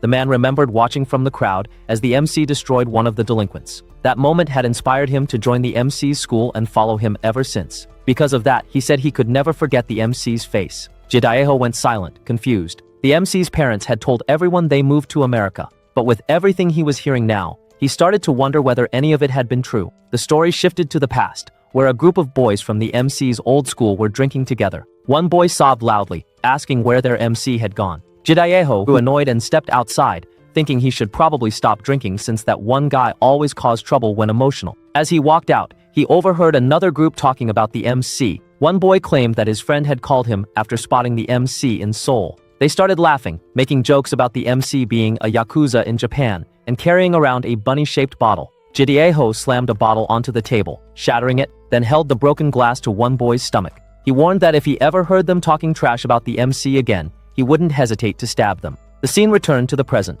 A teacher was telling all students to gather at 3 p.m., and Jidaiho stood among them. Someone suddenly called out his name. It was the girl who looked like Baeom. She asked him why he had seemed so serious the day before. After a brief silence, he said it was nothing important. The narrative moved back to the MC, whose older brother was supervising the trip. He was telling all the students to return to the buses by 3 p.m. The MC listened quietly. Just then, one of the MC's friends asked him whether he was going upstairs with them. Before the MC could answer, he noticed a few unfamiliar boys standing around the area, students from another school. His friend wondered aloud if those were the same bullies they had encountered yesterday. The MC suddenly remembered how those boys had run away the moment they saw him. He recalled what Hongyi had told him, that many kids from Busan knew his face, and even though he had changed, they still remembered him. He wondered if those boys might be from Hurong High School, or possibly one of the other schools that had been affected by his past. Without saying much, the MC quietly began walking away. His friend called after him, asking where he was going, but the MC didn't answer. In his mind, he was thinking that if he could find even one of those boys again, he might finally learn something about the past he couldn't remember. The story then shifted to Jidaiho, who was smoking alone. A girl approached him, teasingly asking if he was smoking by himself and whether he wasn't bored coming on the trip alone. The scene faded into a flashback from the past. Jidaiho had been with his friends, complaining that school trips were boring and saying they should throw a party at someone's house instead. Among them was Jung Seon-hwa, Baeom's doppelganger from earlier. Jidaiho turned to her and asked if she was planning to join the trip. She said she was going because she couldn't think about anything except the MC and she needed something to distract her. The school trip seemed like the best option. Hearing that, Jidaiho said he would go too. She asked him why, and he told her he was worried she might feel lonely since she didn't have any friends besides him. Because of that, he wanted to accompany her. The story then returned to the present. The girl who had approached Jidaiho earlier continued flirting with him, telling him that she and her friends were having a party in their room that night and inviting him to come. Jidaiho asked whether he could bring Jongseon with him as well. As soon as he mentioned Seon's name, the girl's expression changed. She quickly made excuses, saying there would be lots of people who didn't know Seon, and it might be awkward, so it was better if he didn't bring her. Right then, Jidaiho spotted Jongseon walking by. He immediately called out to her and asked where she was heading. Watching the two walk off together, the girl who had tried to flirt with him became furious. One of her friends started mocking Jongseon, saying she acted like she didn't care about popular people, but always ended up dating the popular guys. The girl grew even more irritated. While drinking with Seon, Jidaiho casually asked her why she always drank that cola, and why she seemed to be drinking it so often lately. Seon froze for a second as a memory flashed in her mind, MC offering her the same drink some time ago. She told Jidaiho she just happened to be craving it. At that moment, Jidaiho suddenly spotted the same bus from the previous day. He immediately stood up and said he would be back in a moment. Seon asked where he was going, but he ignored the question and walked off quickly. Seon looked down at her cola, lost in her thoughts. The angry girl from earlier approached Seon again. She mocked her, accusing her of flirting with every guy and told her to follow her. Sun reluctantly followed.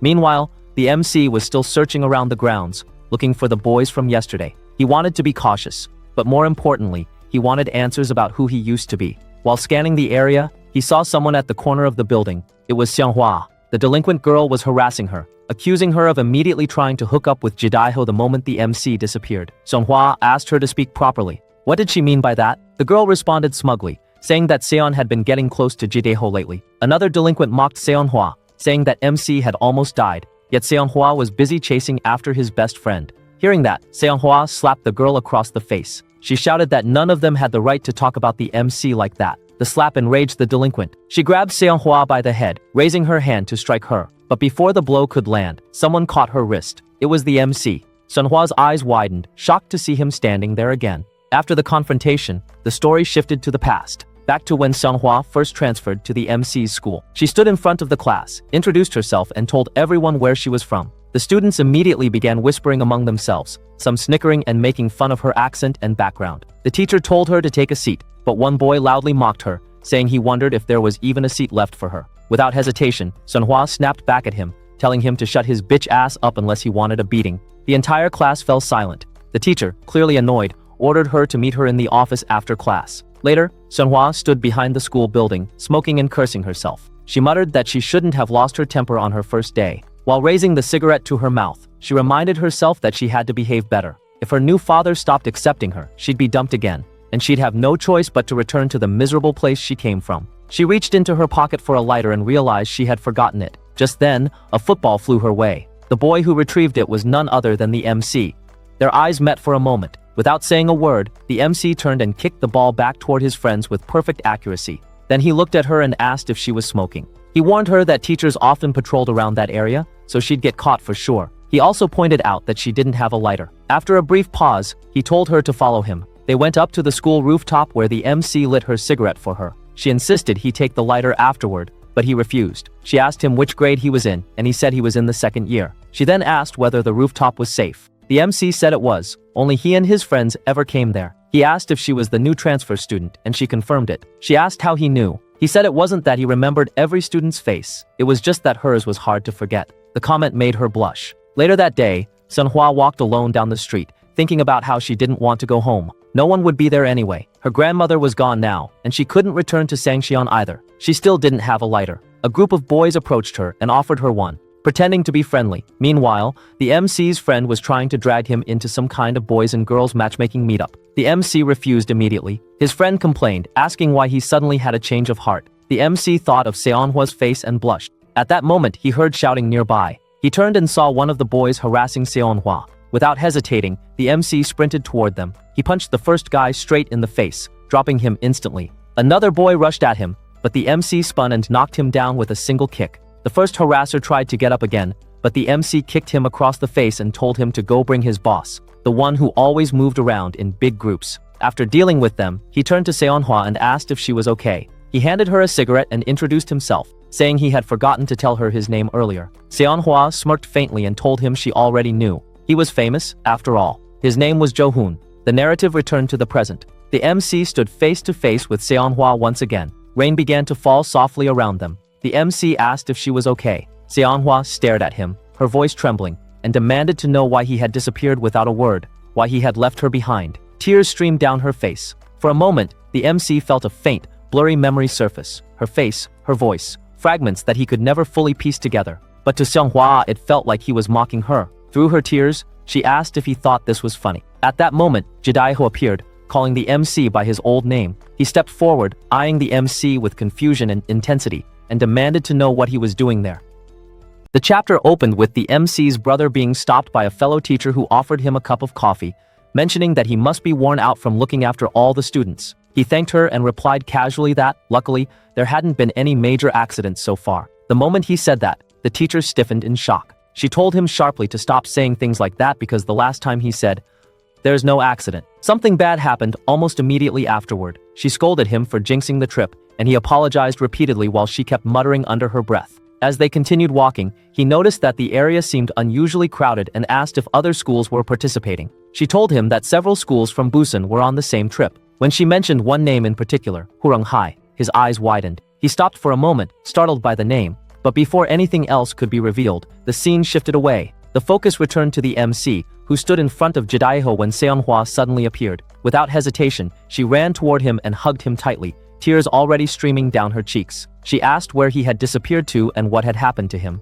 She explained that after his accident years ago, she had visited him every single day in the hospital because she had been so worried she could hardly sleep. When he was discharged, she went to his house, but his parents told her he had been sent to America for treatment since his condition was difficult to handle in Korea. They even told her that he might not return again and that she should stop visiting. Now, clinging to him, she said she wished he would live happily in America. But seeing him here, unexpectedly, made no sense to her. Her voice trembled as she asked him again how he could be here at all. While she spoke, Jidaiho stepped forward and asked the MC whether he had actually been living in Seoul. When Seonhwa heard that, she questioned him in confusion. Jidaiho explained that he'd heard from students of another school that the MC had arrived on a bus coming from Seoul. Both of them stared at him, wondering why his parents told everyone he was in America if he was actually here. They demanded an explanation, clearly expecting answers. The moment the name Johun, the MC's old name, was mentioned, Seonhwa froze. Old memories resurfaced all at once. The MC looked at both of them as fragmented memories flashed through his mind. The more he tried to understand,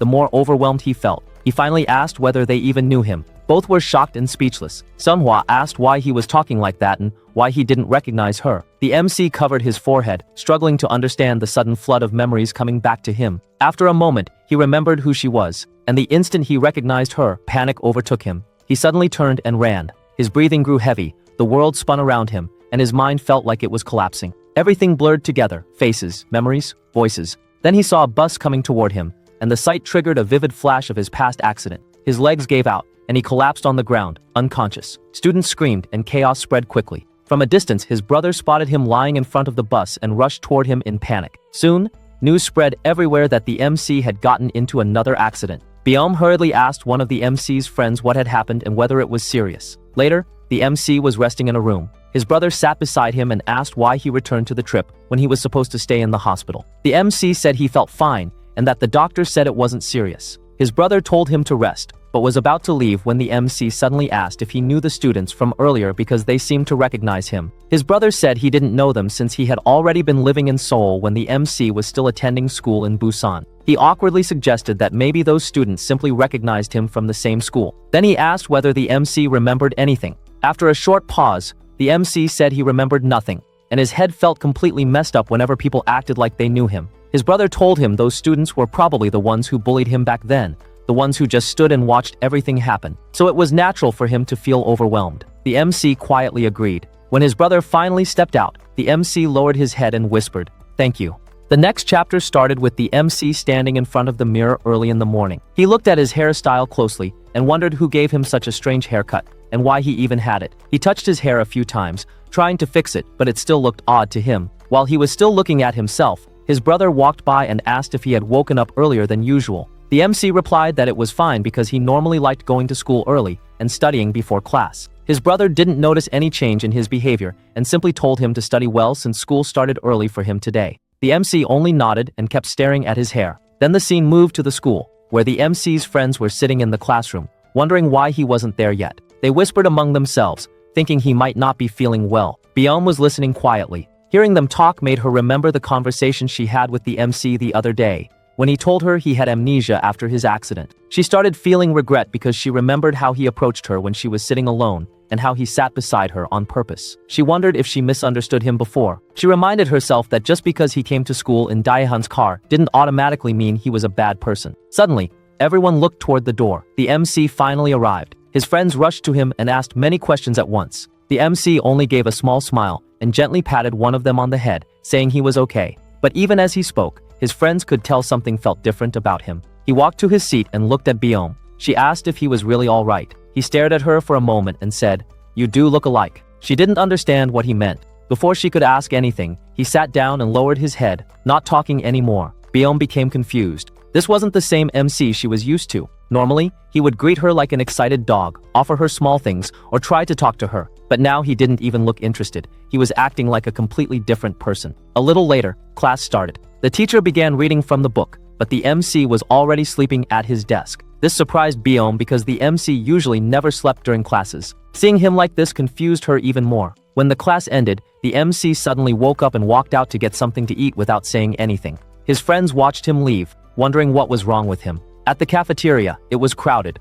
The MC stood in line with his friend, waiting for their turn. When they finally reached the counter, his friend told him it was time to order. But before the MC could say anything, a group of third-year students pushed in from behind, told him to move out of the way, and ordered a large amount of food for themselves. The MC was annoyed but controlled himself after remembering something related to his parents. The seniors then told the MC's friend to pay for their meal. When they walked past the MC, one of them told him to fix his expression. After they left, the MC turned to his friend and asked if those guys were their friends too. His friend shook his head quickly and explained that they were third-year students, known for stealing food and money from younger kids. He warned the MC not to get involved with them because they were dangerous. The MC didn't respond and walked away. On the other side of the cafeteria, the seniors sat down and started eating the food they had ordered. They talked about the MC, saying they heard Daehan was trying hard to recruit him. One of them said the MC didn't look like the person who could put Hoimun in the hospital, and he doubted the story. But while they were talking, the MC suddenly ran up from behind them. He kicked one of the seniors in the head, knocking him to the floor. Then he punched the second one. The MC demanded they return his friend's money. Back in the classroom, his friends were waiting for him, confused because he still wasn't back. Byom wondered where he had gone since he was with them earlier. Meanwhile, the fight continued. The MC had one of the seniors on the ground, pressing him down with his leg and telling him to apologize for cutting in line and interrupting him. He demanded they pay the money back. The senior on the floor tried to threaten him, saying that if Dahan found out, the MC would be in trouble. The MC didn't care. He kicked him again and told him to go ahead and call Daehan, because it would be Daehan who got beaten up in the end. Hearing this, the other senior lying nearby realized that the MC was definitely the person who put Hwaimun in the hospital. The MC then pulled a cigarette out of one of their pockets and lit it. He took a drag and muttered that acting like a loser was not easy at all. After the cafeteria incident, the MC remembered what his brother had told him earlier, how those types of students were probably the bystanders who used to watch him get bullied back at his old school. Thinking about it, the MC found it almost funny. His brother didn't even change his expression while lying so casually. The MC thought that his brother was really good at acting. He then wondered what would happen when his family eventually found out his memory had returned. His father had reacted in a crazy way the last time something similar happened, so he assumed trouble would come again. Most of his memories still hadn't returned fully, until the most important memory came back. He knew he would have to keep living like this, even if it was uncomfortable. When he returned to the classroom, he handed his friend the money that the delinquents took earlier. His friend stared at the bills and asked how the MC managed to get the money back. The MC replied simply that he just asked them, and they returned it. He sat at his desk afterward. Byom noticed something strange. While looking at the MC, she saw a small bloodstain on his shirt. She stared for a moment, confused. The MC noticed her looking and asked if she had something to say. She quickly turned away and said, "No, nothing." Byom thought that something about the MC's atmosphere had changed since the school trip, but she couldn't explain what it was. Class continued. Byom studied quietly, while the MC watched her from his seat. He thought she really did look similar to Seonghwa. In fact, he felt he would believe it if someone told him the two were twin sisters. As he stared, he remembered the earlier scene where Seonghwa cried in front of him. He thought it must have been difficult for them both. Another memory came to him, a scene from the past where Seonghwa and Jidaiho were together, laughing and talking happily. He had been surprised back then because both of them had told him they were at home that day. Seeing them together in secret had shocked him. After school ended, the MC's friend asked whether he wanted to hang out with them for a while. As the MC was thinking, Byom suddenly approached and asked him if they should go study together. She told him that they could study quickly before she had to leave. The MC was about to refuse, but then he remembered that refusing without reason might make him look suspicious, so he agreed to go with her. At the MC's house, the two sat down to study. The MC watched her explain the material, but nothing she said made sense to him. She handed him a problem to solve, and told him to answer it quickly because she had more English questions to ask later. The MC told her honestly that he wasn't understanding anything she was explaining. Byom then asked if he was angry by any chance. That confused the MC. She explained that ever since the school trip, he had been acting differently, and she wondered if he was angry because she had avoided him earlier. She apologized, saying she might have misunderstood him because when he got out of Daehan's car, she assumed he had joined Daehan's group. The MC asked her how she knew it was just a misunderstanding. She replied that she knew because if he were truly working under Daehan, he wouldn't have switched seats on the airplane with other students, just so he could sit next to her. Hearing that, the MC thought that not only did she look like Seonghwa, but even her honesty and way of thinking were similar to hers. When they finished studying, the MC walked with her on her way home. While walking, he told her that there was something he had wanted to ask for a while. He asked why Dahan picked on her specifically, and what was going on between the two of them. He also asked why she thought him getting out of Dahan's car meant something was going on between him and Dahan. Byom stayed silent at first, remembering all the conversations she had with the MC before. Since she didn't answer, the MC started walking away, telling her that if she didn't want to say anything, it was fine. Just then she stopped him and said she still had some time before her part-time job started. She asked if he wanted to sit for a bit. They went to a nearby park and sat on a bench. Then she asked him if he knew what Daehan's father actually did. The MC said he assumed Daehan's father was some rich businessman, maybe a company president or someone in construction. But Byom told him that those stories were only what people believed publicly. In truth, Daehan's father was a gangster. The MC asked how she knew that. She told him it was because her father used to work under Daehan's father. Then a flashback scene played in her mind. A man was with a woman beside him. That man was Beom's father, and young Beom stood near the door, covering her little brother's eyes. Her father turned and asked why she came home earlier than he told her to. He reminded her he said to come home late. She answered that it was urgent because her brother needed to use the bathroom. The woman next to her father asked who these kids were. Beom's father told Beom to greet the woman properly and show some manners. In Beom's mind, memories of her mother came up, the mother who ran away, leaving them behind. She remembered her mother saying her father wasn't human, that he was garbage. And now, standing there, her father introduced the woman and told both Beom and her brother that from that day forward, she would be their new stepmother. Beom explained that she hated calling that man her father. He was known as the hands and feet of Chairman Huang, a title that described his role perfectly. Chairman Huang played the respectable businessman in the construction industry, while her father handled the ugly side of things. He became Huang's hands, snatching up dirty money, and his feet, treading into dangerous territory. That was where her father got his nickname. The worst part was watching him grovel like Chairman Huang's lapdog in public, then come home and terrorize his own family in private. In other words, he was a complete scumbag. Beom told the MC that schooling had become a nightmare for her. Every new school year, she made friends easily enough. But once word got out about her father, everything changed. By the time the first semester ended, her friends started avoiding her. She couldn't blame them for it.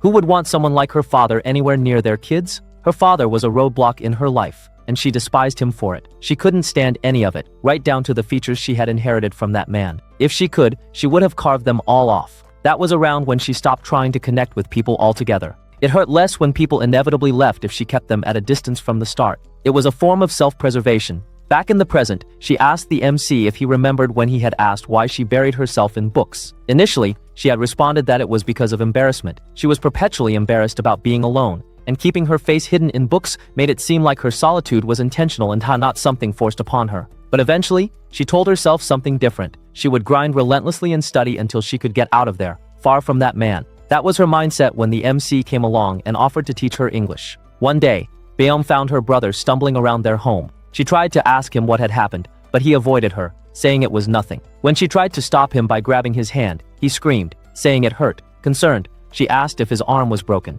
He finally explained that he had gotten into a fight with some thugs who were disrespecting their mother. They had said that if he wanted to find her, he should check the brothels. The insult had offended him, and he got into a fight. The beating he received was the result. After hearing this, Beom went to a place where two thugs were standing guard. When they spotted her, they told her to go away. She responded that she was there to see her dad. When they asked who her father was, she said he goes by Chiroseo. After hearing that, they started laughing, saying who would have guessed that man had a daughter like this. They asked why she was looking for him. She responded that she needed some money. The thugs said they would take care of the money if she just hung out with them for an hour. This completely shocked her, and she refused. Just then, someone appeared behind them. It was Daehan. The men explained that she was there to find Cheeto. After looking at Beom, Daehan was surprised by her appearance. He said he didn't realize Uncle Cheeto had a daughter. He told her that her father was tied up right now and kind of busy, but instead of him, he could help her. The scene shifted back to Beom's brother, who was crawling around in pain, thinking his arm might be broken. Someone outside started beeping and honking.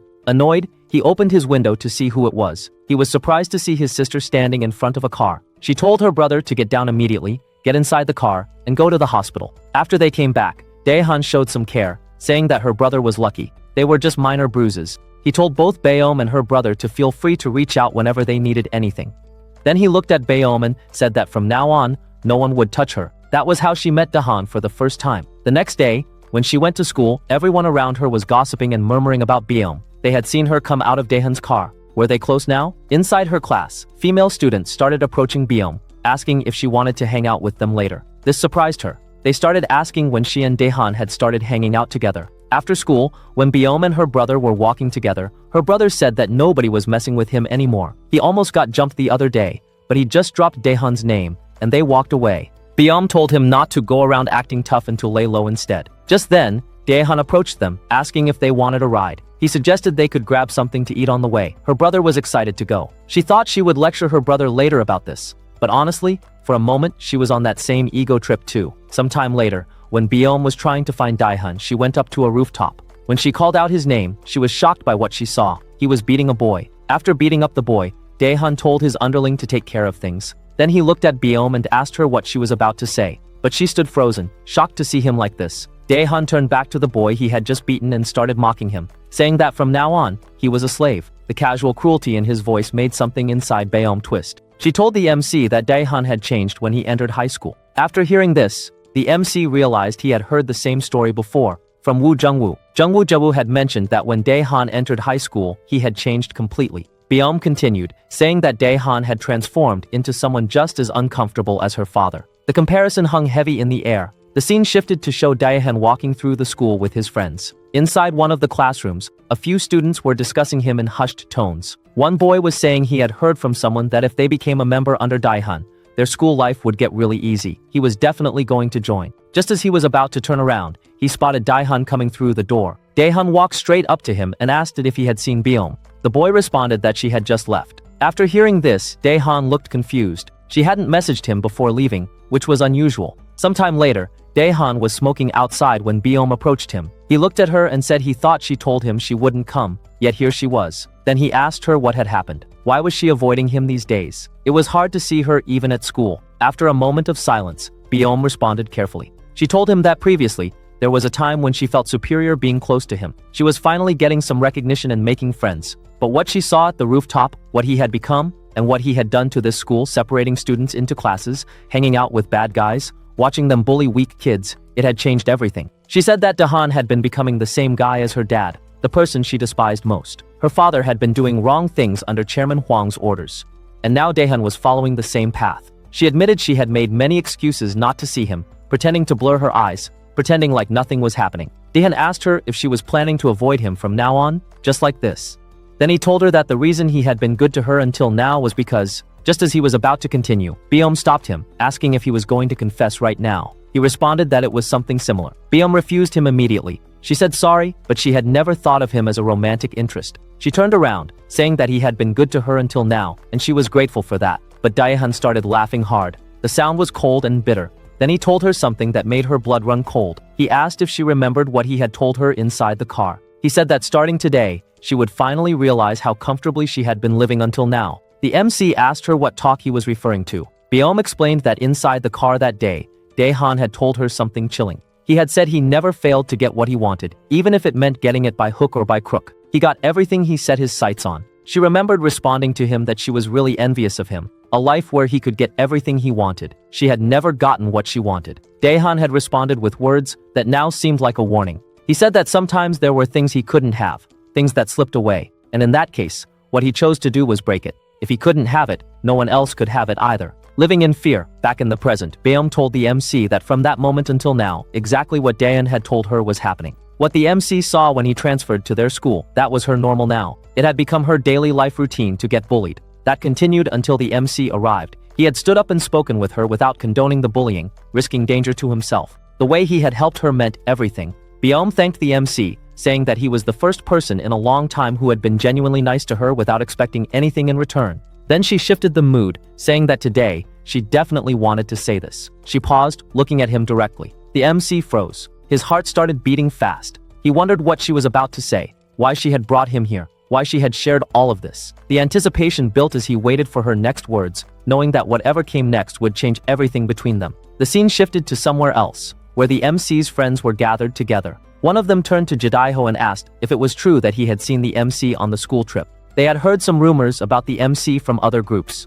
They told Jidaiho to stop drinking and talk to them. Jidaiho stayed silent. His mind went back to a previous incident when the MC's brother had called both him and the MC's doppelganger aside to explain the MC's condition. The brother had told them that the MC had lost his memory in an accident, and the MC they knew was no longer there. Their family was also involved with some old organization and wanted to send him to Busan. The MC's brother had requested them to think of it as if the MC had found a new life and left his old self behind. They should not come looking for him anymore. Back in the present, Jidaiho looked at his friends and wondered what would happen if these guys found out that the MC had lost his memory and wouldn't be returning to Busan. They would definitely be sad and disappointed. Even he had been shocked after hearing what had happened to the MC. The scene shifted to a different location where a bunch of students had gathered, watching a fight and placing bets on the fighters. A blonde-haired guy took down his opponent. After watching his man get beaten, the opposing leader got annoyed and pulled out the money he had bet. He walked over and handed the money to Daehan. As the leader turned to leave, the blonde-haired fighter who had just won grabbed the arm of the guy he had just beaten and broke it. He said coldly that one guy has to die in the end in a dogfight. The leader of the beaten fighter started panicking, telling Daehan to make him stop. Daehan congratulated the blonde-haired guy, then asked him why he was acting like this today. The blonde-haired guy looked at Daehan and told him that the one who suited the Hwaemun position was him, not that transfer student. It was annoying because he had served Daehan for many years and had become his dog without any complaint. Now some newcomer was being considered for a position he felt he had earned. Daehan laughed and said, all right, he would give him a chance. He told the blonde-haired guy to prove himself, to show that he was more capable than that second-year student, more fit to be a leader. The blonde-haired guy smiled, saying that if he was allowed to kill that guy, he would do it. Just then, another guy approached them, saying there was something he wanted to tell Daehan. The scene shifted back to the school, where the MC was feeling heavy. He remembered the conversation he had with Baeom yesterday, and what she had been about to say. He tried to calm himself, telling himself not to overthink and misunderstand things. He went to his classroom where he spotted Baeom. He approached her and greeted her. The MC sat down, internally telling himself not to misunderstand, that she probably wasn't what he thought. Baeom handed him something to eat. She explained that it was leftovers she had gotten from the convenience store, and if he didn't want to eat it, he didn't have to. Just as the MC was about to grab it, someone interrupted them. A guy approached and told the MC to come with him quietly because Daehan was looking for him. They went up to the rooftop. The blonde-haired guy was standing there, and when he saw the MC, he turned to ask the other guy if this was the second-year student everyone was talking about. He looked at the MC, wondering if Hwaemun had seriously lost to this guy. Daehan was already there waiting. He looked at the MC and asked for the answer he had been waiting for, the response to the offer he had made. The MC had thought about everything and analyzed the situation. He responded clearly, saying that he couldn't do it. He couldn't accept Daehan's offer. Daehan said that was unexpected. He asked the MC why he didn't like the conditions he had proposed. The MC responded simply, saying that he couldn't do it because it was too cringy. All that crap about ranks and slaves, it was just too childish. The blonde-haired guy suddenly lunged at the MC to attack, but the MC took him down with just one blow. The blonde-haired guy fell to the ground. The MC looked down at him and told him not to interrupt when two people were talking. After that, the MC looked directly at Daehan and asked him, "You're nothing special, so why are you acting like you're trying to die?" Daehan was bewildered to see his fighter go down with just one punch. He was shocked that even though his guy had attacked first, in an instant the MC had turned around and punched him, making him fall with just one blow. Daehan started thinking about what he had just witnessed. When he had heard about Hwaemun's fight with the MC, he thought that the MC might have been at Hwaemun's level. But now, after watching the MC fight with his own eyes, he was sure that the MC was on a whole different level. On the other side, after taking down the guy, the MC realized that he was supposed to pretend to be like his older self, Jo Iu, but instead, he had done the opposite. The MC tried to wake the guy up by slapping him on the face while saying that he got scared and accidentally hit him with his arm. But Daehan wasn't buying the MC's acting. The MC dropped the guy on the ground and turned to Daehan. He threatened him, saying he was warning him not to touch his things and bother him. He wouldn't be bothering Daehan either. Just as the MC turned around to walk away, one of Daehan's lackeys, a big guy, rushed toward the MC in fury, ready to attack. But before he could do anything, Daehan stopped him, asking if he had given him an order to attack. The guy apologized and backed off. Daehan then asked the MC about what he said earlier, about not touching his things. What would happen if he did? The MC responded simply, telling him he should try it and see. He didn't know what would happen. After that, the MC left. Daehan's lackey, the big guy, asked if he was just going to let the MC walk away like that. If he did, everyone would lose their discipline. Daehan asked him if he had seen what happened a moment ago. He had almost gotten his jaw broken. He asked if the lackey could take down that guy in just one punch like the MC had done. The lackey froze for a moment. Daehan told him he couldn't do that, could he? On the other side, the MC was walking down the stairs when a boy rushed up, heading toward the rooftop. Just as he looked at the MC, his face went pale. He rushed toward Daehan, shouting that the MC was the guy he saw yesterday with someone. After hearing that, Daehan's expression changed. He became furious again. Back with the MC, he spotted Baeom walking in the hallway while holding a garbage bag. The MC took the garbage bag from her and told her to stop doing these things. She responded, saying that it was the same as before. When he wasn't in the classroom, everyone was more scared of Daehan than him. Then she asked the MC why Daehan had called him. The MC responded, saying that Daehan wanted him to work under him. Baeom asked him what he had said in response. The MC told her that he had said Daehan should keep his childish power games to himself, and he didn't want to get involved. After hearing that, Baeom told the MC that he should have made a decent excuse, even if he didn't want to work under Daehan. At this rate, he would end up like her. The MC looked at her for a moment and asked if she was worried about him right now. After hearing that, she got flushed and moved away, saying that it wasn't like that. She wasn't worried about him. The MC asked if she was going to leave him alone there. she responded, saying that they should go together. But from behind, someone was watching them. It was Daehan. He remembered the earlier incident where the boy had told him that he saw the MC with someone. The boy had looked closely and identified Biom. He mentioned that sometimes she went to the MC's house and they looked very close. Daehan stood there watching the MC and Biom walk together, but someone else was also watching Daehan from behind. The person thought to themselves that this was nice timing. For some reason, they had wanted to come today, and they were finally seeing the scene they wanted to see. They were shocked after seeing Daehan's face like this for the first time. It looked like he was completely losing control. The scene shifted to Busan, where the doppelganger of Biom was sitting alone while drinking. Suddenly, she was approached by a few guys who wanted to hang out with her. She refused them politely. As they were getting clingy, Jidaho approached them from behind, asking if they wanted to hang out with him instead. This scared them, and they walked away quickly. Jidaho sat next to her and asked what type of high schooler drinks this much. She even had snacks with her. She responded, saying that it was because she had lost. Jidaho asked her if she was okay. She responded, saying that the MC wasn't in USA, he was in Seoul all this time, and he couldn't remember them just because of amnesia. She was confused about everything. Jidaho responded, saying that he wasn't even sure how he could explain to his other friends about the MC's situation. He was thinking of visiting Seoul, but he wasn't sure if he should. Just then, Biom's doppelganger said she had been wanting to ask him something since last time. She told him to respond honestly. Was he involved in any of this? She wanted to know about the MC's situation and that incident. The question hung in the air between them, waiting for an answer that could change everything. After hearing Sunhwa's question, Jidaho asked her if she really didn't know. He told her to stop drinking. Then he asked if she was being serious right now. He reminded her that she should remember. He was with her all day on that day. What's more, they were in a completely different location from the MC. After the incident, he had overheard the conversation between the police and the teacher. They were saying that the MC had been drinking and got into a fight with someone. He was running away when he crashed into a car. Jidaho asked her what she thought, that he had driven the truck and hit the MC, or that he had told the MC to go out, get drunk, and fight. He emphasized again that he was with her all day. After hearing all this, Si Hanhwa, Biom's doppelganger, agreed, saying that it was enough. She believed him and would take his word for it.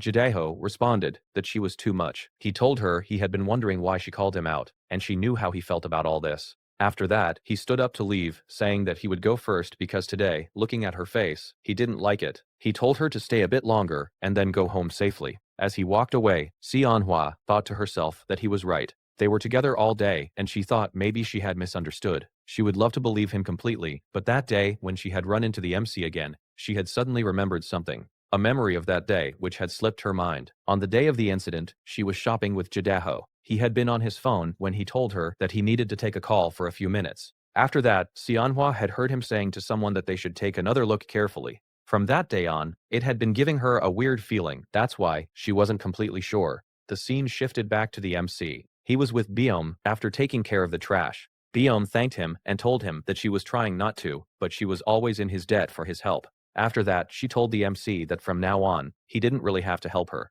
For some reason, she thought things had been quiet lately. But if Daehan found out that the MC was hanging out with her, she had no idea what would happen. She suggested that at least at school, they should keep their distance. As she was walking, the MC was wondering if it was because of their similar looks.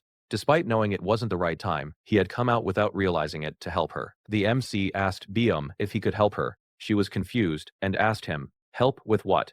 The MC responded, saying that he wanted to help so that Daehan couldn't bully her anymore. After hearing that, she laughed and turned around, thanking him for saying that. She told the MC that maybe they should go inside the classroom because it was getting late. As they both entered their classroom, there was a commotion going on. The MC went to look and saw it was near their desks where everyone was gathered and watching something. After taking a look, the MC immediately took Bioma away from there, blocking her vision with his hand. He told her to stay out of the classroom for a minute. After that, the MC went back inside and asked his friends who had done this. There on the desk was a dead cat, completely cut open and bleeding. The MC's friend responded, saying that the third-year members had suddenly come in and kicked all the class students out. When they came back inside, it was like this. After hearing that, the MC laughed bitterly, saying that whether in Busan or Seoul, these futchers do the same childish things. The scene shifted somewhere else. Biom's brother was standing in front of Daehan, wondering why he had called him all of a sudden. Daehan asked him if things were good between him and his sister.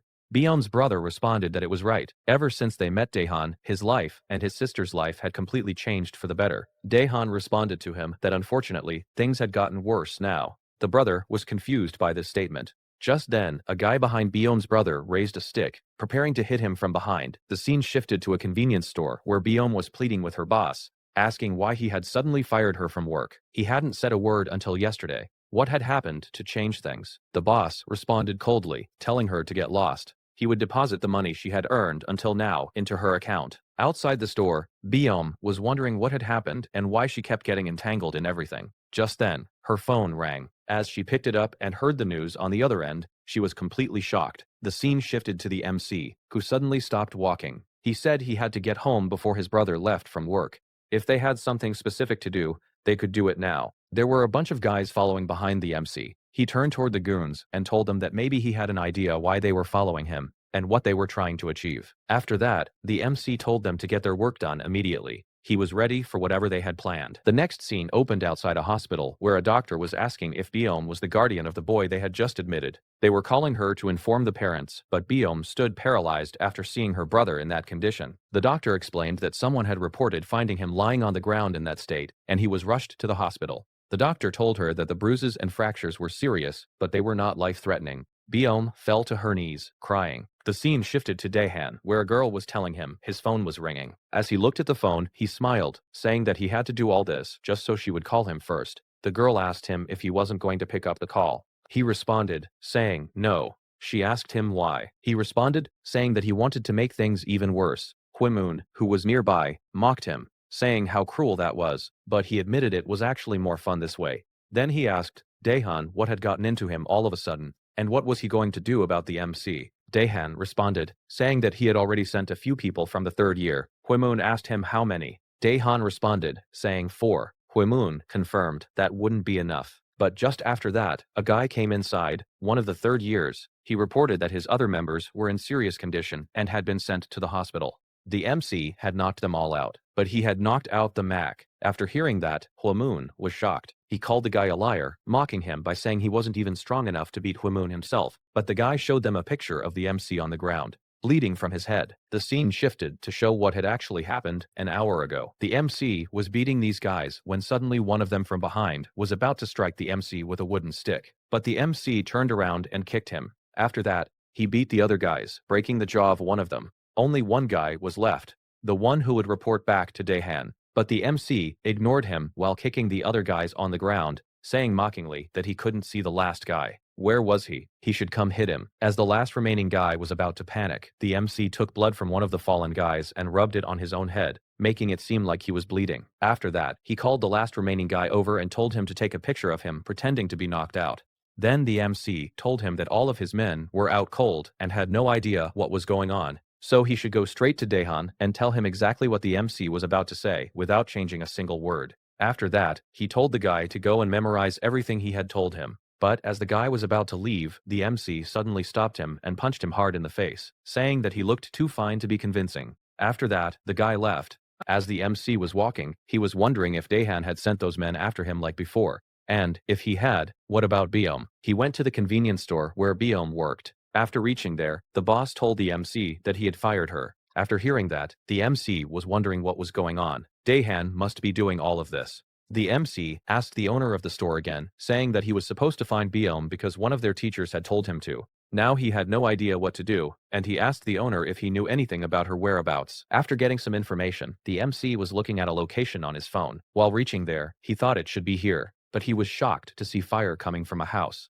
Just as he rushed toward the fire, he spotted Biom standing there in front of the house. He approached her and asked her what was going on and what she was doing here. She should be careful. Biom was crying while looking at the MC. He was shocked when he realized it was her house that was on fire. She told the MC that her brother had been hospitalized after being beaten by someone. When she came home to take care of her brother's stuff, she found her house like this. The MC asked her if her brother had been hit by someone. Who was it? She responded, saying that she had a suspicion about someone. She hadn't heard it directly from her brother yet, but she told everything to the MC. What had happened until now? After hearing all that, the MC got really furious, cursing under his breath about Daehan. That future. After that, both the MC and Biom went to the MC's house. The MC's brother welcomed her, telling her that he knew about her situation because the MC had already informed him by phone. The MC gave her some clothes to change into. While the MC was making some noodles, Biom came out and asked where she could put the used towel. The MC was telling her where to put it when he looked at her and thought that she was thinner than he expected.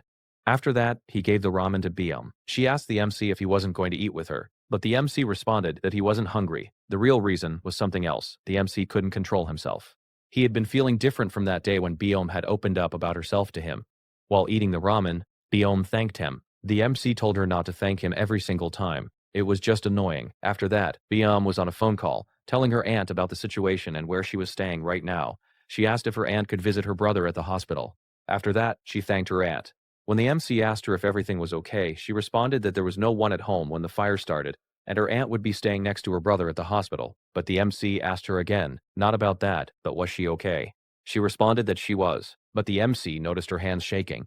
She explained that her hands were shaking because she had experienced so many things, one after another that day. The MC asked her if all of that was Daehan's doing. She responded that she didn't know, but if he did all of that, she was scared. She was scared of seeing the people close to her get hurt, and the fact that she couldn't get out of this situation. Everything was too scary for her. That night, when Biom fell asleep, the MC thought to himself that he knew from his head that it wasn't a matter of interfering with light sympathy.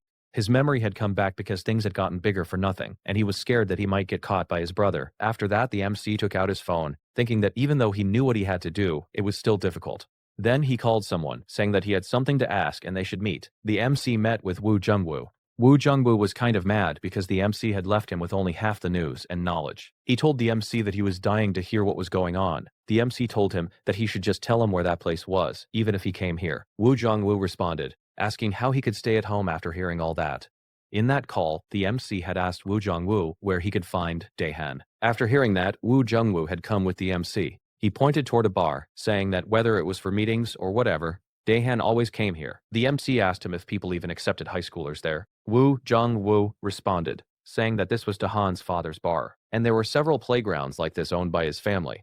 Woo Jungwoo asked the MC if he had any plan. The MC responded, saying that he would be going straight at Daehan. Woo Jungwoo called the MC crazy for planning to attack without a proper plan. The MC responded, saying that he had done this plenty of times back in Busan. If he took care of the head, everything would be taken care of easily. Woo Jungwoo told the MC that he had heard Daehan wasn't there right now. After hearing that, the MC asked him then why were they here. Just then, someone approached them. The scene shifted to show a bunch of Daehan's lackeys coming out of the bar. The big guy told everyone to take care of everything inside. He would go and report to Daehan. As he was leaving, one of the guys asked him if he couldn't just report it by phone. Just then, the big guy saw a kick coming toward him, and he blocked it. That was none other than the MC. Earlier, when the guy had approached both the MC and Woo Jungwoo, it turned out that guy was a senior who had graduated last year. Woo Jungwoo had given the MC information about him, saying that this guy had refused to join under Daehan, and then he was beaten for it. After hearing that, the senior had turned around and said he had things to do inside. He would go first. Woo told the MC to listen carefully. Taking Daehan one-on-one was impossible, because he always hung out with a bunch of guys. That was what he had learned from his father. If the MC wanted to go one-on-one with him, he had to take out his limbs first. That's why the MC was here in front of the big guy, fighting with him. The MC recalled an earlier conversation where Woo Jungwoo had asked him why he was trying to fight Daehan all of a sudden. He had always stayed calm before. As the big guy headbutted the MC thought that he was doing this because it was hard to see Biom crying. All this time, it had been pissing him off. Daehan was the main reason for all of this, and he needed to be stopped. The MC thought to himself about his opponent. If Wimon was Daehan's recent recruit, this big guy, Shim Wongu, was different. He had been enrolled in school with Daehan from the beginning, and he was truly Daehan's hands and feet. He did everything for him, handling people, organizing all sorts of events, gang meetings, and dogfights. He was also Daehan's bodyguard, and Daehan had absolute trust in him. And he was strong too. Shim Wongu asked the MC about the earlier incident on the rooftop, when the MC had warned Daehan not to touch him. If he did, he would see what happened. Shim Wongu mocked the MC, asking if this was how much power he had. He told the MC that if he hadn't been stopped that day, the MC would be dead right now. Then he lunged at the MC.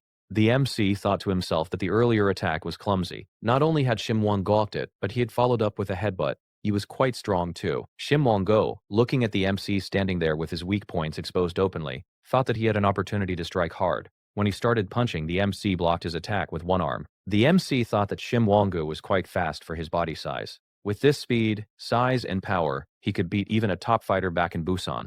Shim Won-gun prepared to attack the MC again while saying that the thing the MC had called childish, the classes and all that, was meant to be scary and serious. The MC thought to himself that, as expected, the leaders always had complexes about themselves. The MC figured out that being called Daehan's dog was his trigger point, and seeing him openly excited like this, Shim Wang-gu had exposed a weak point. The MC punched hard under his arm, which hurt him badly. Then the MC instantly punched him hard on his face, but the MC missed. He had aimed to hit his chin and finish him with one blow.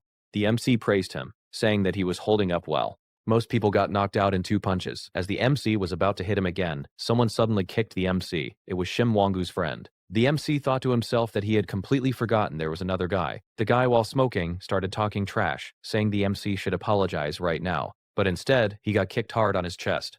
That was none other than Wu Jungwoo.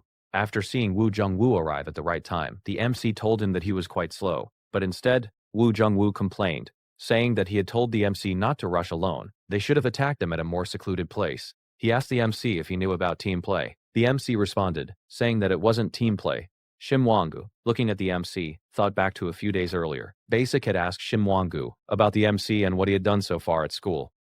Shim Wang-gu had responded to Basic that he didn't know much, but Dayan seemed interested in the MC. He had asked why Basic was asking. Basic had responded, saying that it was nothing, but he didn't know the MC's intentions. It was hard to tell Dahan about the MC right now. Just in case, he was telling Shim Wang-gu that if possible, they shouldn't mess with the MC. Even if they ended up messing with him, they should never engage the MC in a one-on-one fight. Back at the fight, the MC was ready to attack again. He punched Shimon Kospedic several times, kept hitting his weak arm, the one that had gotten damaged earlier while blocking the MC's kick. The MC started kicking and punching him with precision. The MC was quietly impressed by Shim Wang-gu too. He was fast and kept up the distance well, and still he was standing. As the MC rushed at Shim Wang-gu again, this time the MC was blocked. Shim Wang-gu grabbed both of the MC's hands and told him that if he was caught by him, no one had survived. They both fell to the ground. Shim Wang-gu told the MC that he might have come here after messing around in some rural corner of Busan, but the MC should be humbled here. There were a lot of monsters in Seoul which the MC had never seen in Busan. But the MC asked him, the monsters he was mentioning, was he one of them too? While the MC punched him, he asked if those monsters were at his level. Then he didn't think he had to stay humble at all. On the other side, Wu Jungwoo was handling Shim Wang-gu's friend. The guy was mocking Wu Jungwoo, asking why he had caused trouble after getting beaten and suspended. He should have just stayed quiet. Wu Jungwoo mocked him right back, saying that he had heard his specialty was fast punches, but he was damn slow. Jungwoo kicked the guy hard, telling him that back then he had been jumped by many people. He looked at the guy and asked him if he thought he was something special just because kids at school were bowing down to him. He told him that he was nothing more than Daehan's lapdog. After that, the guy fainted. Jungwoo looked behind to check on the MC. He was surprised to see that Wang was still standing. As the MC and Wang-gu continued fighting, the MC gave him punches one after another, but Wang-gu was still standing. The MC was genuinely impressed. Wang-gu had good endurance. Even after taking all those punches, he was still on his feet. In response, Wang-gu charged at the MC, saying that he hadn't gotten any weaker yet and he could still beat him. The MC blocked his punches and returned several of his own. Wang-gu was confused. How was the MC so strong? Even after suppressing him, he couldn't do anything. Wang-gu thought to himself that this was the first time he had faced someone this strong. As the MC was about to land another punch, Wang-gu spotted a glass bottle nearby. He instantly grabbed it and smashed it over the MC's head, making him bleed. But instead of falling down, the MC grabbed Wang-gu's arm and with one swift motion, threw him to the ground. Wang-gu hit the floor hard and fainted. After the fight, Jungwoo told the MC that Wang Ka's father worked under Daehan's father's company. The thing Daehan was best at was holding people's weaknesses. That might have been the reason Wang-gu couldn't back down, because of his father's position at Daehan's father's company. As the MC was thinking about this, Jungwoo told him that his phone was ringing. The MC responded that it wasn't his phone. They both looked toward Wang-gu's pocket. It was his phone ringing. On the other end, Daehan was calling, wondering why Wang-gu hadn't come back and hadn't even contacted him. Just then, Daehan heard a different voice on the other end of the line. Daehan asked Jungwoo why he was answering instead of Wang-gu. Jungwoo responded casually, saying that Wang-gu was sleeping right now and didn't want to be bothered. Daehan mocked him, asking if he had actually taken down Wang-gu. Jungwoo responded, asking why he was underestimating him. Then Jungwoo mocked Daehan, saying that his servant was sleeping now. Who was going to wipe his back? He couldn't even go to the bathroom alone now. Just then, the MC asked Jungwoo to pass him the phone. The MC got on the line and told Daehan that he had warned him not to mess with him. Now his dog was on the ground, sleeping. After hanging up, Daehan was really frustrated. His lackey had been taken down, and his own member had betrayed him. Just then, someone appeared. Daehan asked him why he was at home. The guy responded saying that their father had called him home. He also mentioned that he had overheard Daehan's conversation, and it sounded like something wasn't going well.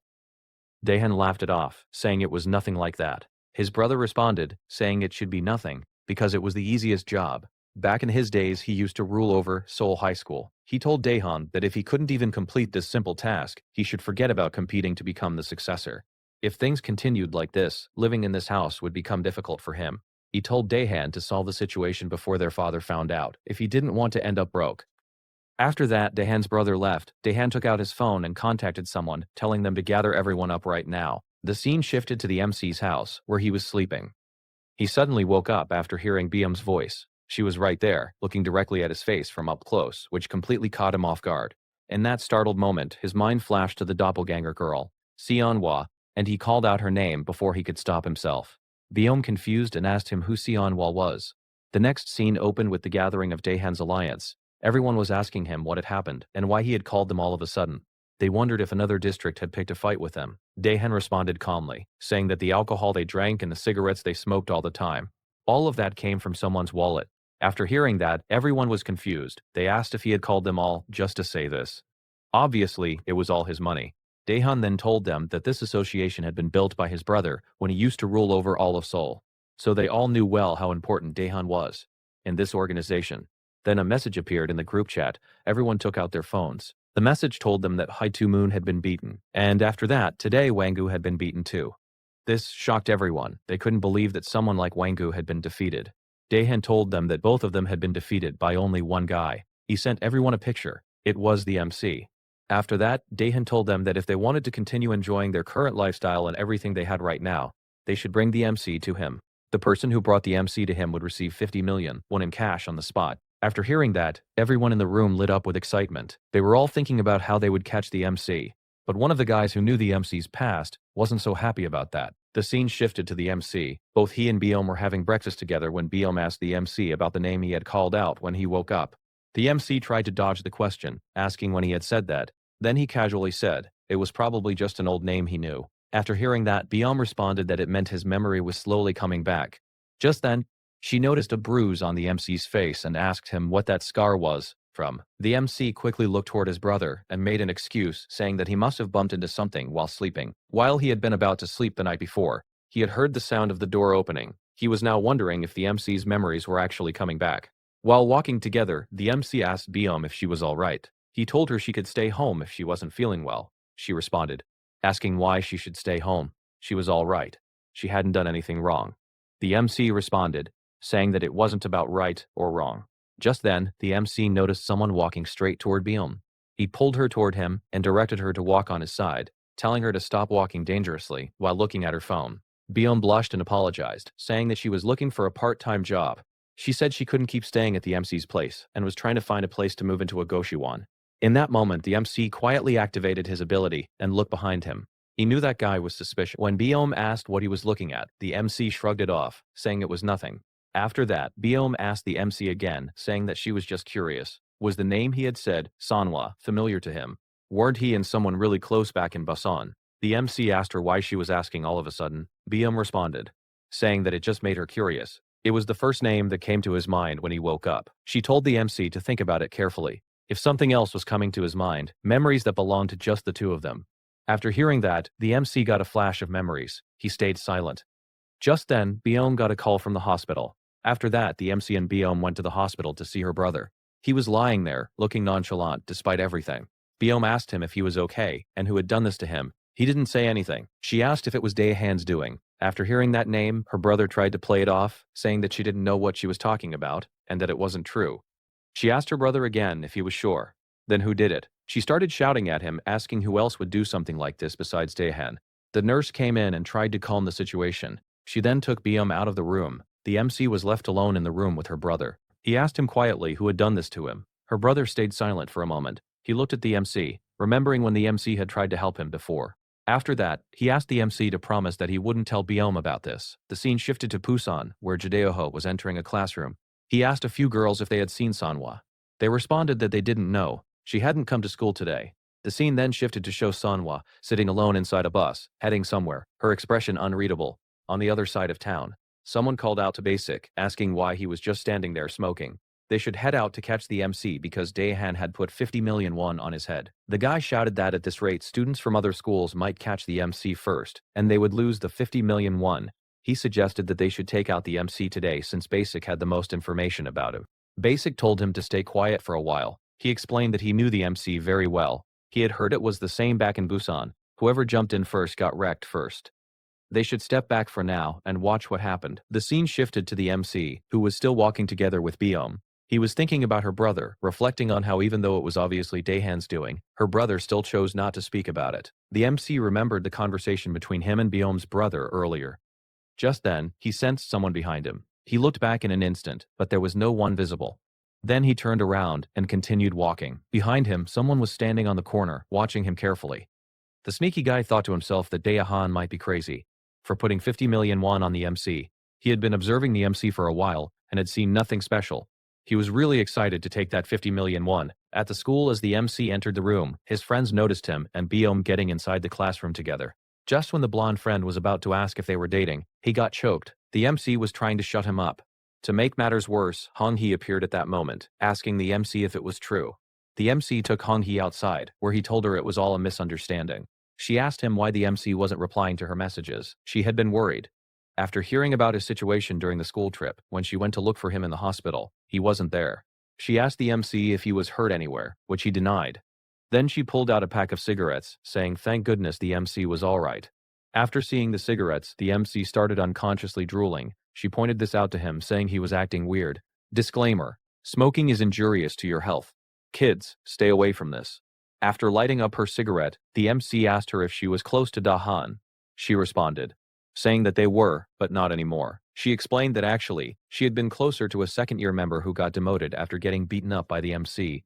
After that incident, he hadn't been hanging out with everyone like before. After hearing that, the MC questioned her, so she treated them as friends when things were going right and ditched them when things weren't going well. How was that? She was confused and was about to ask something, but the MC told her to never mind. He said good job anyway, because there was no point hanging around with guys like those anymore. Back in the classroom as the MC was taking his seat, Biom questioned him about talking with Hong-hee for a while. Then she suddenly noticed the smell of cigarettes on him. The MC shrugged it off, saying that it probably got stuck to his clothes because that girl had smoked earlier. But in his mind, he was wondering why he was even trying to hide the fact that he smoked. Maybe it was just because he didn't want to see Biom disappointed. After a while, they were both outside taking care of the trash bags. While walking together, the MC asked Biom if she would head straight home after school. She said no, explaining that she would go to the hospital first because she needed to bring a few things for her brother. After hearing that, the MC told her that he would just text her the house password so she could go by herself. She questioned if he wasn't going with her. He responded saying that he might be late today. As the MC was walking alone on the road, he said out loud that he had been wondering why they had been following him since morning. The MC asked them directly he had never seen them before. Were they Daehan's guys? Chae Hee-gun smirked. You've got some guts, I'll give you that. But you don't need to know the details. And you don't have to worry either, until he got beaten up by them. No other school guys would be bothering him because they would be taking the price that was marked on the MC's head. After that, a few guys lunged at the MC to attack. But the MC took them down in an instant, which shocked Haegun. The MC told them that he had already taken down Daehan's regular dogs. Now he had neighborhood gangs behind him too. Daehan was more troublesome than he had expected. Haegun laughed at the MC, saying he was hilarious. No wonder the other guys had lost to him. Then he rushed toward the MC, saying no wonder Daehan had put 50 million won on him for nothing. As he was about to hit the MC dodged. He thought to himself that this guy was quite fast. As Haegun's punch was about to connect, the MC blocked it with his hand. The scene shifted back to the school, where the MC's friends were walking together. One of them suddenly pointed at someone, saying that the girl over there looked exactly like Baeon. That girl was none other than Sunhwa, standing there in the distance. Back at the fight, the MC responded with a punch, but it got blocked by Haegun. Haegun mocked the MC, saying that he had some moves. Then he kicked the MC, sending him back. He questioned the MC, saying that he had strength like an ox. But still, he didn't understand why the MC was worth 50 million won. After hearing this, the MC asked him what he kept yapping about 50 million won since a while ago. Haegun responded to the MC, asking if he knew about the Gangpo Association. The MC denied knowing about it. Haegun explained to the MC that it was a group that had existed since Daehan older brother's time. To put it simply, it was a group of top dogs from each school in the Gangpo district, and Daehan had put a bounty on the MC's head. 50 million won. Then Haegun rushed forward again, holding his fist up and saying that he was still curious about why Daehan had put 50 million won on a nobody like the MC. While the MC kept dodging his punches, he realized that this guy was stronger than he looked. Haegun turned around and threw a fist at the MC. The MC was thinking that Haegun's arms were long. He couldn't tell earlier because of the uniform jacket, but now that he had removed it, the MC could see clearly. If they kept the same distance, the MC would be the only one getting hit. His long reach combined with his speed made him dangerous. But the MC knew that once you understood Higun was just a long-armed fighter, there was nothing special about him. After that, the MC turned around and punched him under his arm. As the MC was about to finish him with another punch, Higun started laughing, saying that who said he was there for a one-on-one fight. Higun's lackey started charging toward the MC. The scene shifted back to where Sanhwa was standing, looking at her cell phone. Judaeho was calling her, but she didn't pick up. She was thinking that she had come here without much of a plan. She wondered if this was the right place because she had heard about this school from someone back in Busan.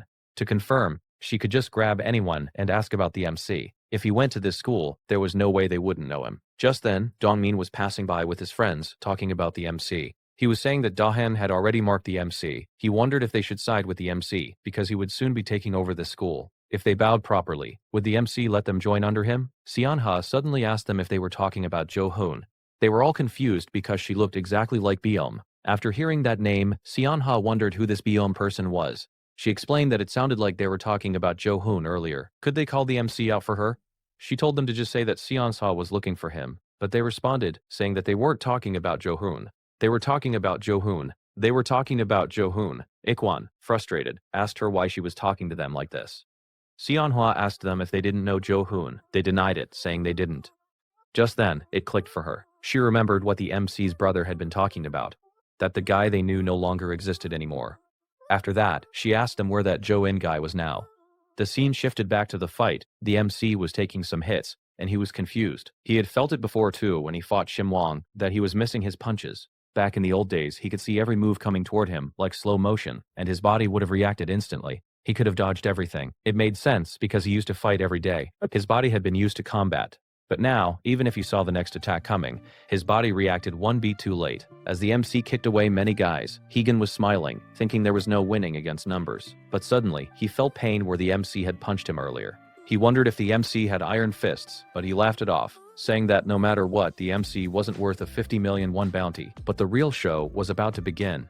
His lackeys were getting thrown away, one after another while the MC fought. The MC thought to himself about filling the gap from those few months without fighting. Months spent living his life like an idiot as Jo Yun, getting back to his original condition was going to take time. So what if his body wasn't fully back yet? Then he called out to Haegun, telling him that he would show him why they had put a 50 million won bounty on him. Jo Un started running toward one of them. Someone warned the others, saying that no one should go one-on-one. They should surround him and beat him all at once. As one guy moved forward to attack, he was knocked out with just one punch. In that moment, Jo Yoon got hit by a stick from behind. Looking at the numbers against him, our boy started running. Behind him, Higun was relaxing and telling his men to fight properly. Did they want to let 50 million won slip away? He told them that one big guy should hold the MC while the others charged at him, but as they moved ahead, there was Jo Yoon, ready with his fist. The guy tried to dodge the punch, taking the impact on his shoulder. Our boy had already known he would try to block it. Then he punched him again on his face, making him fall to the ground. After that, Jo Un ran again. As Higun stood up, our boy turned around and kicked him on his face.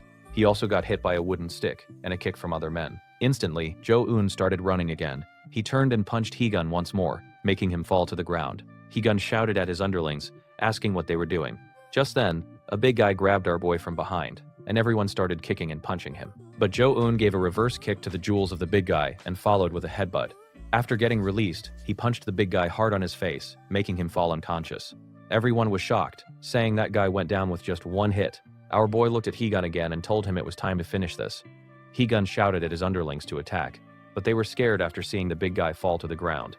Jo Yun challenged them, saying that no matter how many of them there were, they should keep coming and pile on him. He was still fighting them one-on-one. After hearing that, Higun threw a punch at him. Our boy grabbed his hand and folded it behind him, locking his arm. Then he slammed Higun against the railing, which knocked him unconscious. Higun fell to the ground. Everyone started panicking and running away, but Jo Yun stopped one of them, asking where he was going. The guy got scared, telling him to stay away, but instead our boy asked him to give him Higun's phone. The scene shifted to Daehan, at a golf course with one of his subordinates. He was saying that his father had told him to learn this early because it would be useful. He suggested that the guy standing behind him should learn how to play golf too. Daehan then asked if the guy didn't need the 50 million won.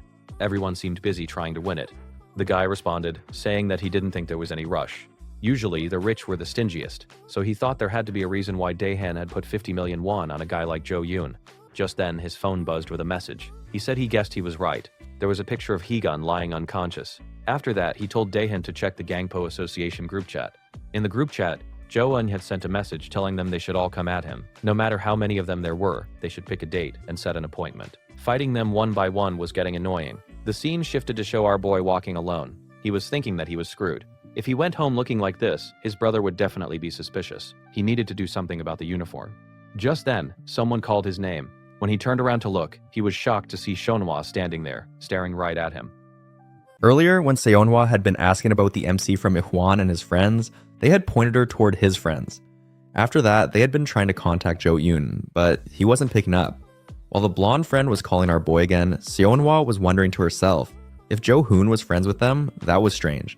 Back in Busan, Jo-hoon wouldn't even share a word with losers like these. Finally, our boy picked up the call. His friends were asking where he was right now. Someone was looking for him. After that, they sent him the location. Seonhwa thought back to Busan. The only people who could talk to Jo-hoon like this were close friends. While they were heading to the location, the blonde guy asked Seonhwa what her relationship was with Jo-eun. She responded saying that she was just a friend from Busan. After that, his friends started saying that she looked just like Baeom. After hearing that name, Seonhwa was wondering who this Baeom person was. Suddenly, the blonde friend asked Ihwan and his friends why they were following them. They responded that it was nothing particular. They were just passing by, and they thought they would see Jo-eun since it had been a while. In their minds, they were thinking that they should get closer to him. They had no idea how things would change later. Just then, they spotted our boy. That's how they met. His friends asked him why he was looking like that. Jo-eun responded, saying that he had gotten into a fight. After hearing that, Ihwan thought to himself that he had heard rumors about the Gangpo Association targeting Jo-eun. The fact that he looked like this meant he had some kind of showdown with them. Suddenly, our boy pointed at Ihwan and ordered him to give him his uniform. After that, Jo-eun told him to wash and bring his uniform back tomorrow. As he was about to leave, his friend called him, asking if he didn't know the girl standing there. After remaining silent for a moment, he responded saying that he didn't know her. Then, Jo-hyun asked her if she knew him. Seonhwa stayed silent, thinking about the past encounters and what his brother had told them about his condition. She was wondering why Jo-hoon was looking at her like some stranger. It was just hard to accept. Then, she responded saying that she knew who he was. She knew him better than anyone. Then, she turned around and told him to follow her if he was curious about his past self. The scene shifted to show some guys from the Gangpo Association. One member with a scar on his face was asking about information on Jo-eun. The guy he was talking to responded, asking if they really needed to know anyone's info if they just wanted to crack his head open. Then, he showed the picture of Hegan lying down unconscious and said that they shouldn't think Daehan would put 50 million won on some nobody. Just then, someone else responded, saying that he could give them that information. It was none other than Basic. He explained that he had been in Busan for a few years and had gathered some information about Jo-eun. He told them he would give them the info, but he wanted half the bounty. The guy with the scar on his face responded, saying they should hear it first, then he would decide. The scene shifted back to our boy, who was asking Seonhwa why she had brought him to a place like this. She responded, saying that it was because he used to love eating snack food here. But our boy responded, saying that he didn't really like this kind of stuff. After hearing that, she asked him, "So you remember this? I thought you didn't remember anything." Jo-hyun tried to cover up, saying that he remembered small things like that. She responded, saying that she was the one who used to buy him snacks here. "Even though you didn't like snacks, you used to come with me all the time." Our boy asked her. Seeing that she had come all this way to find him, it looked like they were very close. She responded, saying, yes, they were very close. She explained that he had liked her a lot, and she had liked him a lot too. After hearing those words, Jo-hyun stayed silent for a moment. Then, he asked her, then she must know what actually happened on that accident day. After that, both of them changed locations. Seonhwa started telling our boy that if he truly had no memory of that day, then he probably wouldn't remember this either. The day he had the accident was the day before his birthday. She wanted to tell him what actually happened on that day. The scene shifted to the past, showing the school rooftop where Jo-hoon was standing with Jidaeho and Seonhwa. Two students came by, apologizing to them. Jidaeho told them to lift their heads and start talking. He asked what had actually happened. It looked like they had gotten beaten by Daesung Technical High and embarrassed their school's reputation. Just then, Jo-hoon told them to speak with their own mouths about why they had gotten beaten. They started explaining that they had known a girl since middle school and didn't know she had a boyfriend. They had just messaged her to grab a drink and hang out, and her boyfriend had misunderstood. They were beaten by students from a different school. After hearing this, Jo-hoon responded, saying that the story he heard was completely different. What he had heard was that they tried to get a girl from Daesung High drunk to take advantage of her. They got beaten up, and then they used their school's name, saying no one could touch them no matter what they did to that girl. After that, Jo-hoon started beating them, saying he was out there cracking other school leaders' heads just so these pieces of trash could act however they wanted. As he was beating them, Jidaeho stopped him, saying that was enough. They had gotten the message. It was enough now. After that, Jidaeho told them to get out of there. As they left, Jidaeho told Jo-hoon that he always got really sensitive around this time of year whenever his birthday got close. But Jo-hoon responded, saying that after learning how to smoke, he regretted it a lot. But did they know the first time he thought smoking was cool? It was when he saw the look on his father's face turning pale when his father caught him smoking. He asked both of them, did they think a guy like him would actually like his birthday? Seonhwa stayed silent. She had heard this before, but this time when he was telling them, he looked especially lonelier than usual. Jidaeho asked if they should take care of those guys because, either way, it was a fact that Daesong High had touched their school's students, and if they just left it, he got cut off when someone asked Jo-hoon if he wanted to play football because someone had put a bet of 110,000 won on him. Jo-hoon said he would go change and be right there. Jidaeho asked if he was even listening. When Jo-hoon left without saying anything, Jidaeho was annoyed, saying that brat never listened to him. After looking at Seonhwa, he smiled awkwardly and said he was talking to Jo-hoon, and he just ignored him and walked away. She responded, asking why he was explaining to her. Then she asked if he had forgotten about tonight, what she had asked him to help with. He responded, saying, yeah, he remembered. He would be there when it was over. That was the last time Seonhwa saw Jo-hoon before the accident, because the next time she saw him, he was lying in a hospital bed. After he was hospitalized, no matter how much she tried to visit, she couldn't meet him because of his family. When she went to his house, they told her that Jo-hoon had left for America. She tried to comfort herself, thinking that living in America would be better for him. But when she ran into him in Jeju Island, how she felt, Jo-hoon wouldn't know because he was a jerk who didn't even remember who she was. Just then, our boy got a few flashbacks. She asked if he was alright. In his mind, he was remembering. The day before his birthday, he had been in a bad mood all day. He wanted to be with someone. He had contacted Seonhwa and Jidaeho, and both of them said they couldn't make it. So he was drinking alone when he received a message. He couldn't remember who it was from. He remembered the message vividly though. Someone had said they saw his girl with some other dude. After reading that, Jo-hoon had run toward the location to witness it with his own eyes. When he arrived, it was none other than Jidaeho with Seonhwa. After that, his memory cut off. Jo-yoon asked Seonhwa, saying that he just got a few memories back. A flashback. Could he ask one thing? If, like she said, she was his girlfriend, why was she alone with another guy in the middle of the night with his so-called best friend on the night before his birthday? She asked how he knew about that. Our boy asked her why she was alone with Jidaeho. She responded by asking if he remembered what she had asked Jidaeho for. A favor. She had asked Jidaeho to help her pick out Jo-hoon's birthday present. Jo-hoon remembered Seonhwa had been asking him what he wanted for his birthday present. He had refused, saying that he didn't want anything. He said he had already received it, and his present was right in front of him. Her. Back in the present, Seonhwa told him that he knew her family situation wasn't great. He never asked anything from her. She was the only one receiving things from him. That's why she wanted to give something to him for his birthday. So she had asked Jidaeho to help pick a gift. After hearing all this, our boy felt guilty. He had suspected both of them of betraying him without even knowing anything. Just then, someone appeared. It was Baeom. She said she had come looking for him because he hadn't arrived home this late. Baeom and Jo-eun were now together. She asked if she had come at the wrong time, which he denied. She asked who that girl was. She thought her face looked strangely familiar.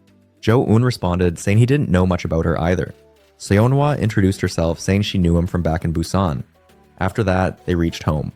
As they were having dinner, Baeom told Jo-eun and his brother that her aunt had found a small room for her, and she also got a part-time job at another convenience store. So she would only stay there until today. Jo-eun's brother asked her why so suddenly. She could stay longer if she wanted. She responded, saying she had already been enough of a burden on them. She couldn't stay any longer. She thanked them for everything. Then she turned to Jo-eun and thanked him also for everything. After that, they all went to their bedrooms. Baeom was wondering about that girl she had seen earlier. Who could she be? When she saw Jo-eun with Seonhwa, she wondered what their relationship was. But the thing that bothered her most right now was that girl's face, which looked exactly like hers. People would believe they were twin sisters if they said so. Then, suddenly, it clicked. Maybe that girl was Seonhwa, the name which Jo-eun had unconsciously called out while looking at Baeom on that day.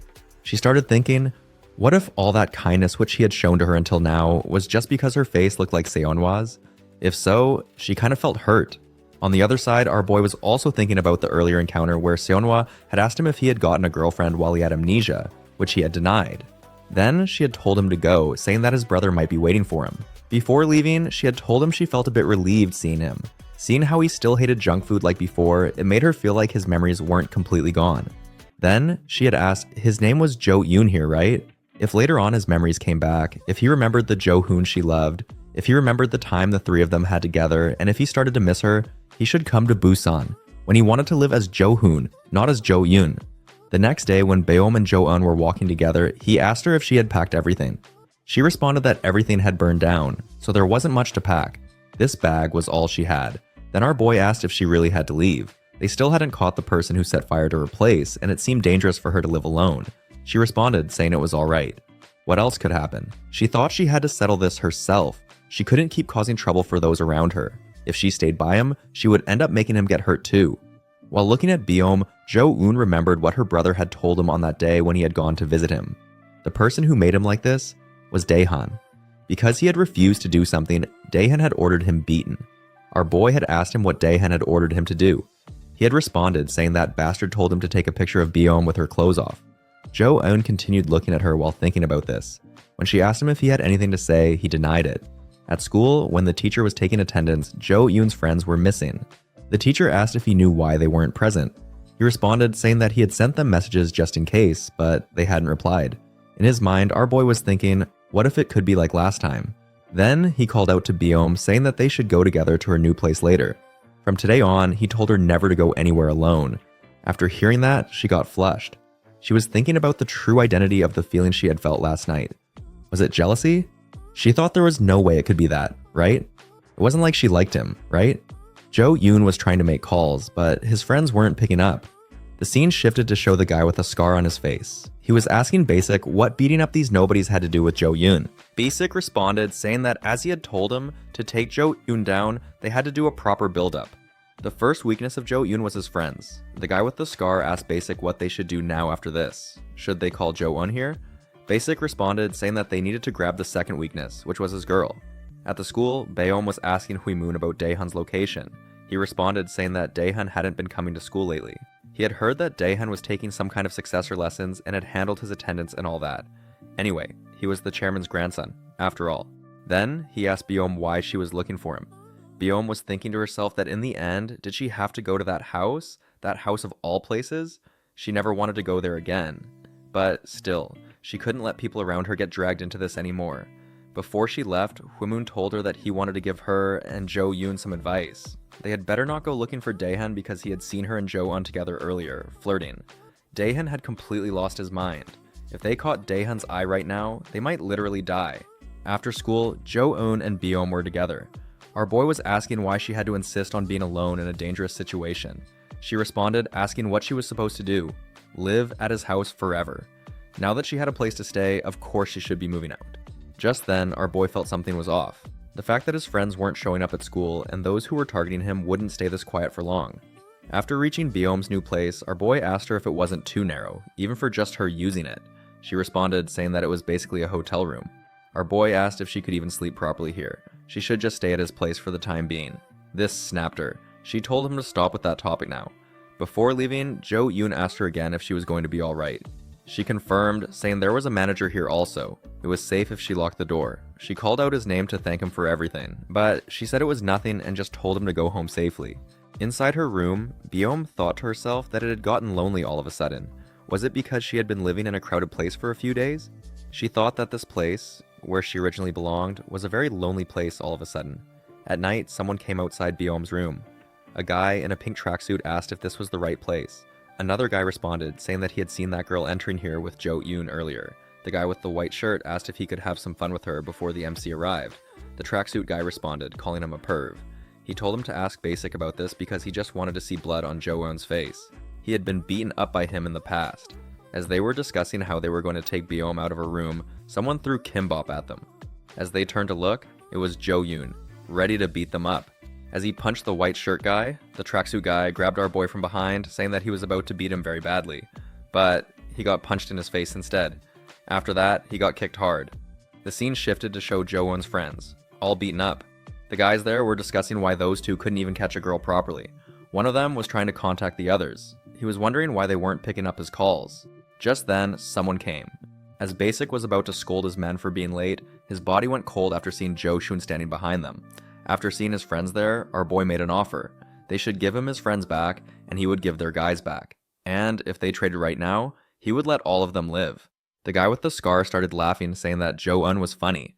Our boy responded, saying that the interesting part hadn't even started yet. They told our boy to cut that crap. Did he think they would make a deal?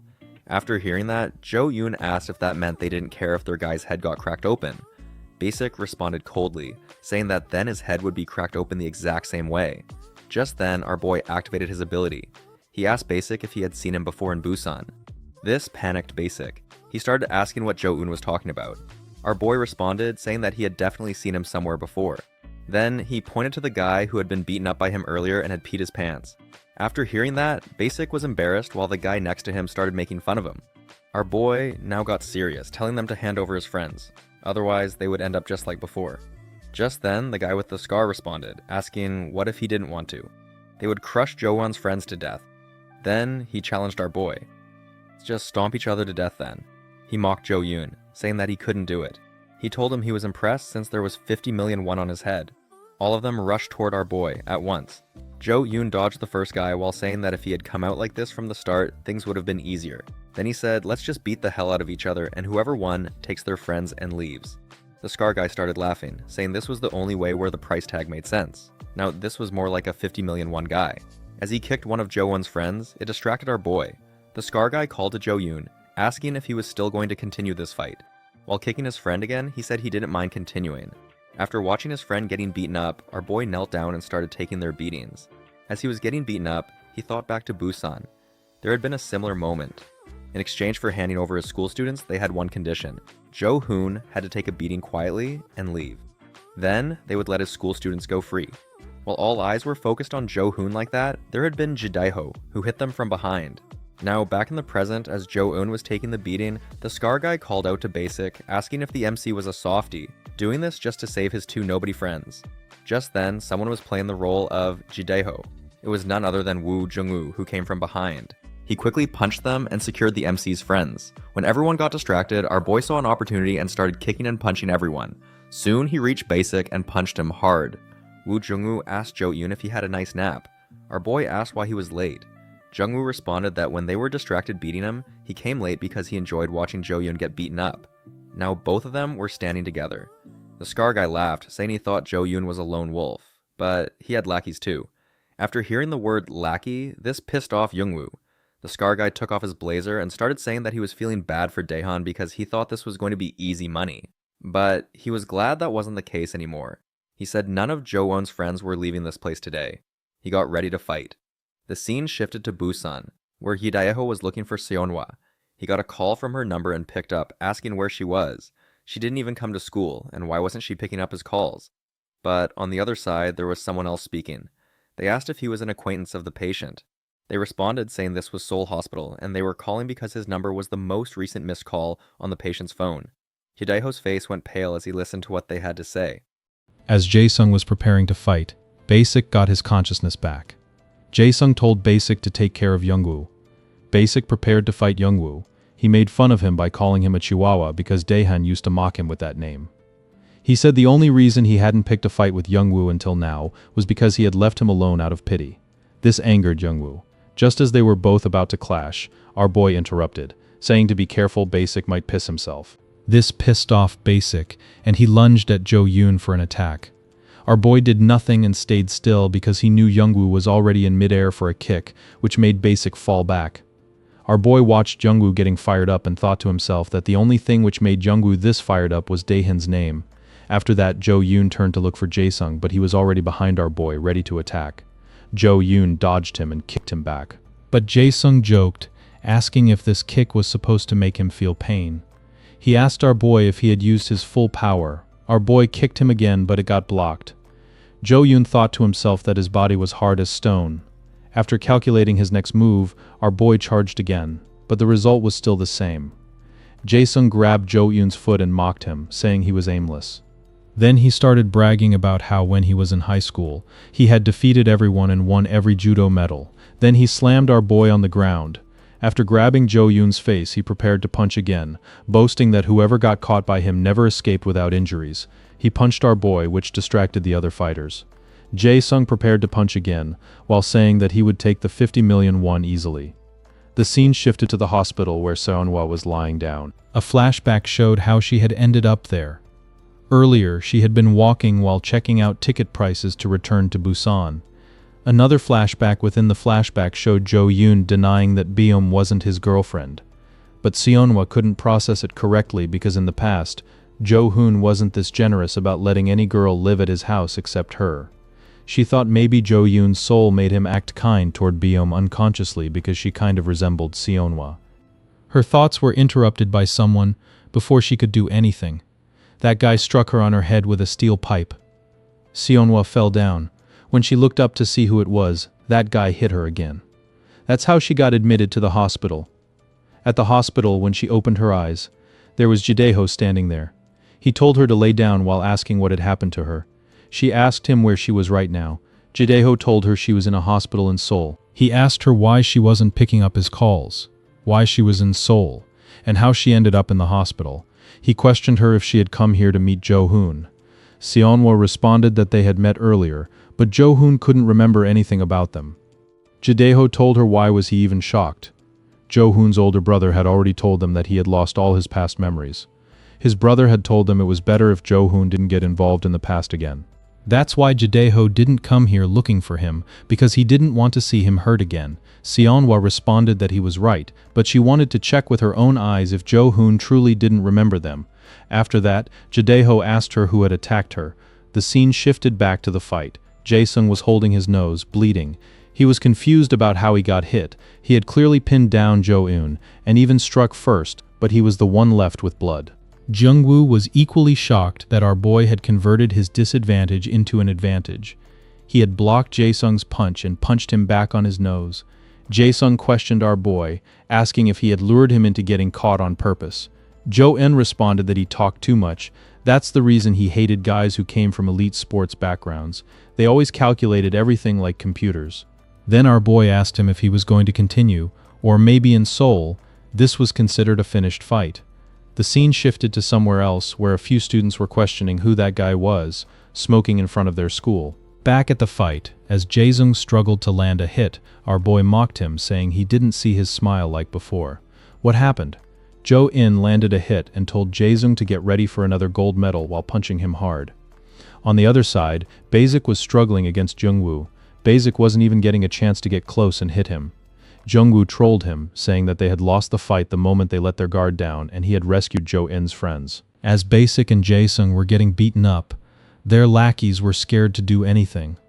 But on the command of Jae-sung, they charged at our boy. Jo Yoon looked behind and said they were all coming at once.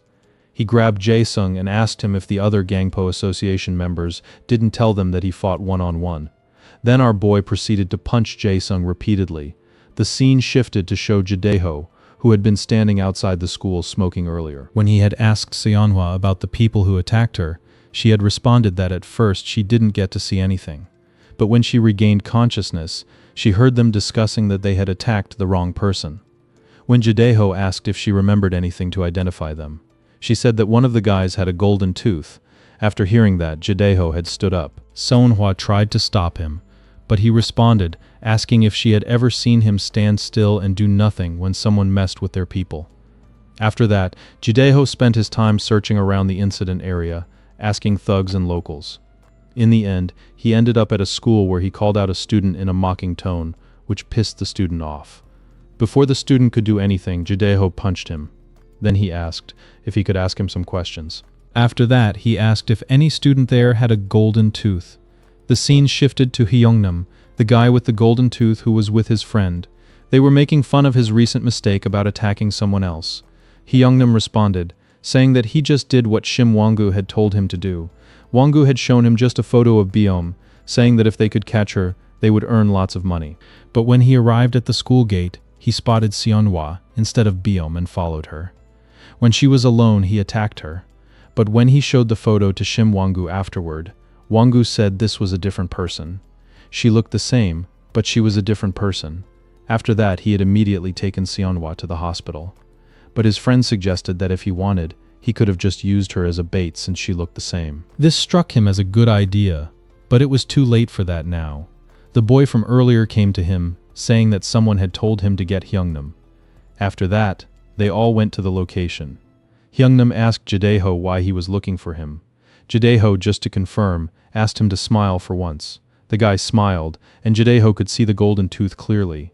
Then Hyungnam lunged at Jideho for an attack, but he was instantly blocked. The scene shifted back to our boy, who was done beating up Jae-sung. Jungwoo instantly finished off Basic. He asked Basic if he thought he was about to beat him. After that, Jungwoo told Jo-eun that it was all over. The other lackeys had run away from the fight. Our boy asked Jungwoo how many schools were under the Gangpo Association. He responded saying that there might be around 10 schools. Since Jo-eun had defeated a few, there might be around 7 schools left. After hearing that, our boy thought to himself that it was kind of boring, just waiting for them to come at him one by one. At the hospital, the nurse was trying to stop Seonhwa after paying the fees. She tried to contact Jideho, but he wasn't picking up the call. She was wondering if Jideho had already found the guy. On the other side, Hyungnam was wondering who this guy was. His lackeys asked if he was all right, and said they were ready to join the fight, but he refused and told them to stay back. In his mind, Hyungnam was wondering where Jideho had come from. He was quite strong, and there was no way someone that strong was just randomly around here. The guy tried to ask the reason why Jideho was attacking them. Jideho responded saying it was because they had attacked a girl he knew, and that girl was from a place where no one dared to touch her. Touching her meant declaring war on them, had he got it now. As Jideho attacked, Hyungnam blocked it and retaliated, saying that he was already pissed that he had wasted his time on the wrong girl. Now some country bumpkin was being a nuisance to him. On the other side of the school, someone was asking a guy where Hyungnam was. The guy responded saying that someone had beaten up one of their students. So Hyungnam and a few more students were missing. They probably headed to the front gate for a bit. Back at the fight, Hyungnam was mocking Jideho, saying that he was good at blocking attacks, and they kind of matched each other's fighting style. Jideho punched him, shutting his mouth, and kicked him, sending him back. Hyungnam thought to himself that Jideho was quite fast. Now he was trying to maintain some distance from him. The lackeys were also surprised seeing Hyungnam fall back like that. They were wondering who Jideho was and thinking of calling for backup. Jideho started attacking again, but this time he was questioning the guy about what he had heard earlier, about them trying to grab a different girl, and what was this 50 million won guy about. Hyungnam responded saying that he didn't need to know that, but since he was also from Busan, he probably knew that guy's name, Jo-hoon. After hearing the name, Jideho froze. The guy punched him, asking so he knew him. Jideho was wondering why Jo-hoon's name was coming up here. He remembered his brother saying that Jo-hoon was living quite a peaceful life now. After remembering that, something struck in his mind. Then he remembered Jo-hoon's words where he was saying that the first time he felt glad about smoking was when he saw his father's face turn pale, seeing him smoke. Seeing Jideho zone out, Hyungnam asked why he had frozen like that. Was Jo-hoon his boyfriend or something? While getting hit, Jideho wondered if it could be that Jo-hoon had actually gotten his memories back, but was for some reason deceiving everyone and continuing to pretend that he had lost his memory. If that was the case, that would make sense, that he got caught up in fights like this. As Hyungnam was making fun of Jideho, asking where all that grit from earlier had gone, Jideho just stood there thinking. He wanted to check if his guess was right, so he had no time to waste. Instantly, he rushed toward Hyungnam for an attack. He told him that his fighting style might be similar, but he was way faster and way stronger than him. With that, Jideho struck the guy one after another. He kicked him, asking where that Jo-hoon guy was that he had mentioned earlier. Just then, someone kicked Jideho. Jideho looked at the guy who looked exactly like Hyungnam. The guy asked whose brother he was messing up with. This guy was Hyungtae. Jideho responded, telling him to line up and wait for his turn. Hyungtae asked his brother if he was all right. Hyungnam responded that he was never in bad shape. Hyungtae told Jideho that seeing his brother like that, he could guess Jideho was a decent fighter, but was he confident that he could go through all of them and go home safely? There were a bunch more people standing behind Hyungtae. Hyungtae told Jideho that he didn't want to sweat, so if he took the beating quietly, he would let him go on his 2 feet. Just then, someone spoke up from behind, asking if soul guys fought with their mouths. When Jideho looked behind, they were none other than his friends from Busan. Scene shifted to Seonhwa, who looked worried about Jideho. Those guys didn't look weak. If this had happened in the past, Jo-hoon would have gone with him. After thinking about it, she contacted someone. Back at the location, Jideho's friends had arrived. They were accusing him of having fun all alone. Hyuntae and his lackeys were confused about who they were and started making fun of them. Jideho was asking his friends how they knew he was here. Then the blonde friend pointed behind them, saying, "Here she comes." Seonhwa arrived, complaining about him leaving her behind. Jidiho's friends told him that Seonhwa had gone through a lot while finding where he went. She had called them, saying that Jidiho was about to get his ass kicked by some soul boys. Then Seonhwa pointed at Hyunam, saying that was the guy. He was already looking beaten up a lot. Jidiho said he had given him a little service earlier. Then the blonde guy pointed out that they had brought their whole school and made fun of Jidiho, saying he would have really gotten beaten up. He asked if since Jidiho had already taken revenge, wasn't it over now? But the guy with the red jacket, Youngdu, responded, saying that it wasn't over. If someone was messing with them, they should wipe out their whole school's bloodline. Just then, Hyunti called them country bumpkins. He said they were arguing like they had the authority, ignorant country hicks. This pissed off Youngdu. Hyunti was still making fun of them, saying they thought they were tough. Wait till they got hit by their hands, then they would scream and realize they were in Seoul. But the blonde guy stopped him, saying they should be running by now because they had said the exact words which Youngdu hated the most. Youngdu lunged forward to grab Hyunti, but he dodged. Youngdu grabbed someone else instead and started beating them, saying he would show them what real pain was like. The blonde and the others looked at Youngdu, saying he had lost his mind. What could they do now? The other guy named Hyun Kibum lunged forward, saying that they had come all the way here spending their money, so they should also have some fun. The blonde guy, known as Kyung Teal, also got an idea that they should squeeze their trip money from them. Then Jidiho joined in, asking Hyunti to speak up about Jo Hoon and the 50 million won he knew about. After some time, all of them were neutralized by the Busan guys. Teal asked where Jidiho was. Kibum pointed, saying he was also done over there. Jidiho was done squeezing out the information. Now he knew that a guy named Dehin and his association were after Jo Yoon, and that Jo Yoon's girl looked exactly like Seonhwa. That's why they got confused. Jidiho thought to himself that judging by the situation, the Jo Yoon guy was Jo Hoon. He had to confirm if Jo Hoon had gained his memories back or if it was just a misunderstanding. Teal asked what he was thinking about, but Jidiho just said it was nothing special. He ended the fight with one last punch. After that, Jidiho told them that if it was all over, they should go. They questioned what he meant by going. Jidiho said weren't they going back to Busan? But they responded asking what he thought they came all the way here for, just some boring fight. They came to find Jo Hoon. They told Jidiho that they had gotten to know from Yuna that he and Seonhwa had already met Jo Hoon at Jeju Island, and they were here to find him too, weren't they? They said they wouldn't question why they had tried to hide this from them, but since they were here, they were going to meet Jo Hoon now. The scene shifted to show Dehin. Someone was apologizing to him, but he said to forget it. It wasn't like it was his fault. It was Wangu, and he said he had some news. But Dehin told him he already knew that Yisung and Bisik had teamed up, yet they still got wrecked. Dehin said he should have taken care of Jo Yoon sooner. It was his fault for leaving him free. After hearing that, Wangu said that it wasn't about that. The news he had was about Yudong Hai. Dehin asked what about them. Wangu responded that they got beaten by some guys from Busan.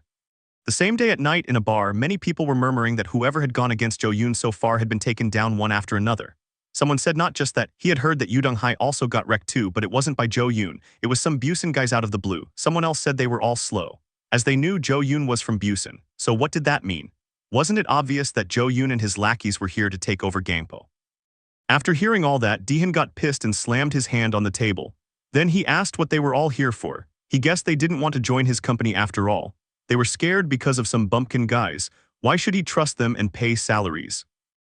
The whole situation made him realize it was his mistake for leaving things up to these idiots.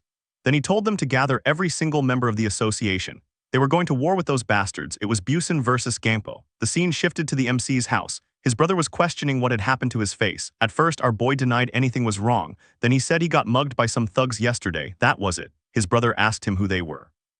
After hearing that, Jo Yoon smirked and responded, saying that he was actually acting like he cared about him. This confused his brother. Jo Yoon said to him that he should have cared back then instead of now. Then Jo Yoon left the house, leaving doubt in his brother's mind. The scene showed Bayam. She was on her way while thinking about the incident. She hoped nothing was going to happen today. When she opened the door, she was scared to see someone standing there with a dark face. She started punching, thinking it was someone else. Our boy told her to calm down, it was him. On the way, our boy joked that her hands were tiny, but her punches hurt so much. She apologized, saying she thought Jo Yoon was Dehin's lackey. But our boy told her that wouldn't happen because he was going to walk her home every day. She blushed while thinking about what she should do. Ever since she realized what she felt toward that girl named Seonhwa was actually jealousy, being alone with Jo Yoon was kind of awkward. Our boy asked her why she looked red. Did she catch a cold? Then he said it was probably because of that cramped room. He told her again that she should live at his house, but Bayam also noticed something. As our boy was saying that she wouldn't have to struggle anymore because everything was going to be settled soon, she noticed scars on his face. She asked him what those scars were. Was he fighting with Dehin's gang? Jo Yoon denied it. After that, Bayam bought some bandages and started applying them to the scars. After that, she told our boy that he seemed kind of different. Before, he was kind of gentle and easygoing. Only sometimes when he got angry did he look like a different person. But the current him, if she had to put it one way, she felt like he was becoming that angry version of himself slowly. She said that sometimes he felt strange to her, like he wasn't someone she knew. Our boy just said, "Is that so?" Bayam said that's why he needed to study hard like before. Bayam thought that maybe she shouldn't have said that, but our boy asked her what if he had gotten back his memories and the past him wasn't that of the good student she thought he was, but a total delinquent like Dehan, the type of person she hated the most. What would she do then? This confused Bayam completely. She asked what he meant by that. Jo-yoon just smirked and told her that she said he had changed, so he was just saying, "She should forget it, they should hurry." After some moment of silence, she told our boy, did he think that she was some idiot who couldn't even tell the difference between a delinquent and a good student? She said the moment he entered a strange school, even at the risk of becoming an outcast himself, he didn't look away from a friend being bullied. He fought against the bullies and helped a friend in trouble. Where in the world was there a delinquent like that? She told our boy that there was no way his past was like that because she had seen all the sides of him. After that, there was silence.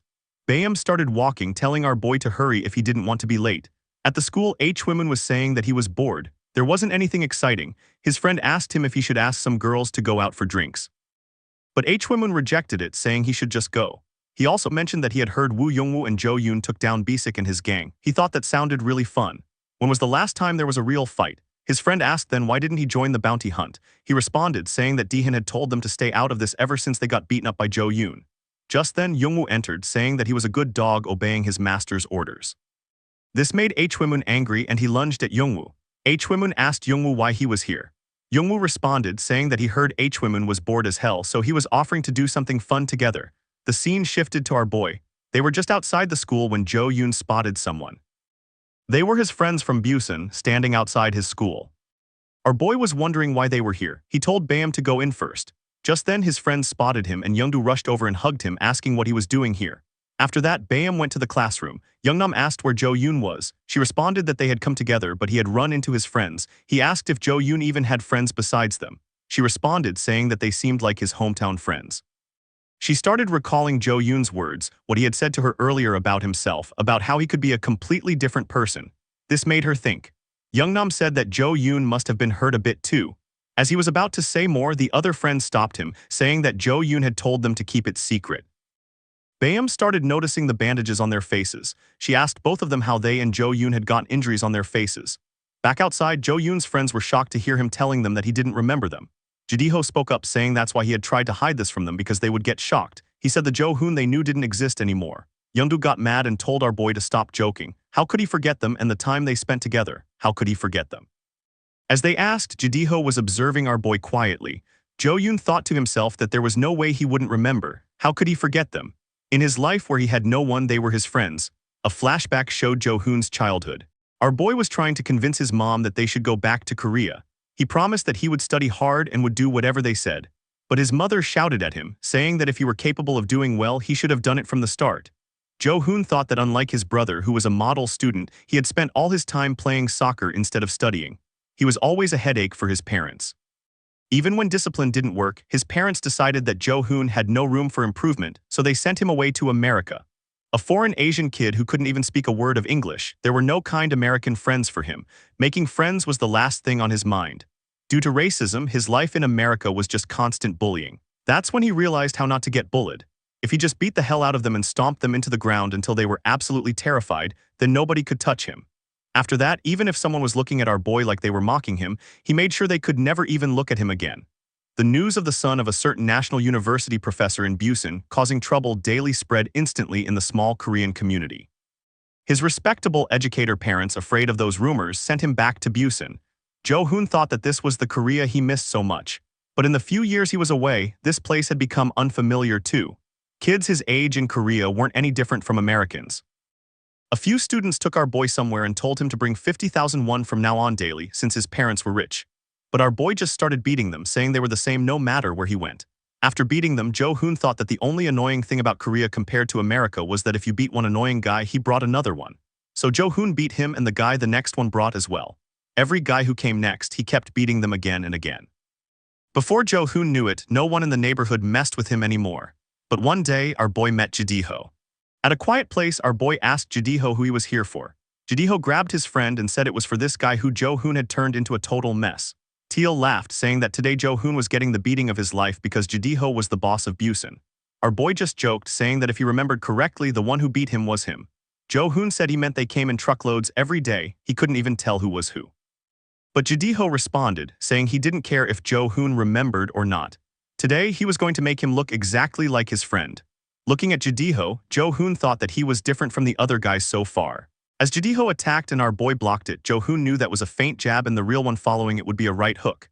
He dodged the punch and punched Jidiho hard. Jidiho also kicked Jo-hoon. As both of them retaliated, Jidiho told him that he had been hearing that he had been beating everyone lately and he guessed that wasn't just rumors. Jo-hoon asked Jidiho what his name was. He responded saying Jidiho. Jo-hoon told him that was quite a weird name. After that, Jidiho rushed forward saying that from today this name would haunt him. But Jo-hoon responded saying that he would regret his decision for coming here. As they both continued hitting each other, after a while Teal was worried. He told them to stop already. They were giving blow after blow. Jidiho asked Jo-hoon if he put metal in his hands. Just then Teal told them to stop. But Jidiho said if he hit Jo-hoon a little more he would win. Why was Teal trying to stop him? But our boy asked Jidiho why he was going this far. Whether that guy got beaten by him or not, it had nothing to do with Jidiho. Jidiho responded saying that he was his friend. He asked the question back to Jo-hoon, if his friends got beaten up by someone would he sit still doing nothing?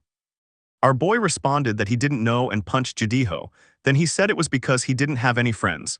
After taking the punch, Jidiho realized that Jo-hoon wasn't even using his full strength. Jo-hoon finished Jidiho with a kick. After falling to the ground, Jidiho murmured to himself, what a freaking monster. His friends were worried, asking if he was alright. After looking at Jidiho and thinking about friends, our boy left. The thing about Jidiho being the boss of Busan Yeoner District was true, so the rumors spread fast that Jo-hoon had defeated Jidiho. After the incident, days passed. As students were murmuring about Jo-hoon, one student told his friend to be quiet because he was just behind them. After the rumors, Jo-hoon thought to himself that after that, no one ever dared to mess with him. But instead, a troublesome guy stuck to him. As Jidiho faced Jo-hoon again, he asked if Jidiho was here for revenge. But Jidiho put his hand around Jo-hoon's shoulders and said let's go and have some ramen at his place. This confused our boy, why at his place, and what was wrong with him, did he hit his head or something? Then Jidiho again asked him, alright let's eat it at his place then, but Jo-hoon asked him why he was acting like this. Jidiho responded saying that Jo-hoon said he didn't have any friends, right, then he would be his friend. But our boy told him to get lost because he didn't want that crap, unless he wanted to be beaten again. Instead of getting angry, Jidiho told Jo-hoon that when someone offered to be friends, he should just accept. After that, one day some guys ganged up on Jo-hoon. He said that he was bored lately, no one was coming after him. The delinquent responded saying that whether he had defeated Jidiho or not, there was no winning against numbers. As they were mocking Jo-hoon, asking if he was scared now, our boy dropped his bag and prepared to fight. He said what was the worst that could happen besides dying. He told them to come at him. As the fight was about to start, someone rushed in and kicked the delinquent. The other lackey asked who he was, butting in. Jidiho responded saying that they were messing with his friend. Jo-hoon asked Jidiho why he was there. Jidiho questioned him, asking what he meant. He had come to help him. Jo-hoon asked him again why did he come for him specifically.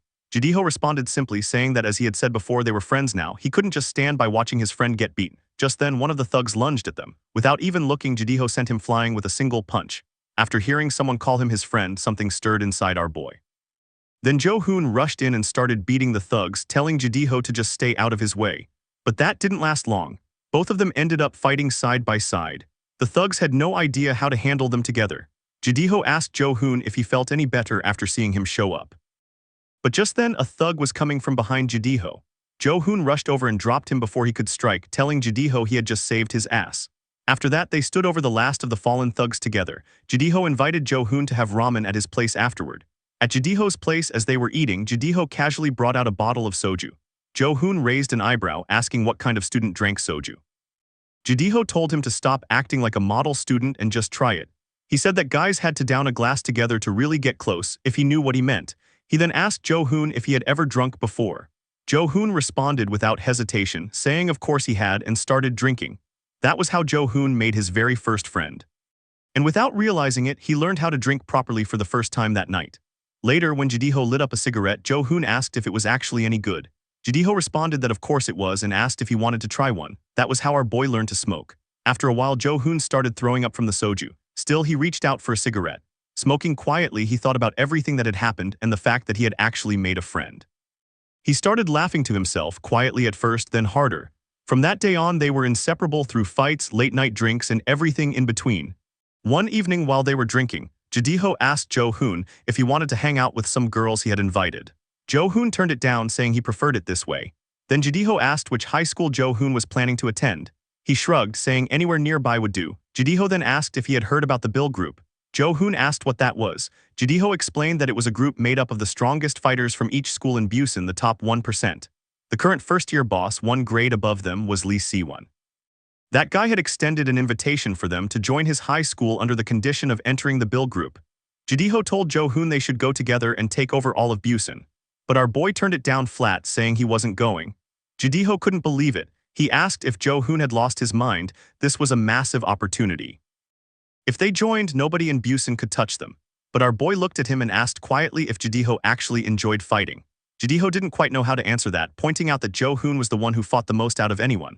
Our boy ignored that and said he was going to nearby Horong High. If Jadiho wanted to join that group, he could do it alone. Jadiho murmured under his breath that he wasn't going either if Jo-hoon wasn't joining. After hearing that, our boy smirked and suggested that maybe they should just join those girls instead. Jadiho immediately rejected the idea. Our boy laughed and teased him, asking why he was rejecting them. Wasn't he always the one desperate about girls? Back in the present, Jo-yoon thought about everything quietly. After that, they had entered Horong High together and met the rest of their friends. He thought about his own story coming from America like unwanted baggage pushed from one place to another, belonging nowhere. These were the people who had come to him on their own. Nobody had forced it. But now he couldn't fully trust any of them. Somewhere among them could be the person who had betrayed him. The fact that he was even suspecting his own friends sat heavy in his chest and made him deeply sad. Meanwhile, Jadiho stood watching Jo-yoon in silence, turning one question over and over in his mind. Was this really Jo-yoon standing in front of him, or was it Jo-hoon quietly pretending to be someone else? His friends were asking if he seriously didn't remember anything. Jo-yoon responded, saying that he didn't. If there was anything he remembered vaguely, it was that when he collapsed after being hit, at that exact moment of the accident, there were people trying to check whether he was dead or not. After hearing that, Yeondu got furious and punched the wall. He said he would crush every single one of them. He asked his friends if they were just going to head back to Busan and let it slide. Just then, Teal said that ignorant bastard. Did they even know who had done that to Jo-hoon? After hearing himself called ignorant, Yeondu turned and asked if Teal was done running his mouth. Just then, Kibum cut in, saying that in the whole of Busan, the ones who would pull that kind of move were going to be the Bill Group. After hearing that name, they all got enraged. Someone said he might be right because ever since Jo-hoon had rejected joining them, they had been constantly clashing. Until Jo-hoon stomped all over their leader's head, those guys were the ones clinging to them the most relentlessly. And especially the current boss of the Bill Group, Lee Si-won. He completely hated Jo-hoon's guts. When Jo-yoon heard that name again, something struck him. He was thinking about what kind of guys they were. Then he remembered that when he had rejected joining the group, they were the guys he had fought with most persistently throughout high school. Our boy thought to himself that it was definitely possible they were the ones behind this. Just then, Jadiho noticed that expression on Jo-yoon's face. He remembered that Jo-hoon used to make that exact face whenever he was pissed. Jadiho wanted to test something. He called out the name Jo-hoon. Then he asked Jo-yoon if he should call him Yoon instead. He said he heard that he had met Seonhwa recently, and as he was about to mention that she had been attacked, someone interrupted them. A bunch of thugs appeared, saying that it was great they were all together. They didn't have to hunt them down one by one. Just then, Jo-yoon's phone rang. It was his friend from school. He told Jo-yoon that there were a bunch of thugs looking for him at school. Jo-yoon immediately asked if Bayam was safe. His friend responded, saying that they hadn't reached Bayam yet. They might just be after Jo-yoon. Then the thugs hit his friend, ending the call. Jo-yoon got furious. He started attacking everyone around him, telling them to move out of the way if they didn't want to die. As Jo-yoon pushed through them and started running toward the school, the thugs began chasing him. But his Busan friends grabbed the ones behind, making it clear they weren't letting anyone through. At the school, Jo-yoon's brother had stepped outside and stopped the thugs, asking what they were doing. They responded, saying they had permission from the chairman's grandson to drop by. They told him to get lost. Jo-yoon's brother told them to leave or he would call the police. They laughed, telling him to do whatever he wanted. Once they caught the 50 million won guy, they would get lost on their own. As Jo-yoon's brother was still processing the situation, someone punched one of the thugs. It was Jo-yoon. After seeing him like this, his brother wondered whether the thugs were actually after Jo-yoon. Our boy spotted Bayam sitting untouched inside and felt a wave of relief. He closed the door behind him and turned to the thugs. He told them that none of them were leaving until they told him where Daehin was. One of the thugs lunged to attack. Our boy grabbed him and put him to sleep with one punch. Jo-yoon told them it was all right if they didn't want to tell him where Daehin was. All he had to do was beat every single one of them until they talked. Then he would go looking for Daehin himself. Looking at Jo Yoon from inside, Bayam wondered if this was still the same person she knew. And right beside her, Jo Yoon's brother stood in silence, watching with a sinking feeling in his chest, hoping with everything he had that this wasn't Jo Hoon standing in front of him. The scene shifted to outside a school. Inside, a student was studying when another student told him that someone had come looking for him outside. Dehan was standing with Wangu, who was on his phone. When Dehan asked who it was, Wangu responded that it was Hwimun calling. Dehan asked why. Wangu said he wanted to know their location because he was bored. Then Wangu asked Dehan if they really had to recruit Wooseok for this job. Wasn't that too dangerous? He had heard a lot about him. Just as he said that, Wooseok arrived. Dehan greeted him with a smile.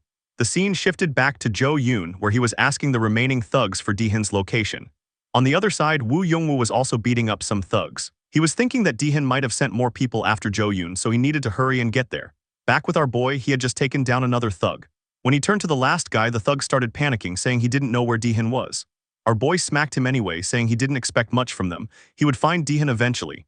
As he kept beating the thug, everyone in the classroom was scared and shocked watching Jo Yoon like this. Our boy kept hitting while saying that if any of them happened to survive his beating, they should make sure to tell Dehan and his lackeys never to step inside this classroom again unless they wanted to end up dead. Bayam stood frozen, watching from behind. She wondered what she was looking at right now. Was that really Jo Yoon? Suddenly, Jo Yoon's brother stepped forward and stopped him. He asked our boy, was he Jo Hoon right now? Jo Yoon just looked at his brother for a long moment. Then he asked him if he remembered that day when their father was beating him like a dog for not studying. His brother had just stood there watching from a distance, acting as if it had nothing to do with him. Back then, Jo Hoon had been scared and had sent a desperate look his way, hoping his brother would step in and save him. But he had ignored him until the very end. As his brother was about to explain himself, Jo Yoon cut him off. He told him that today, he should just ignore him like before. And he told his brother not to make a fuss by telling their parents about any of this.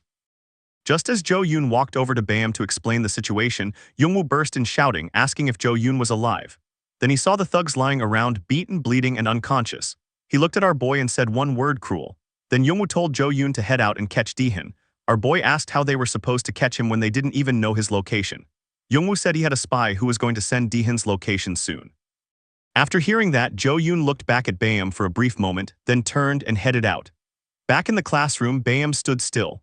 She remembered the words Jo Yoon had said to her earlier. What if he had got his memories back and was a completely different person from who she thought he was? Looking at what she had just witnessed, she didn't know what to think anymore. Outside the school, Jo Yoon asked Youngwoo where Dehan was. Youngwoo responded that they had to wait a bit, his spy would send the location soon. Just then, they were stopped by Jo Yoon's Busan friends. They told him they wanted to go with him. Jo Yoon asked them why. They responded saying that they were friends, weren't they? Just because he didn't remember them didn't mean they weren't his friends. They had never let him fight alone in the past. That was just how their friendship worked. Youngwoo was surprised, quietly wondering why Horong High guys were here. He thought to himself, just who in the world was this guy?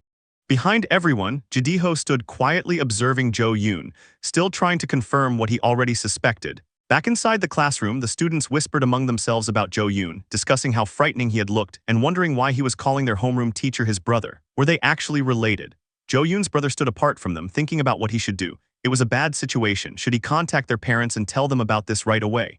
But he stopped himself after remembering Jo Yoon's words. He thought to himself that he didn't know what to do anymore. The scene shifted to show Hwimun questioning Dehan, asking why he was in this dusty place. It didn't match his standards at all. Dehan responded simply, saying it was comfortable here. Hwimun tried to change the subject, pointing things out around the place. Then he asked Dehan about the Jo Yoon hunt. How was it going? After hearing that, Wangu told Dehan that the thugs he had sent to the school had all been wiped out. Dehan just smirked, saying that was fine. Then he turned to Hwimun and asked why he had been running around asking for his location. He never contacted them normally, so what was his business all of a sudden? Hwimun responded, saying he had been bored lately and thought things might get fun if he hung out with him. Dehan questioned him about who he had been texting since earlier. Hwimun lied, saying it was his mom. But in his mind, he remembered his conversation with Youngwoo when Youngwoo had recruited him for some fun. Back with Jo Yoon and his friends, they were beating up some thugs along the way. Youngwoo was impressed watching Jo Yoon's friends handle themselves. Youngdu laughed, saying these Seoul guys were nothing. Maybe they should just take over Seoul while they were at it. Then Jideho called out the name Jo Hoon again. When Jo Yoon turned around, Jideho quickly corrected himself, saying he meant Jo Yoon. Then Jideho mentioned that he had heard Jo Yoon had met Seonhwa. He also said that Seonhwa had been targeted. After hearing that, Jo Yoon's expression shifted immediately. Teal cut into the conversation, saying that they hadn't told him about her yet. Jo Yoon immediately asked what had happened to Seonhwa. Jideho watched his reaction carefully. Teal told Jo Yoon to calm down. They had already handled the situation. She was hurt, but she was now safe and they had sent her back home. After hearing that, Jo Yoon felt relieved but even more furious. Dihin had targeted Seonhwa too. Noticing that expression, Jidiho asked Jo Yoon if by any chance he remembered Seonhwa. Jo Yoon denied it, saying he had only heard that they were close in the past. Youngdu suddenly started tearing up, saying it wasn't just close, they had been in a relationship. But Jidiho was already convinced in his mind that Jo Yoon might actually remember her. Just then, Youngwoo received the location from his spy. After that, they all moved toward the location. When they arrived, Wanggu spotted them and questioned how they had found them. Dihin responded calmly, saying it was obvious, Hwimun had given them the location. Then Dihin said that whatever Hwimun had used to lure them here, he had sharp eyes for people. Ever since he first saw Jo Yoon, he had figured out that he wasn't going to be an ordinary guy. On the outside, he seemed like a loser, but inside he was completely different. Though Dihin admitted he hadn't expected it to reach this extent, he didn't know Jo Yoon was such an ambitious person that he would bring his own backup. Dihin laughed. But Youngwoo interrupted, saying that Dihin was acting far too relaxed for someone in his position. Did he think just the two of them could compete with all of them? Then Youngwoo added that if he begged right now, they might even give him a one-on-one. Dihin started laughing again. He told them they thought they had found him by chance, but he was the one who had lured them here. It had all been part of his plan from the start. The moment Hwimun started doing things he wouldn't normally do, Dihin had already figured it out. Then Dihin told Hwimun directly he had asked earlier why Dihin was in this place. He was here waiting for them to come. Then from the shadows, a group emerged. They were the heads and executives of the Gampo Association, every school except for the ones Jo Yoon had already taken down. After seeing them, Youngdu laughed with excitement, saying it was finally going to be fun. Ever since he had come to Seoul, he had been bored beating up small fries. But our boy didn't waste a single second. He lunged straight at Dihin. As Jo Yoon was about to land a hit, Dihin laughed and said that if he wanted to fight him, he had to defeat that guy first. Jo Yoon was suddenly kicked hard from the side. Hwimun's expression went pale after seeing who had just stepped in. He muttered under his breath that Dihin had lost his mind. He had actually brought a murderer. Even the Gampo Association members were shocked to see Wooseok standing there. Jo Yoon thought to himself that this guy had a completely different vibe from everyone else he had fought so far. He was different from all of them. Dihin called out to Wooseok, pointing at Jo Yoon and saying that he was the guy he had been talking about. All he had to do was take him down and then Dihin would hold up his end of the deal. Wooseok simply told Dihin to keep his promise. If he didn't, he knew what would follow. But Jo Yoon didn't wait. He rushed at Wooseok, apologizing for the interruption but saying he wanted to finish this quickly. He threw a punch. Wooseok blocked it using his head and immediately retaliated with his fist. Our boy blocked that too. Wooseok attacked again, telling Jo Yoon to try and block this one. As our boy blocked, he still took the hit. Youngwoo shouted at Jo Yoon, asking what he was doing and telling him to snap out of it, but Jidiho told Youngwoo to stop making a fuss. He said quietly that he was Jo Hoon. Just then, Wooseok lunged at Jo Yoon with a kick, but he was surprised when Jo Yoon's fist connected first, sending him back. Wooseok turned and called out to Dihin, saying that now he understood why he had come looking for him specifically. Jidiho asked Youngwoo who that guy was. Youngwoo responded, explaining that Wooseok was the head of an independent faction within Gampo territory. When Dihin became the head of the Gampo Association, the thing he had put the most effort into was recruiting Wooseok.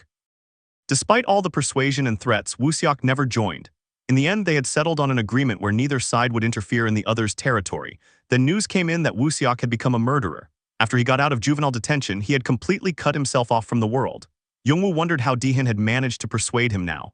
Dihin turned to the other association members and asked if they were just here to watch a fight.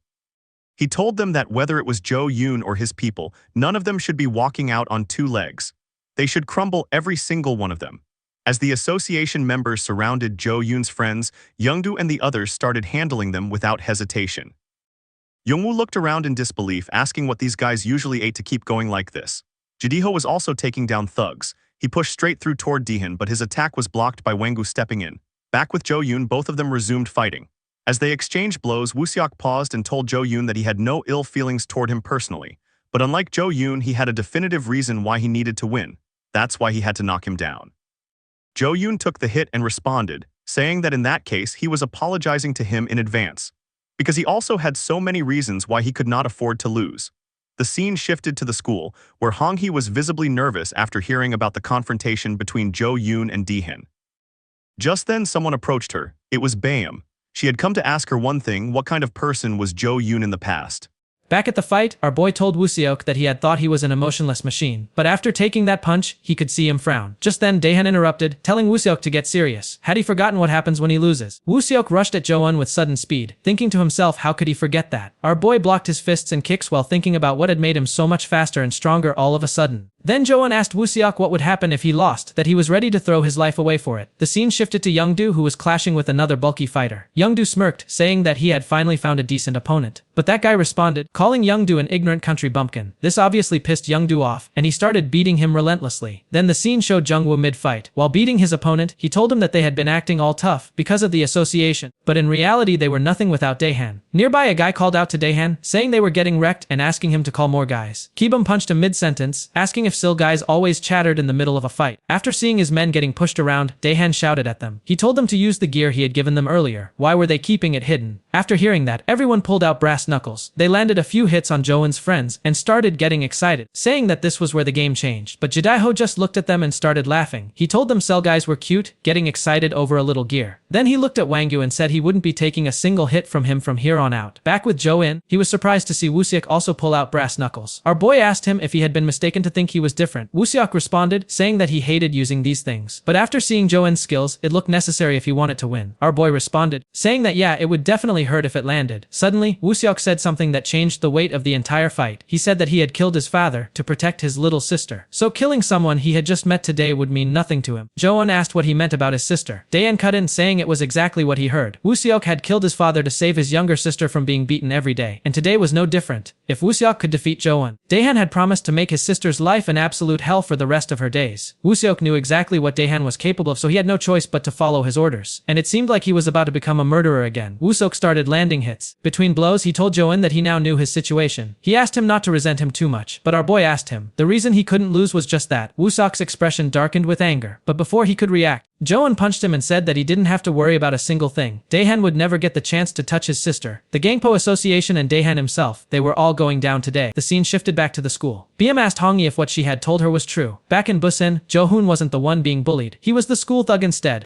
A little earlier, when Byum had asked Songhwa about Jo-eun's past, Songhwa had responded by asking why she was asking about his past. After hearing what Byum had to say, Songhwa was surprised that Byum thought Jo-hoon had been bullied back in Busan. She started laughing and said that was a nice joke. She told Byum that Jo-hoon was the actual bully in Busan. She told her to go check in Busan and ask who could possibly bully the king of Busan. Then Seonhwa said what she actually thought, that Jo-hoon had come to Seoul because there was nothing left for him to do in Busan. If he wanted to take over the Gangpo district and eventually all of Seoul, the easiest place to start was their school, since Daehan was there. By pretending to be some clueless nerdy student, he had caught everyone off guard. Seonhwa then said that out of everyone, she had thought Jo-hoon would at least tell Byum the truth. She guessed they weren't as close as she had thought. Then Songhwa laughed. After hearing all of that, Byum's mind was racing. She thought about everything Jo-eun had done for her, helping her, standing up for her, walking her home. Was all of it just a lie? Was everything he had done for her just an excuse to get closer to challenging Daehan? Before leaving, Seonhwa stopped and asked Byum one last thing. Did she know that his real name wasn't Jo-eun? It was Jo-hoon. The scene shifted to the classroom where Jo-eun's friends were checking on each other's conditions. When someone asked if Youngnam was alright, he responded that he was completely fine. As Jo-eun's family vice leader, he could take more of a beating than that. Then he asked where Jo-in had gone in the middle of all this. The bulky friend said that maybe Jo-in was hiding from them. Everyone was after him, and he thought it was because of them. Because they were too weak, he felt sorry because they had made things into a bigger mess. Youngnam cut in, saying that's exactly why they should help Jo-eun. The bulky friend asked how they were supposed to find him. Just then, Byum stepped in, saying she would be joining them. She said she knew a place where Daehan would be. Back at the fight, Daehan was pissed and asked Wooseok if he was there just to mess around. But Wooseok was standing there wondering what had changed in Jo-in. His punches felt like solid rock now. Our boy turned to Daehan and said it was all his fault. The moment he gave his men those pieces of iron, and everyone started relying on them, that weak mindset of depending on metal just got in the way of real fighting. With that, he put Wooseok down with a final kick. Then he told Wooseok to rest easy. He wouldn't have to worry about Dan bothering his sister anymore. Jo-in turned back to Daehan and pointed behind him. His men with iron knuckles were getting crushed by bare-handed fighters. Daehan watched his men go down one by one. Tail took down his opponent first, then Youngdu, then Kaboom alongside Jungwoo. And finally Jidaiho stood over Wanggu, Daehan's most loyal dog, and looked up at Daehan, inviting him to step in since his pets had all been taken care of. Our boy stepped forward and challenged Daehan directly. He told him to go one-on-one with him. If Jo-in lost, he would take Wango's place and work under Daehan, doing whatever he said. But if Daehan lost, he would get on his knees and apologize to Byum. After hearing that, Daehan chuckled. Then he instantly rushed at Jo-in, asking if he knew whose son he was. Then his expression darkened as he said that from now on, neither Jo-in nor Byum should expect to live normal lives again.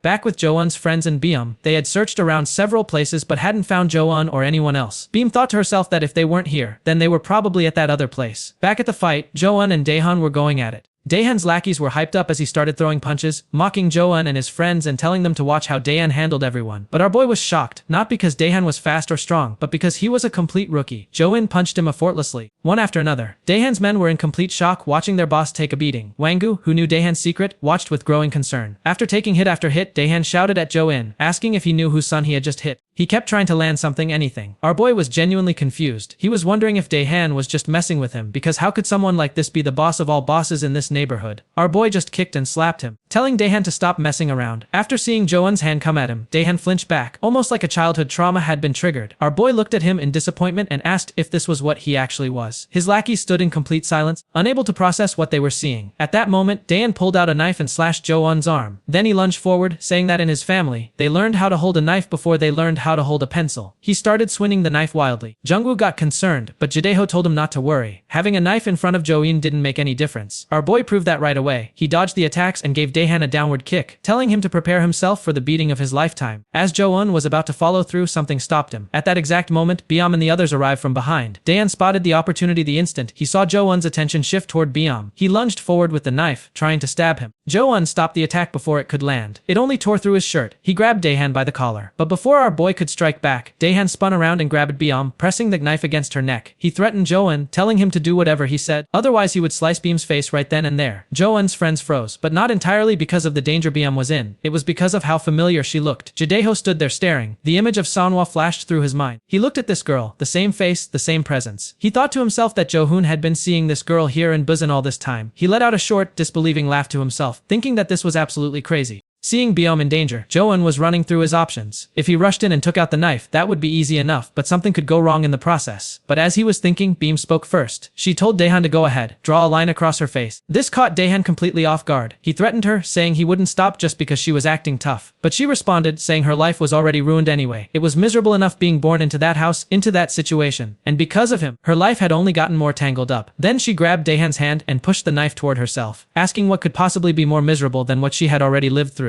Seeing how serious she was, Daehan instinctively pushed the knife away. He asked if she had completely lost her mind. Beom laughed and asked why he was stopping now. She told him to do what he said, ruin her life. Then she looked at him directly and said that he had talked such a big game about breaking things and acted like he was the big shot. But looking back at everything, he had never actually done a single thing with his own hands. He was always relying on others, and now that he actually had to stab someone himself, he was scared. She asked him plainly, wasn't he just a coward? After watching his expression shift, she asked if his pride had gotten hurt. Then she pushed further, calling him a coward again and again, daring him to do it. That finally broke him. Daehan snapped and rushed at Beom with the knife, but before he could reach her, Jo-in stepped in and blocked it. After that, our boy started beating Daehan without holding back. He punched him again and again relentlessly. Everyone around them grew tense, genuinely scared that Jo-in might actually kill Daehan today. Jo-in's Busan friends watched with wide eyes, suddenly seeing flashes of the old Jo-hoon in front of them. Youngnam tried to step in and stop him, but he got pushed back. Jo-un said that when he started taking someone down, he finished the job. On bastards like Daehan, he would make sure Daehan would think twice before ever crossing him again. After hearing those words, the old friends went quiet for a moment. Then they looked at each other. That line, that exact line, was something Jo-hoon used to say all the time back in Busan. Back in the fight, Daehan started begging. He told Jo-in he could take over the school, take everything he wanted. He just begged him to spare him. But our boy responded, saying those words shouldn't be the first ones out of his mouth right now. Jo-in looked around and picked up a brick. While holding it, he told Daehan that he should be apologizing to Beom first. Before Jo-in could bring it down, Beom shouted at him to stop. She told him that if he kept going, he would cross a point he could never come back from. After hearing that, Jo-in stopped. He stood still for a moment. Then he turned to Beom and asked her if she remembered what she had said to him before, that there was no way his past could have been like Daehan's, that there was no way someone like him could have been a delinquent. He looked at her quietly and asked if he still looked the same to her now.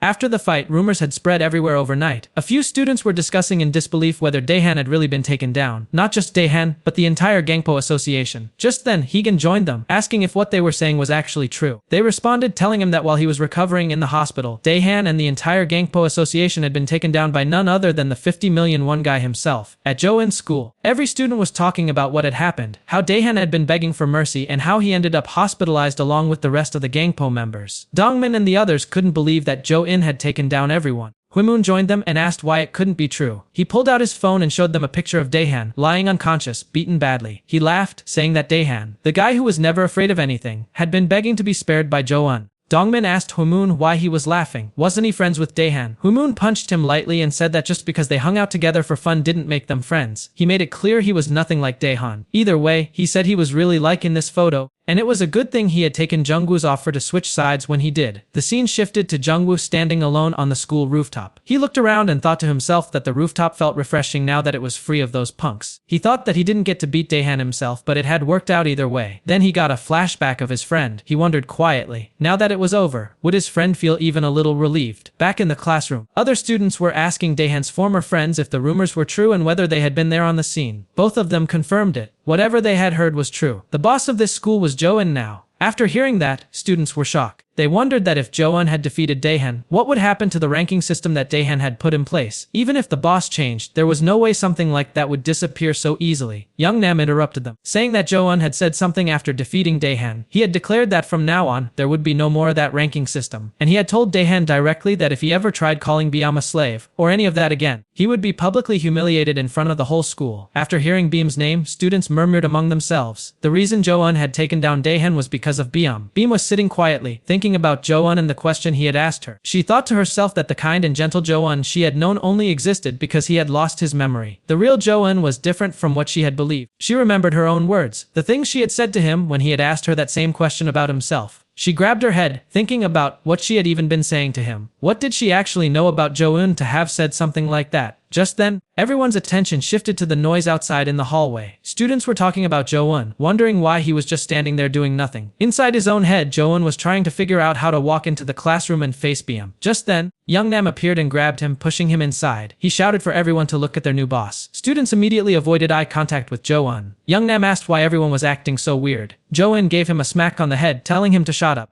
This scared the students even more. Jo-eun turned toward Beam, building up his courage. They made eye contact for a brief moment. But just as Jo-eun was about to say something, Beam reached for her earphones and plugged them in. Jo-eun knew this would happen. She had seen that side of him now. A short flashback showed Jo-eun's Busan friends encouraging him to come back to Busan with them. Weren't they gonna take revenge on the Buell Association? Another suggested that going back to Busan might even bring back his memories. Seeing familiar places could trigger something. But Jo-eun declined, saying not now. There was something he needed to keep an eye on a little longer here. Back in the present, he thought to himself that regardless of whether Beam was afraid of him or not, at least there would be no one left to bully her now, even if he was no longer around. The scene shifted to somewhere else. A few guys were lying on the ground unconscious, apparently because someone had brought regular soju instead of the red cap one. One of the guys delivered some news. The ownership of the Gangpo district had changed hands. Daehan was no longer in control. After hearing that, the man listening sat up with interest. He said Daehan, the brother of Daegun. Then he smiled slowly, saying that now he was really curious to see who had the nerve to mess with Daehan. The scene shifted to Busan, where Youngdu was telling everyone how Jo-eun had walked straight into Seol, challenged the top dog, and beaten everyone standing in his way. Youngdu said that watching Jo-eun fight like that had brought back the old days. After hearing that, the students got excited and started saying they wanted Jo-eun to come back to Busan. Tail was also discussing it, saying that he felt like Jo-eun didn't quite have his old sharp edge anymore. Kibum responded, saying that Jo-eun had been through a lot. He hadn't gotten his memories back, and no matter how much his instincts and body remembered how to fight, some skills could only come from experience and actual memories. Nearby, Seonhwa and Jadeho were also standing and listening. The students said they hoped Jo-eun would come back soon because lately, punks from nearby schools kept poking at them, and it was getting on their nerves. Back when Jo-eun was around, those punks would hide the moment they saw their school uniforms. They asked when he would be coming back. Tail responded, saying that Jo-eun still had some things to take care of in Seoul. He couldn't come back right away, but he would be back soon enough. One of the guys asked what was keeping him in Seoul for that long. After hearing that, Seonhwa turned to Jadeho and thanked him for everything back in Seoul, for coming to see her at the hospital and for everything else. Jadeho teased her, saying he didn't know she actually said thank you. Then Seonhwa asked him if Jo-eun had mentioned when he would come back. After hearing that, Jadeho called her an idiot. He said Jo-eun was out there dating some new girl who looked exactly like her, making new friends in Seoul and living it up without giving Busan a second thought. She had seen that with her own eyes, and she was still waiting for him. If that wasn't being an idiot, then what was? Then he walked away. Tail and the others watched, asking what had happened between those two. As Jadeho was going down the stairs, his phone buzzed. It was a call from someone named Oso Hang, back in Seoul. After that day, Daehan had disappeared from school entirely. People said he was too embarrassed to show his face. Others said he had gone overseas to study. All types of rumors spread, but no one knew the truth. It was as if someone like him had never existed. Everyone got used to a school without Daehan. For some reason, bowl cuts suddenly became fashionable. The school was finally at peace, but only these two were uncomfortable. Our boy felt that he and BM had grown distant ever since that day, which was understandable. BM might have felt betrayed after learning the truth about him, and Jo-eun thought to himself that maybe it was for the best that they grew apart. After all, he would be leaving this place soon anyway. As he was thinking about this, two students approached him. Introducing themselves, they wanted to thank him because of what he had done. They were finally free from the slave class system. Beam noticed them from a distance. They started telling him how the bullying had stopped a few days ago. They had heard it was because Jo-eun had defeated Daehan, and the school's class system had disappeared along with him. They kept thanking him over and over. Our boy told them to stop thanking him, but they kept going, eventually piling snacks into his hands. BM was observing everything quietly. A flashback came to her, a conversation with her brother. He had been shocked that Jo-eun had actually defeated Daehan. He told her that when Jo-eun had come with her to visit him at the hospital, he had told Jo-eun everything, how Daehan had ordered him to do something he could never do. After hearing that, her brother said that Jo-eun's eyes had completely changed, and Jo-eun had told him that he would make sure Daehan could never even speak to Byam again. When school ended that day, Byam left first. Our boy stood thinking to himself. It had been about a week since he defeated Daehan. He had been watching over Byam the entire week, and so far there had been no sign of retaliation from Daehan's side.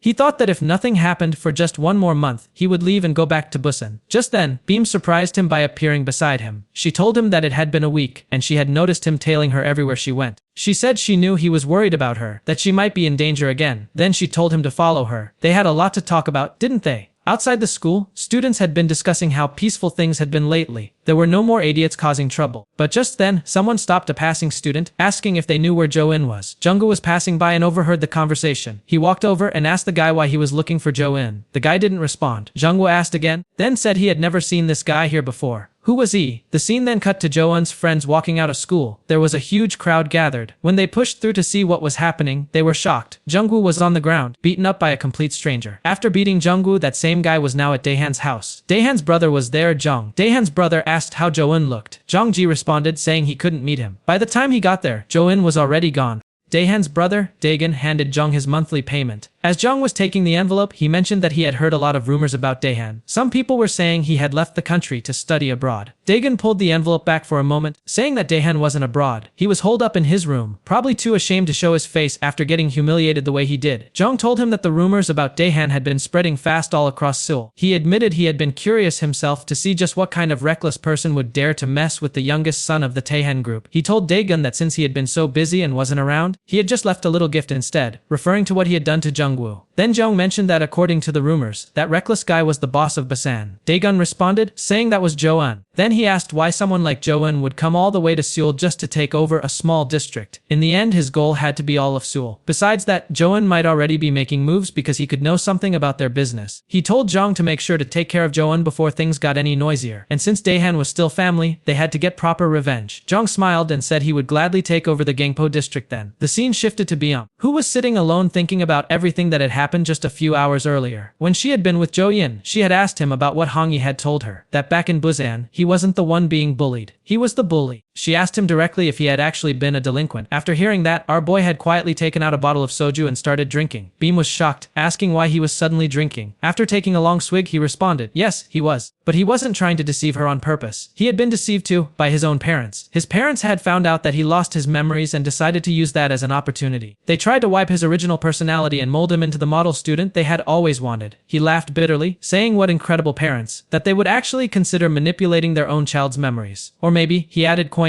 they were involved in his accident in the first place. After hearing that, Byum asked if he was actually doubting his own parents. She said that no matter what, his own parents wouldn't do something like that. Jo-in responded, saying he didn't know. Ever since the accident, he hadn't been able to trust anyone, not his family, not even his friends, no one. Beam stayed silent for a moment. Then she said that he might be right. Like he said, giving birth to someone didn't automatically give them the qualifications to be a parent. Jo-un apologized, saying he should have told her sooner when his memories started coming back. He didn't want to disappoint her, and he didn't want to be like Daehan toward her. After hearing that, Beam reached over and snatched the soju from him. She started drinking it herself. Then she asked, so what should she call him now? Jo-hoon or Jo-un? Our boy told her she could call him whatever she was comfortable with. He said she could call him Jo-un if she wanted. He didn't particularly like that name, but it was okay if she was the one calling it. After hearing that, Byum blushed. She quickly stood up, saying she was leaving first for work. But the moment she stood up, the soju hit her and she felt dizzy. Our boy caught her before she could fall, telling her she should have eaten something before drinking. Now sitting alone, Byum was thinking to herself that she was completely screwed, because she might actually like Jo-un. On the other side, our boy was walking with a faint blush on his face, thinking about Byum and wondering why his heart was beating so fast. But suddenly his friends called out to him. They told him to follow them. They brought him to the hospital where Jungwoo was lying in a bed, beaten up badly. Jo-un's expression hardened the moment he saw him. The scene shifted to Busan, where two guys were standing together. The one in the white shirt called out to someone, saying he had finally arrived. The other guy turned around and said that Busan was buzzing with rumors that he had met Jo-hoon. It was Jidaeho. Asked him directly why he hadn't told him that Jo-hoon had shown up again. He pointed out that Jidaeho had met him quite a few times already. Saiwon asked if Jidaeho was having second thoughts. Jidaeho responded, saying he didn't think there was any need to tell him, because this Jo-hoon wasn't the same person he remembered. Everything that had happened in Busan, the fights against the Bill group, Jo-hoon didn't remember any of it. He had lost his memories in that accident. Jidaeho said plainly that Jo-hoon was no longer the same person, and besides he didn't seem to have any intention of returning to Busan. Saiwon replied calmly, saying that was fine. He would keep watching the situation. Then he shifted the subject, telling Jidaeho that the position of head of Horyong High was still vacant. Shouldn't he settle the hierarchy soon? That was how they would be able to move on to the next step. He paused, then asked, or was Jidaeho not confident about taking over Horyong High? The scene shifted to Seoul, where Jungwoo was having a dream about the earlier incident. In the dream, Jungwoo was in the middle of fighting and asked who that guy was. The guy responded, saying he was Jung Ji from Langzong High. Jungwoo asked why he was there, but Jung just punched him without saying another word. Jungwoo woke up with a start, breathing hard. When his vision cleared, he spotted Jo-un sitting in front of him. Our boy told him that he had been sleeping for a while. He had clearly been beaten up pretty badly. He said he had heard everything from Youngnam. Then Jo-un leaned forward and told him to answer one thing and then go back to sleep. He asked who it was. The guy who had done this to him. The next day, Beam was heading to school, running late. As she walked, she thought about how ever since Jo-un had defeated Daehan, he had been everywhere she looked, watching over her. She had asked him about it once. Jo-un was terrible at hiding. He would conceal himself as if he actually wanted her to notice him. When she had called him out on it,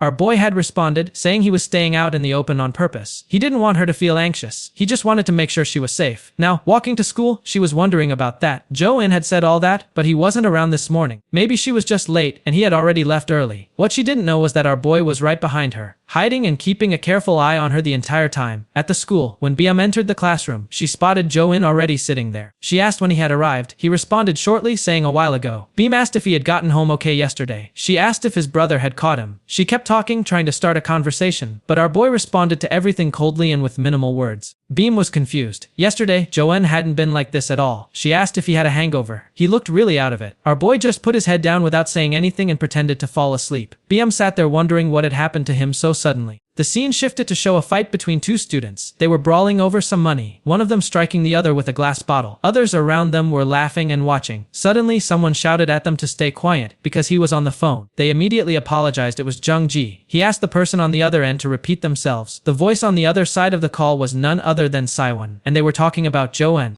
The scene shifted to Jo-un's school during lunchtime. Jo-un was sitting alone with his head down when his friends approached, asking if he wanted to eat with them. Getting no response, they tried to wake him up. Our boy just told them to get lost and asked why they were hovering around him. It was annoying. After hearing that, his friends were confused. They apologized for waking him from his sleep and asked what he had been doing last night. But Jo-in's response left them completely thrown off. He told them that just because they had hung around together a little didn't mean they were friends. Both of them tried to ask what had gotten into him all of a sudden. Our boy told them not to get the wrong idea. He had never thought of them as his friends, and from now on they shouldn't go around telling people that they were close to him, unless they wanted to die. After that, our boy just walked away, leaving Byum and the others standing in complete disbelief. Byum was thinking about what had happened to Jo-un all of a sudden. She followed him and found him smoking alone on the rooftop. She asked since when he had started smoking. Then she asked what was wrong. He was acting completely different all of a sudden. He had treated his friends like they were strangers and he had been perfectly normal until yesterday. She asked if something had happened after they parted ways. Our boy responded, saying nothing had happened. She pushed further, asking why he was acting this way then. Jo-un responded, saying it was because it had hit him last night, it was just annoying. Back in Busan, guys like Youngnam and Sunghoon, or even girls like her, wouldn't have dared to utter a single word in front of him. But just because he had lost his memories and lived life like a pushover, these weaklings had started acting like they were all best friends. It had suddenly pissed him off. He said this was how he actually was. This was his true form, not that previous pathetic version of himself. And she must have heard him earlier. If she didn't want to die, she shouldn't go around telling people she was close to him. But inside, Jo-in was thinking about something completely different. Whether it was Seal or Busan, thugs were all the same. They always targeted the people closest to him first. Seonhwa back in Busan, his friends first. Seal was no different. The guy who had beaten Jungwoo into that state had done it because the rumor was spreading that they were close. Staying close to him wouldn't do any good for the people around him. It was better to keep his distance from everyone. And either way, he had to leave for Busan soon. The scene shifted back to Jong, who was on the phone with Seon discussing some business dealings. Then Jong brought up that he had actually gone to see Jo-un, but he wasn't at school, so he had just left a small present for him instead, referring to what he had done to Jungwoo. He explained to Saiwon that the guy Jo-un had messed up was Daehan, the youngest son of the Taehan group, and the sponsor behind both their organizations. Saiwon might not have heard of Daehan since they had always worked under the arrangement of never targeting his territory, but that Jo-hoon guy had gone and taken Daehan down completely. After hearing all that, Sein told him to be careful. Jeong just laughed at that. He asked if San was kidding. Why should he be careful? Wasn't it better if he just took care of Jo-hoon for him? The guy that even Saiwon couldn't handle back in Busan. Jeong said he would take care of him. At that exact moment, someone nearby fell to the ground, shouting that someone was attacking. The guy who had just been beaten pointed toward Jo-un, saying that someone was looking for him. Jong hung up his call. After seeing that the person he had been looking for had come to him instead, a slow smile spread across his face.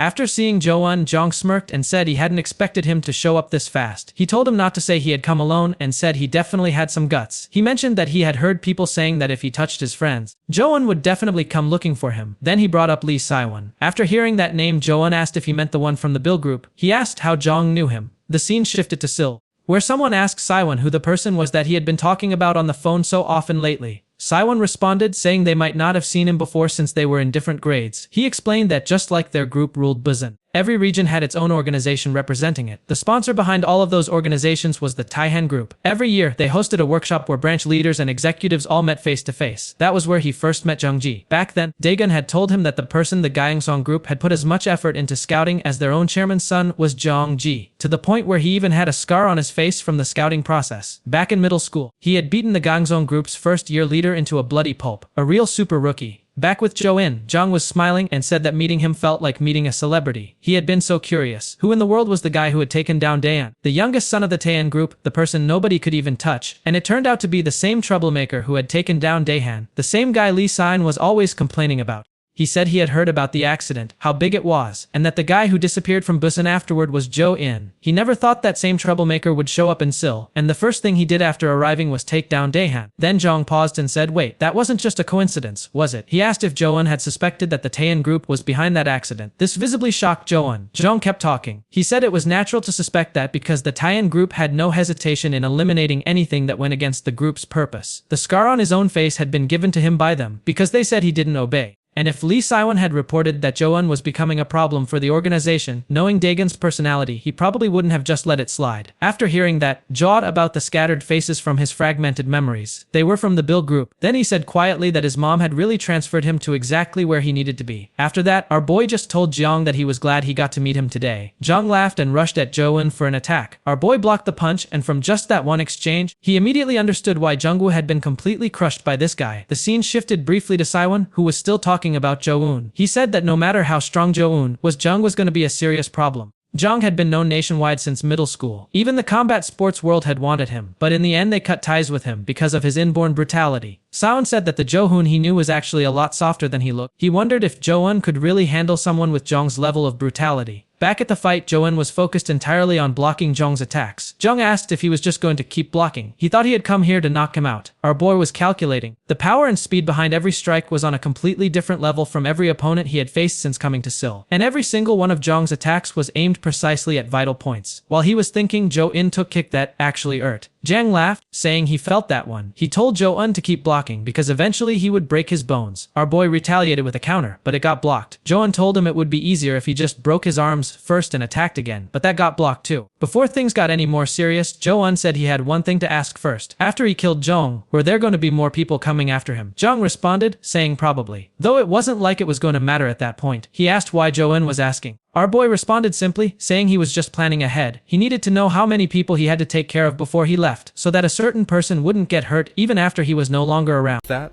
the story comes to an end. I hope you liked it. Don't forget to subscribe to Senpai Respawn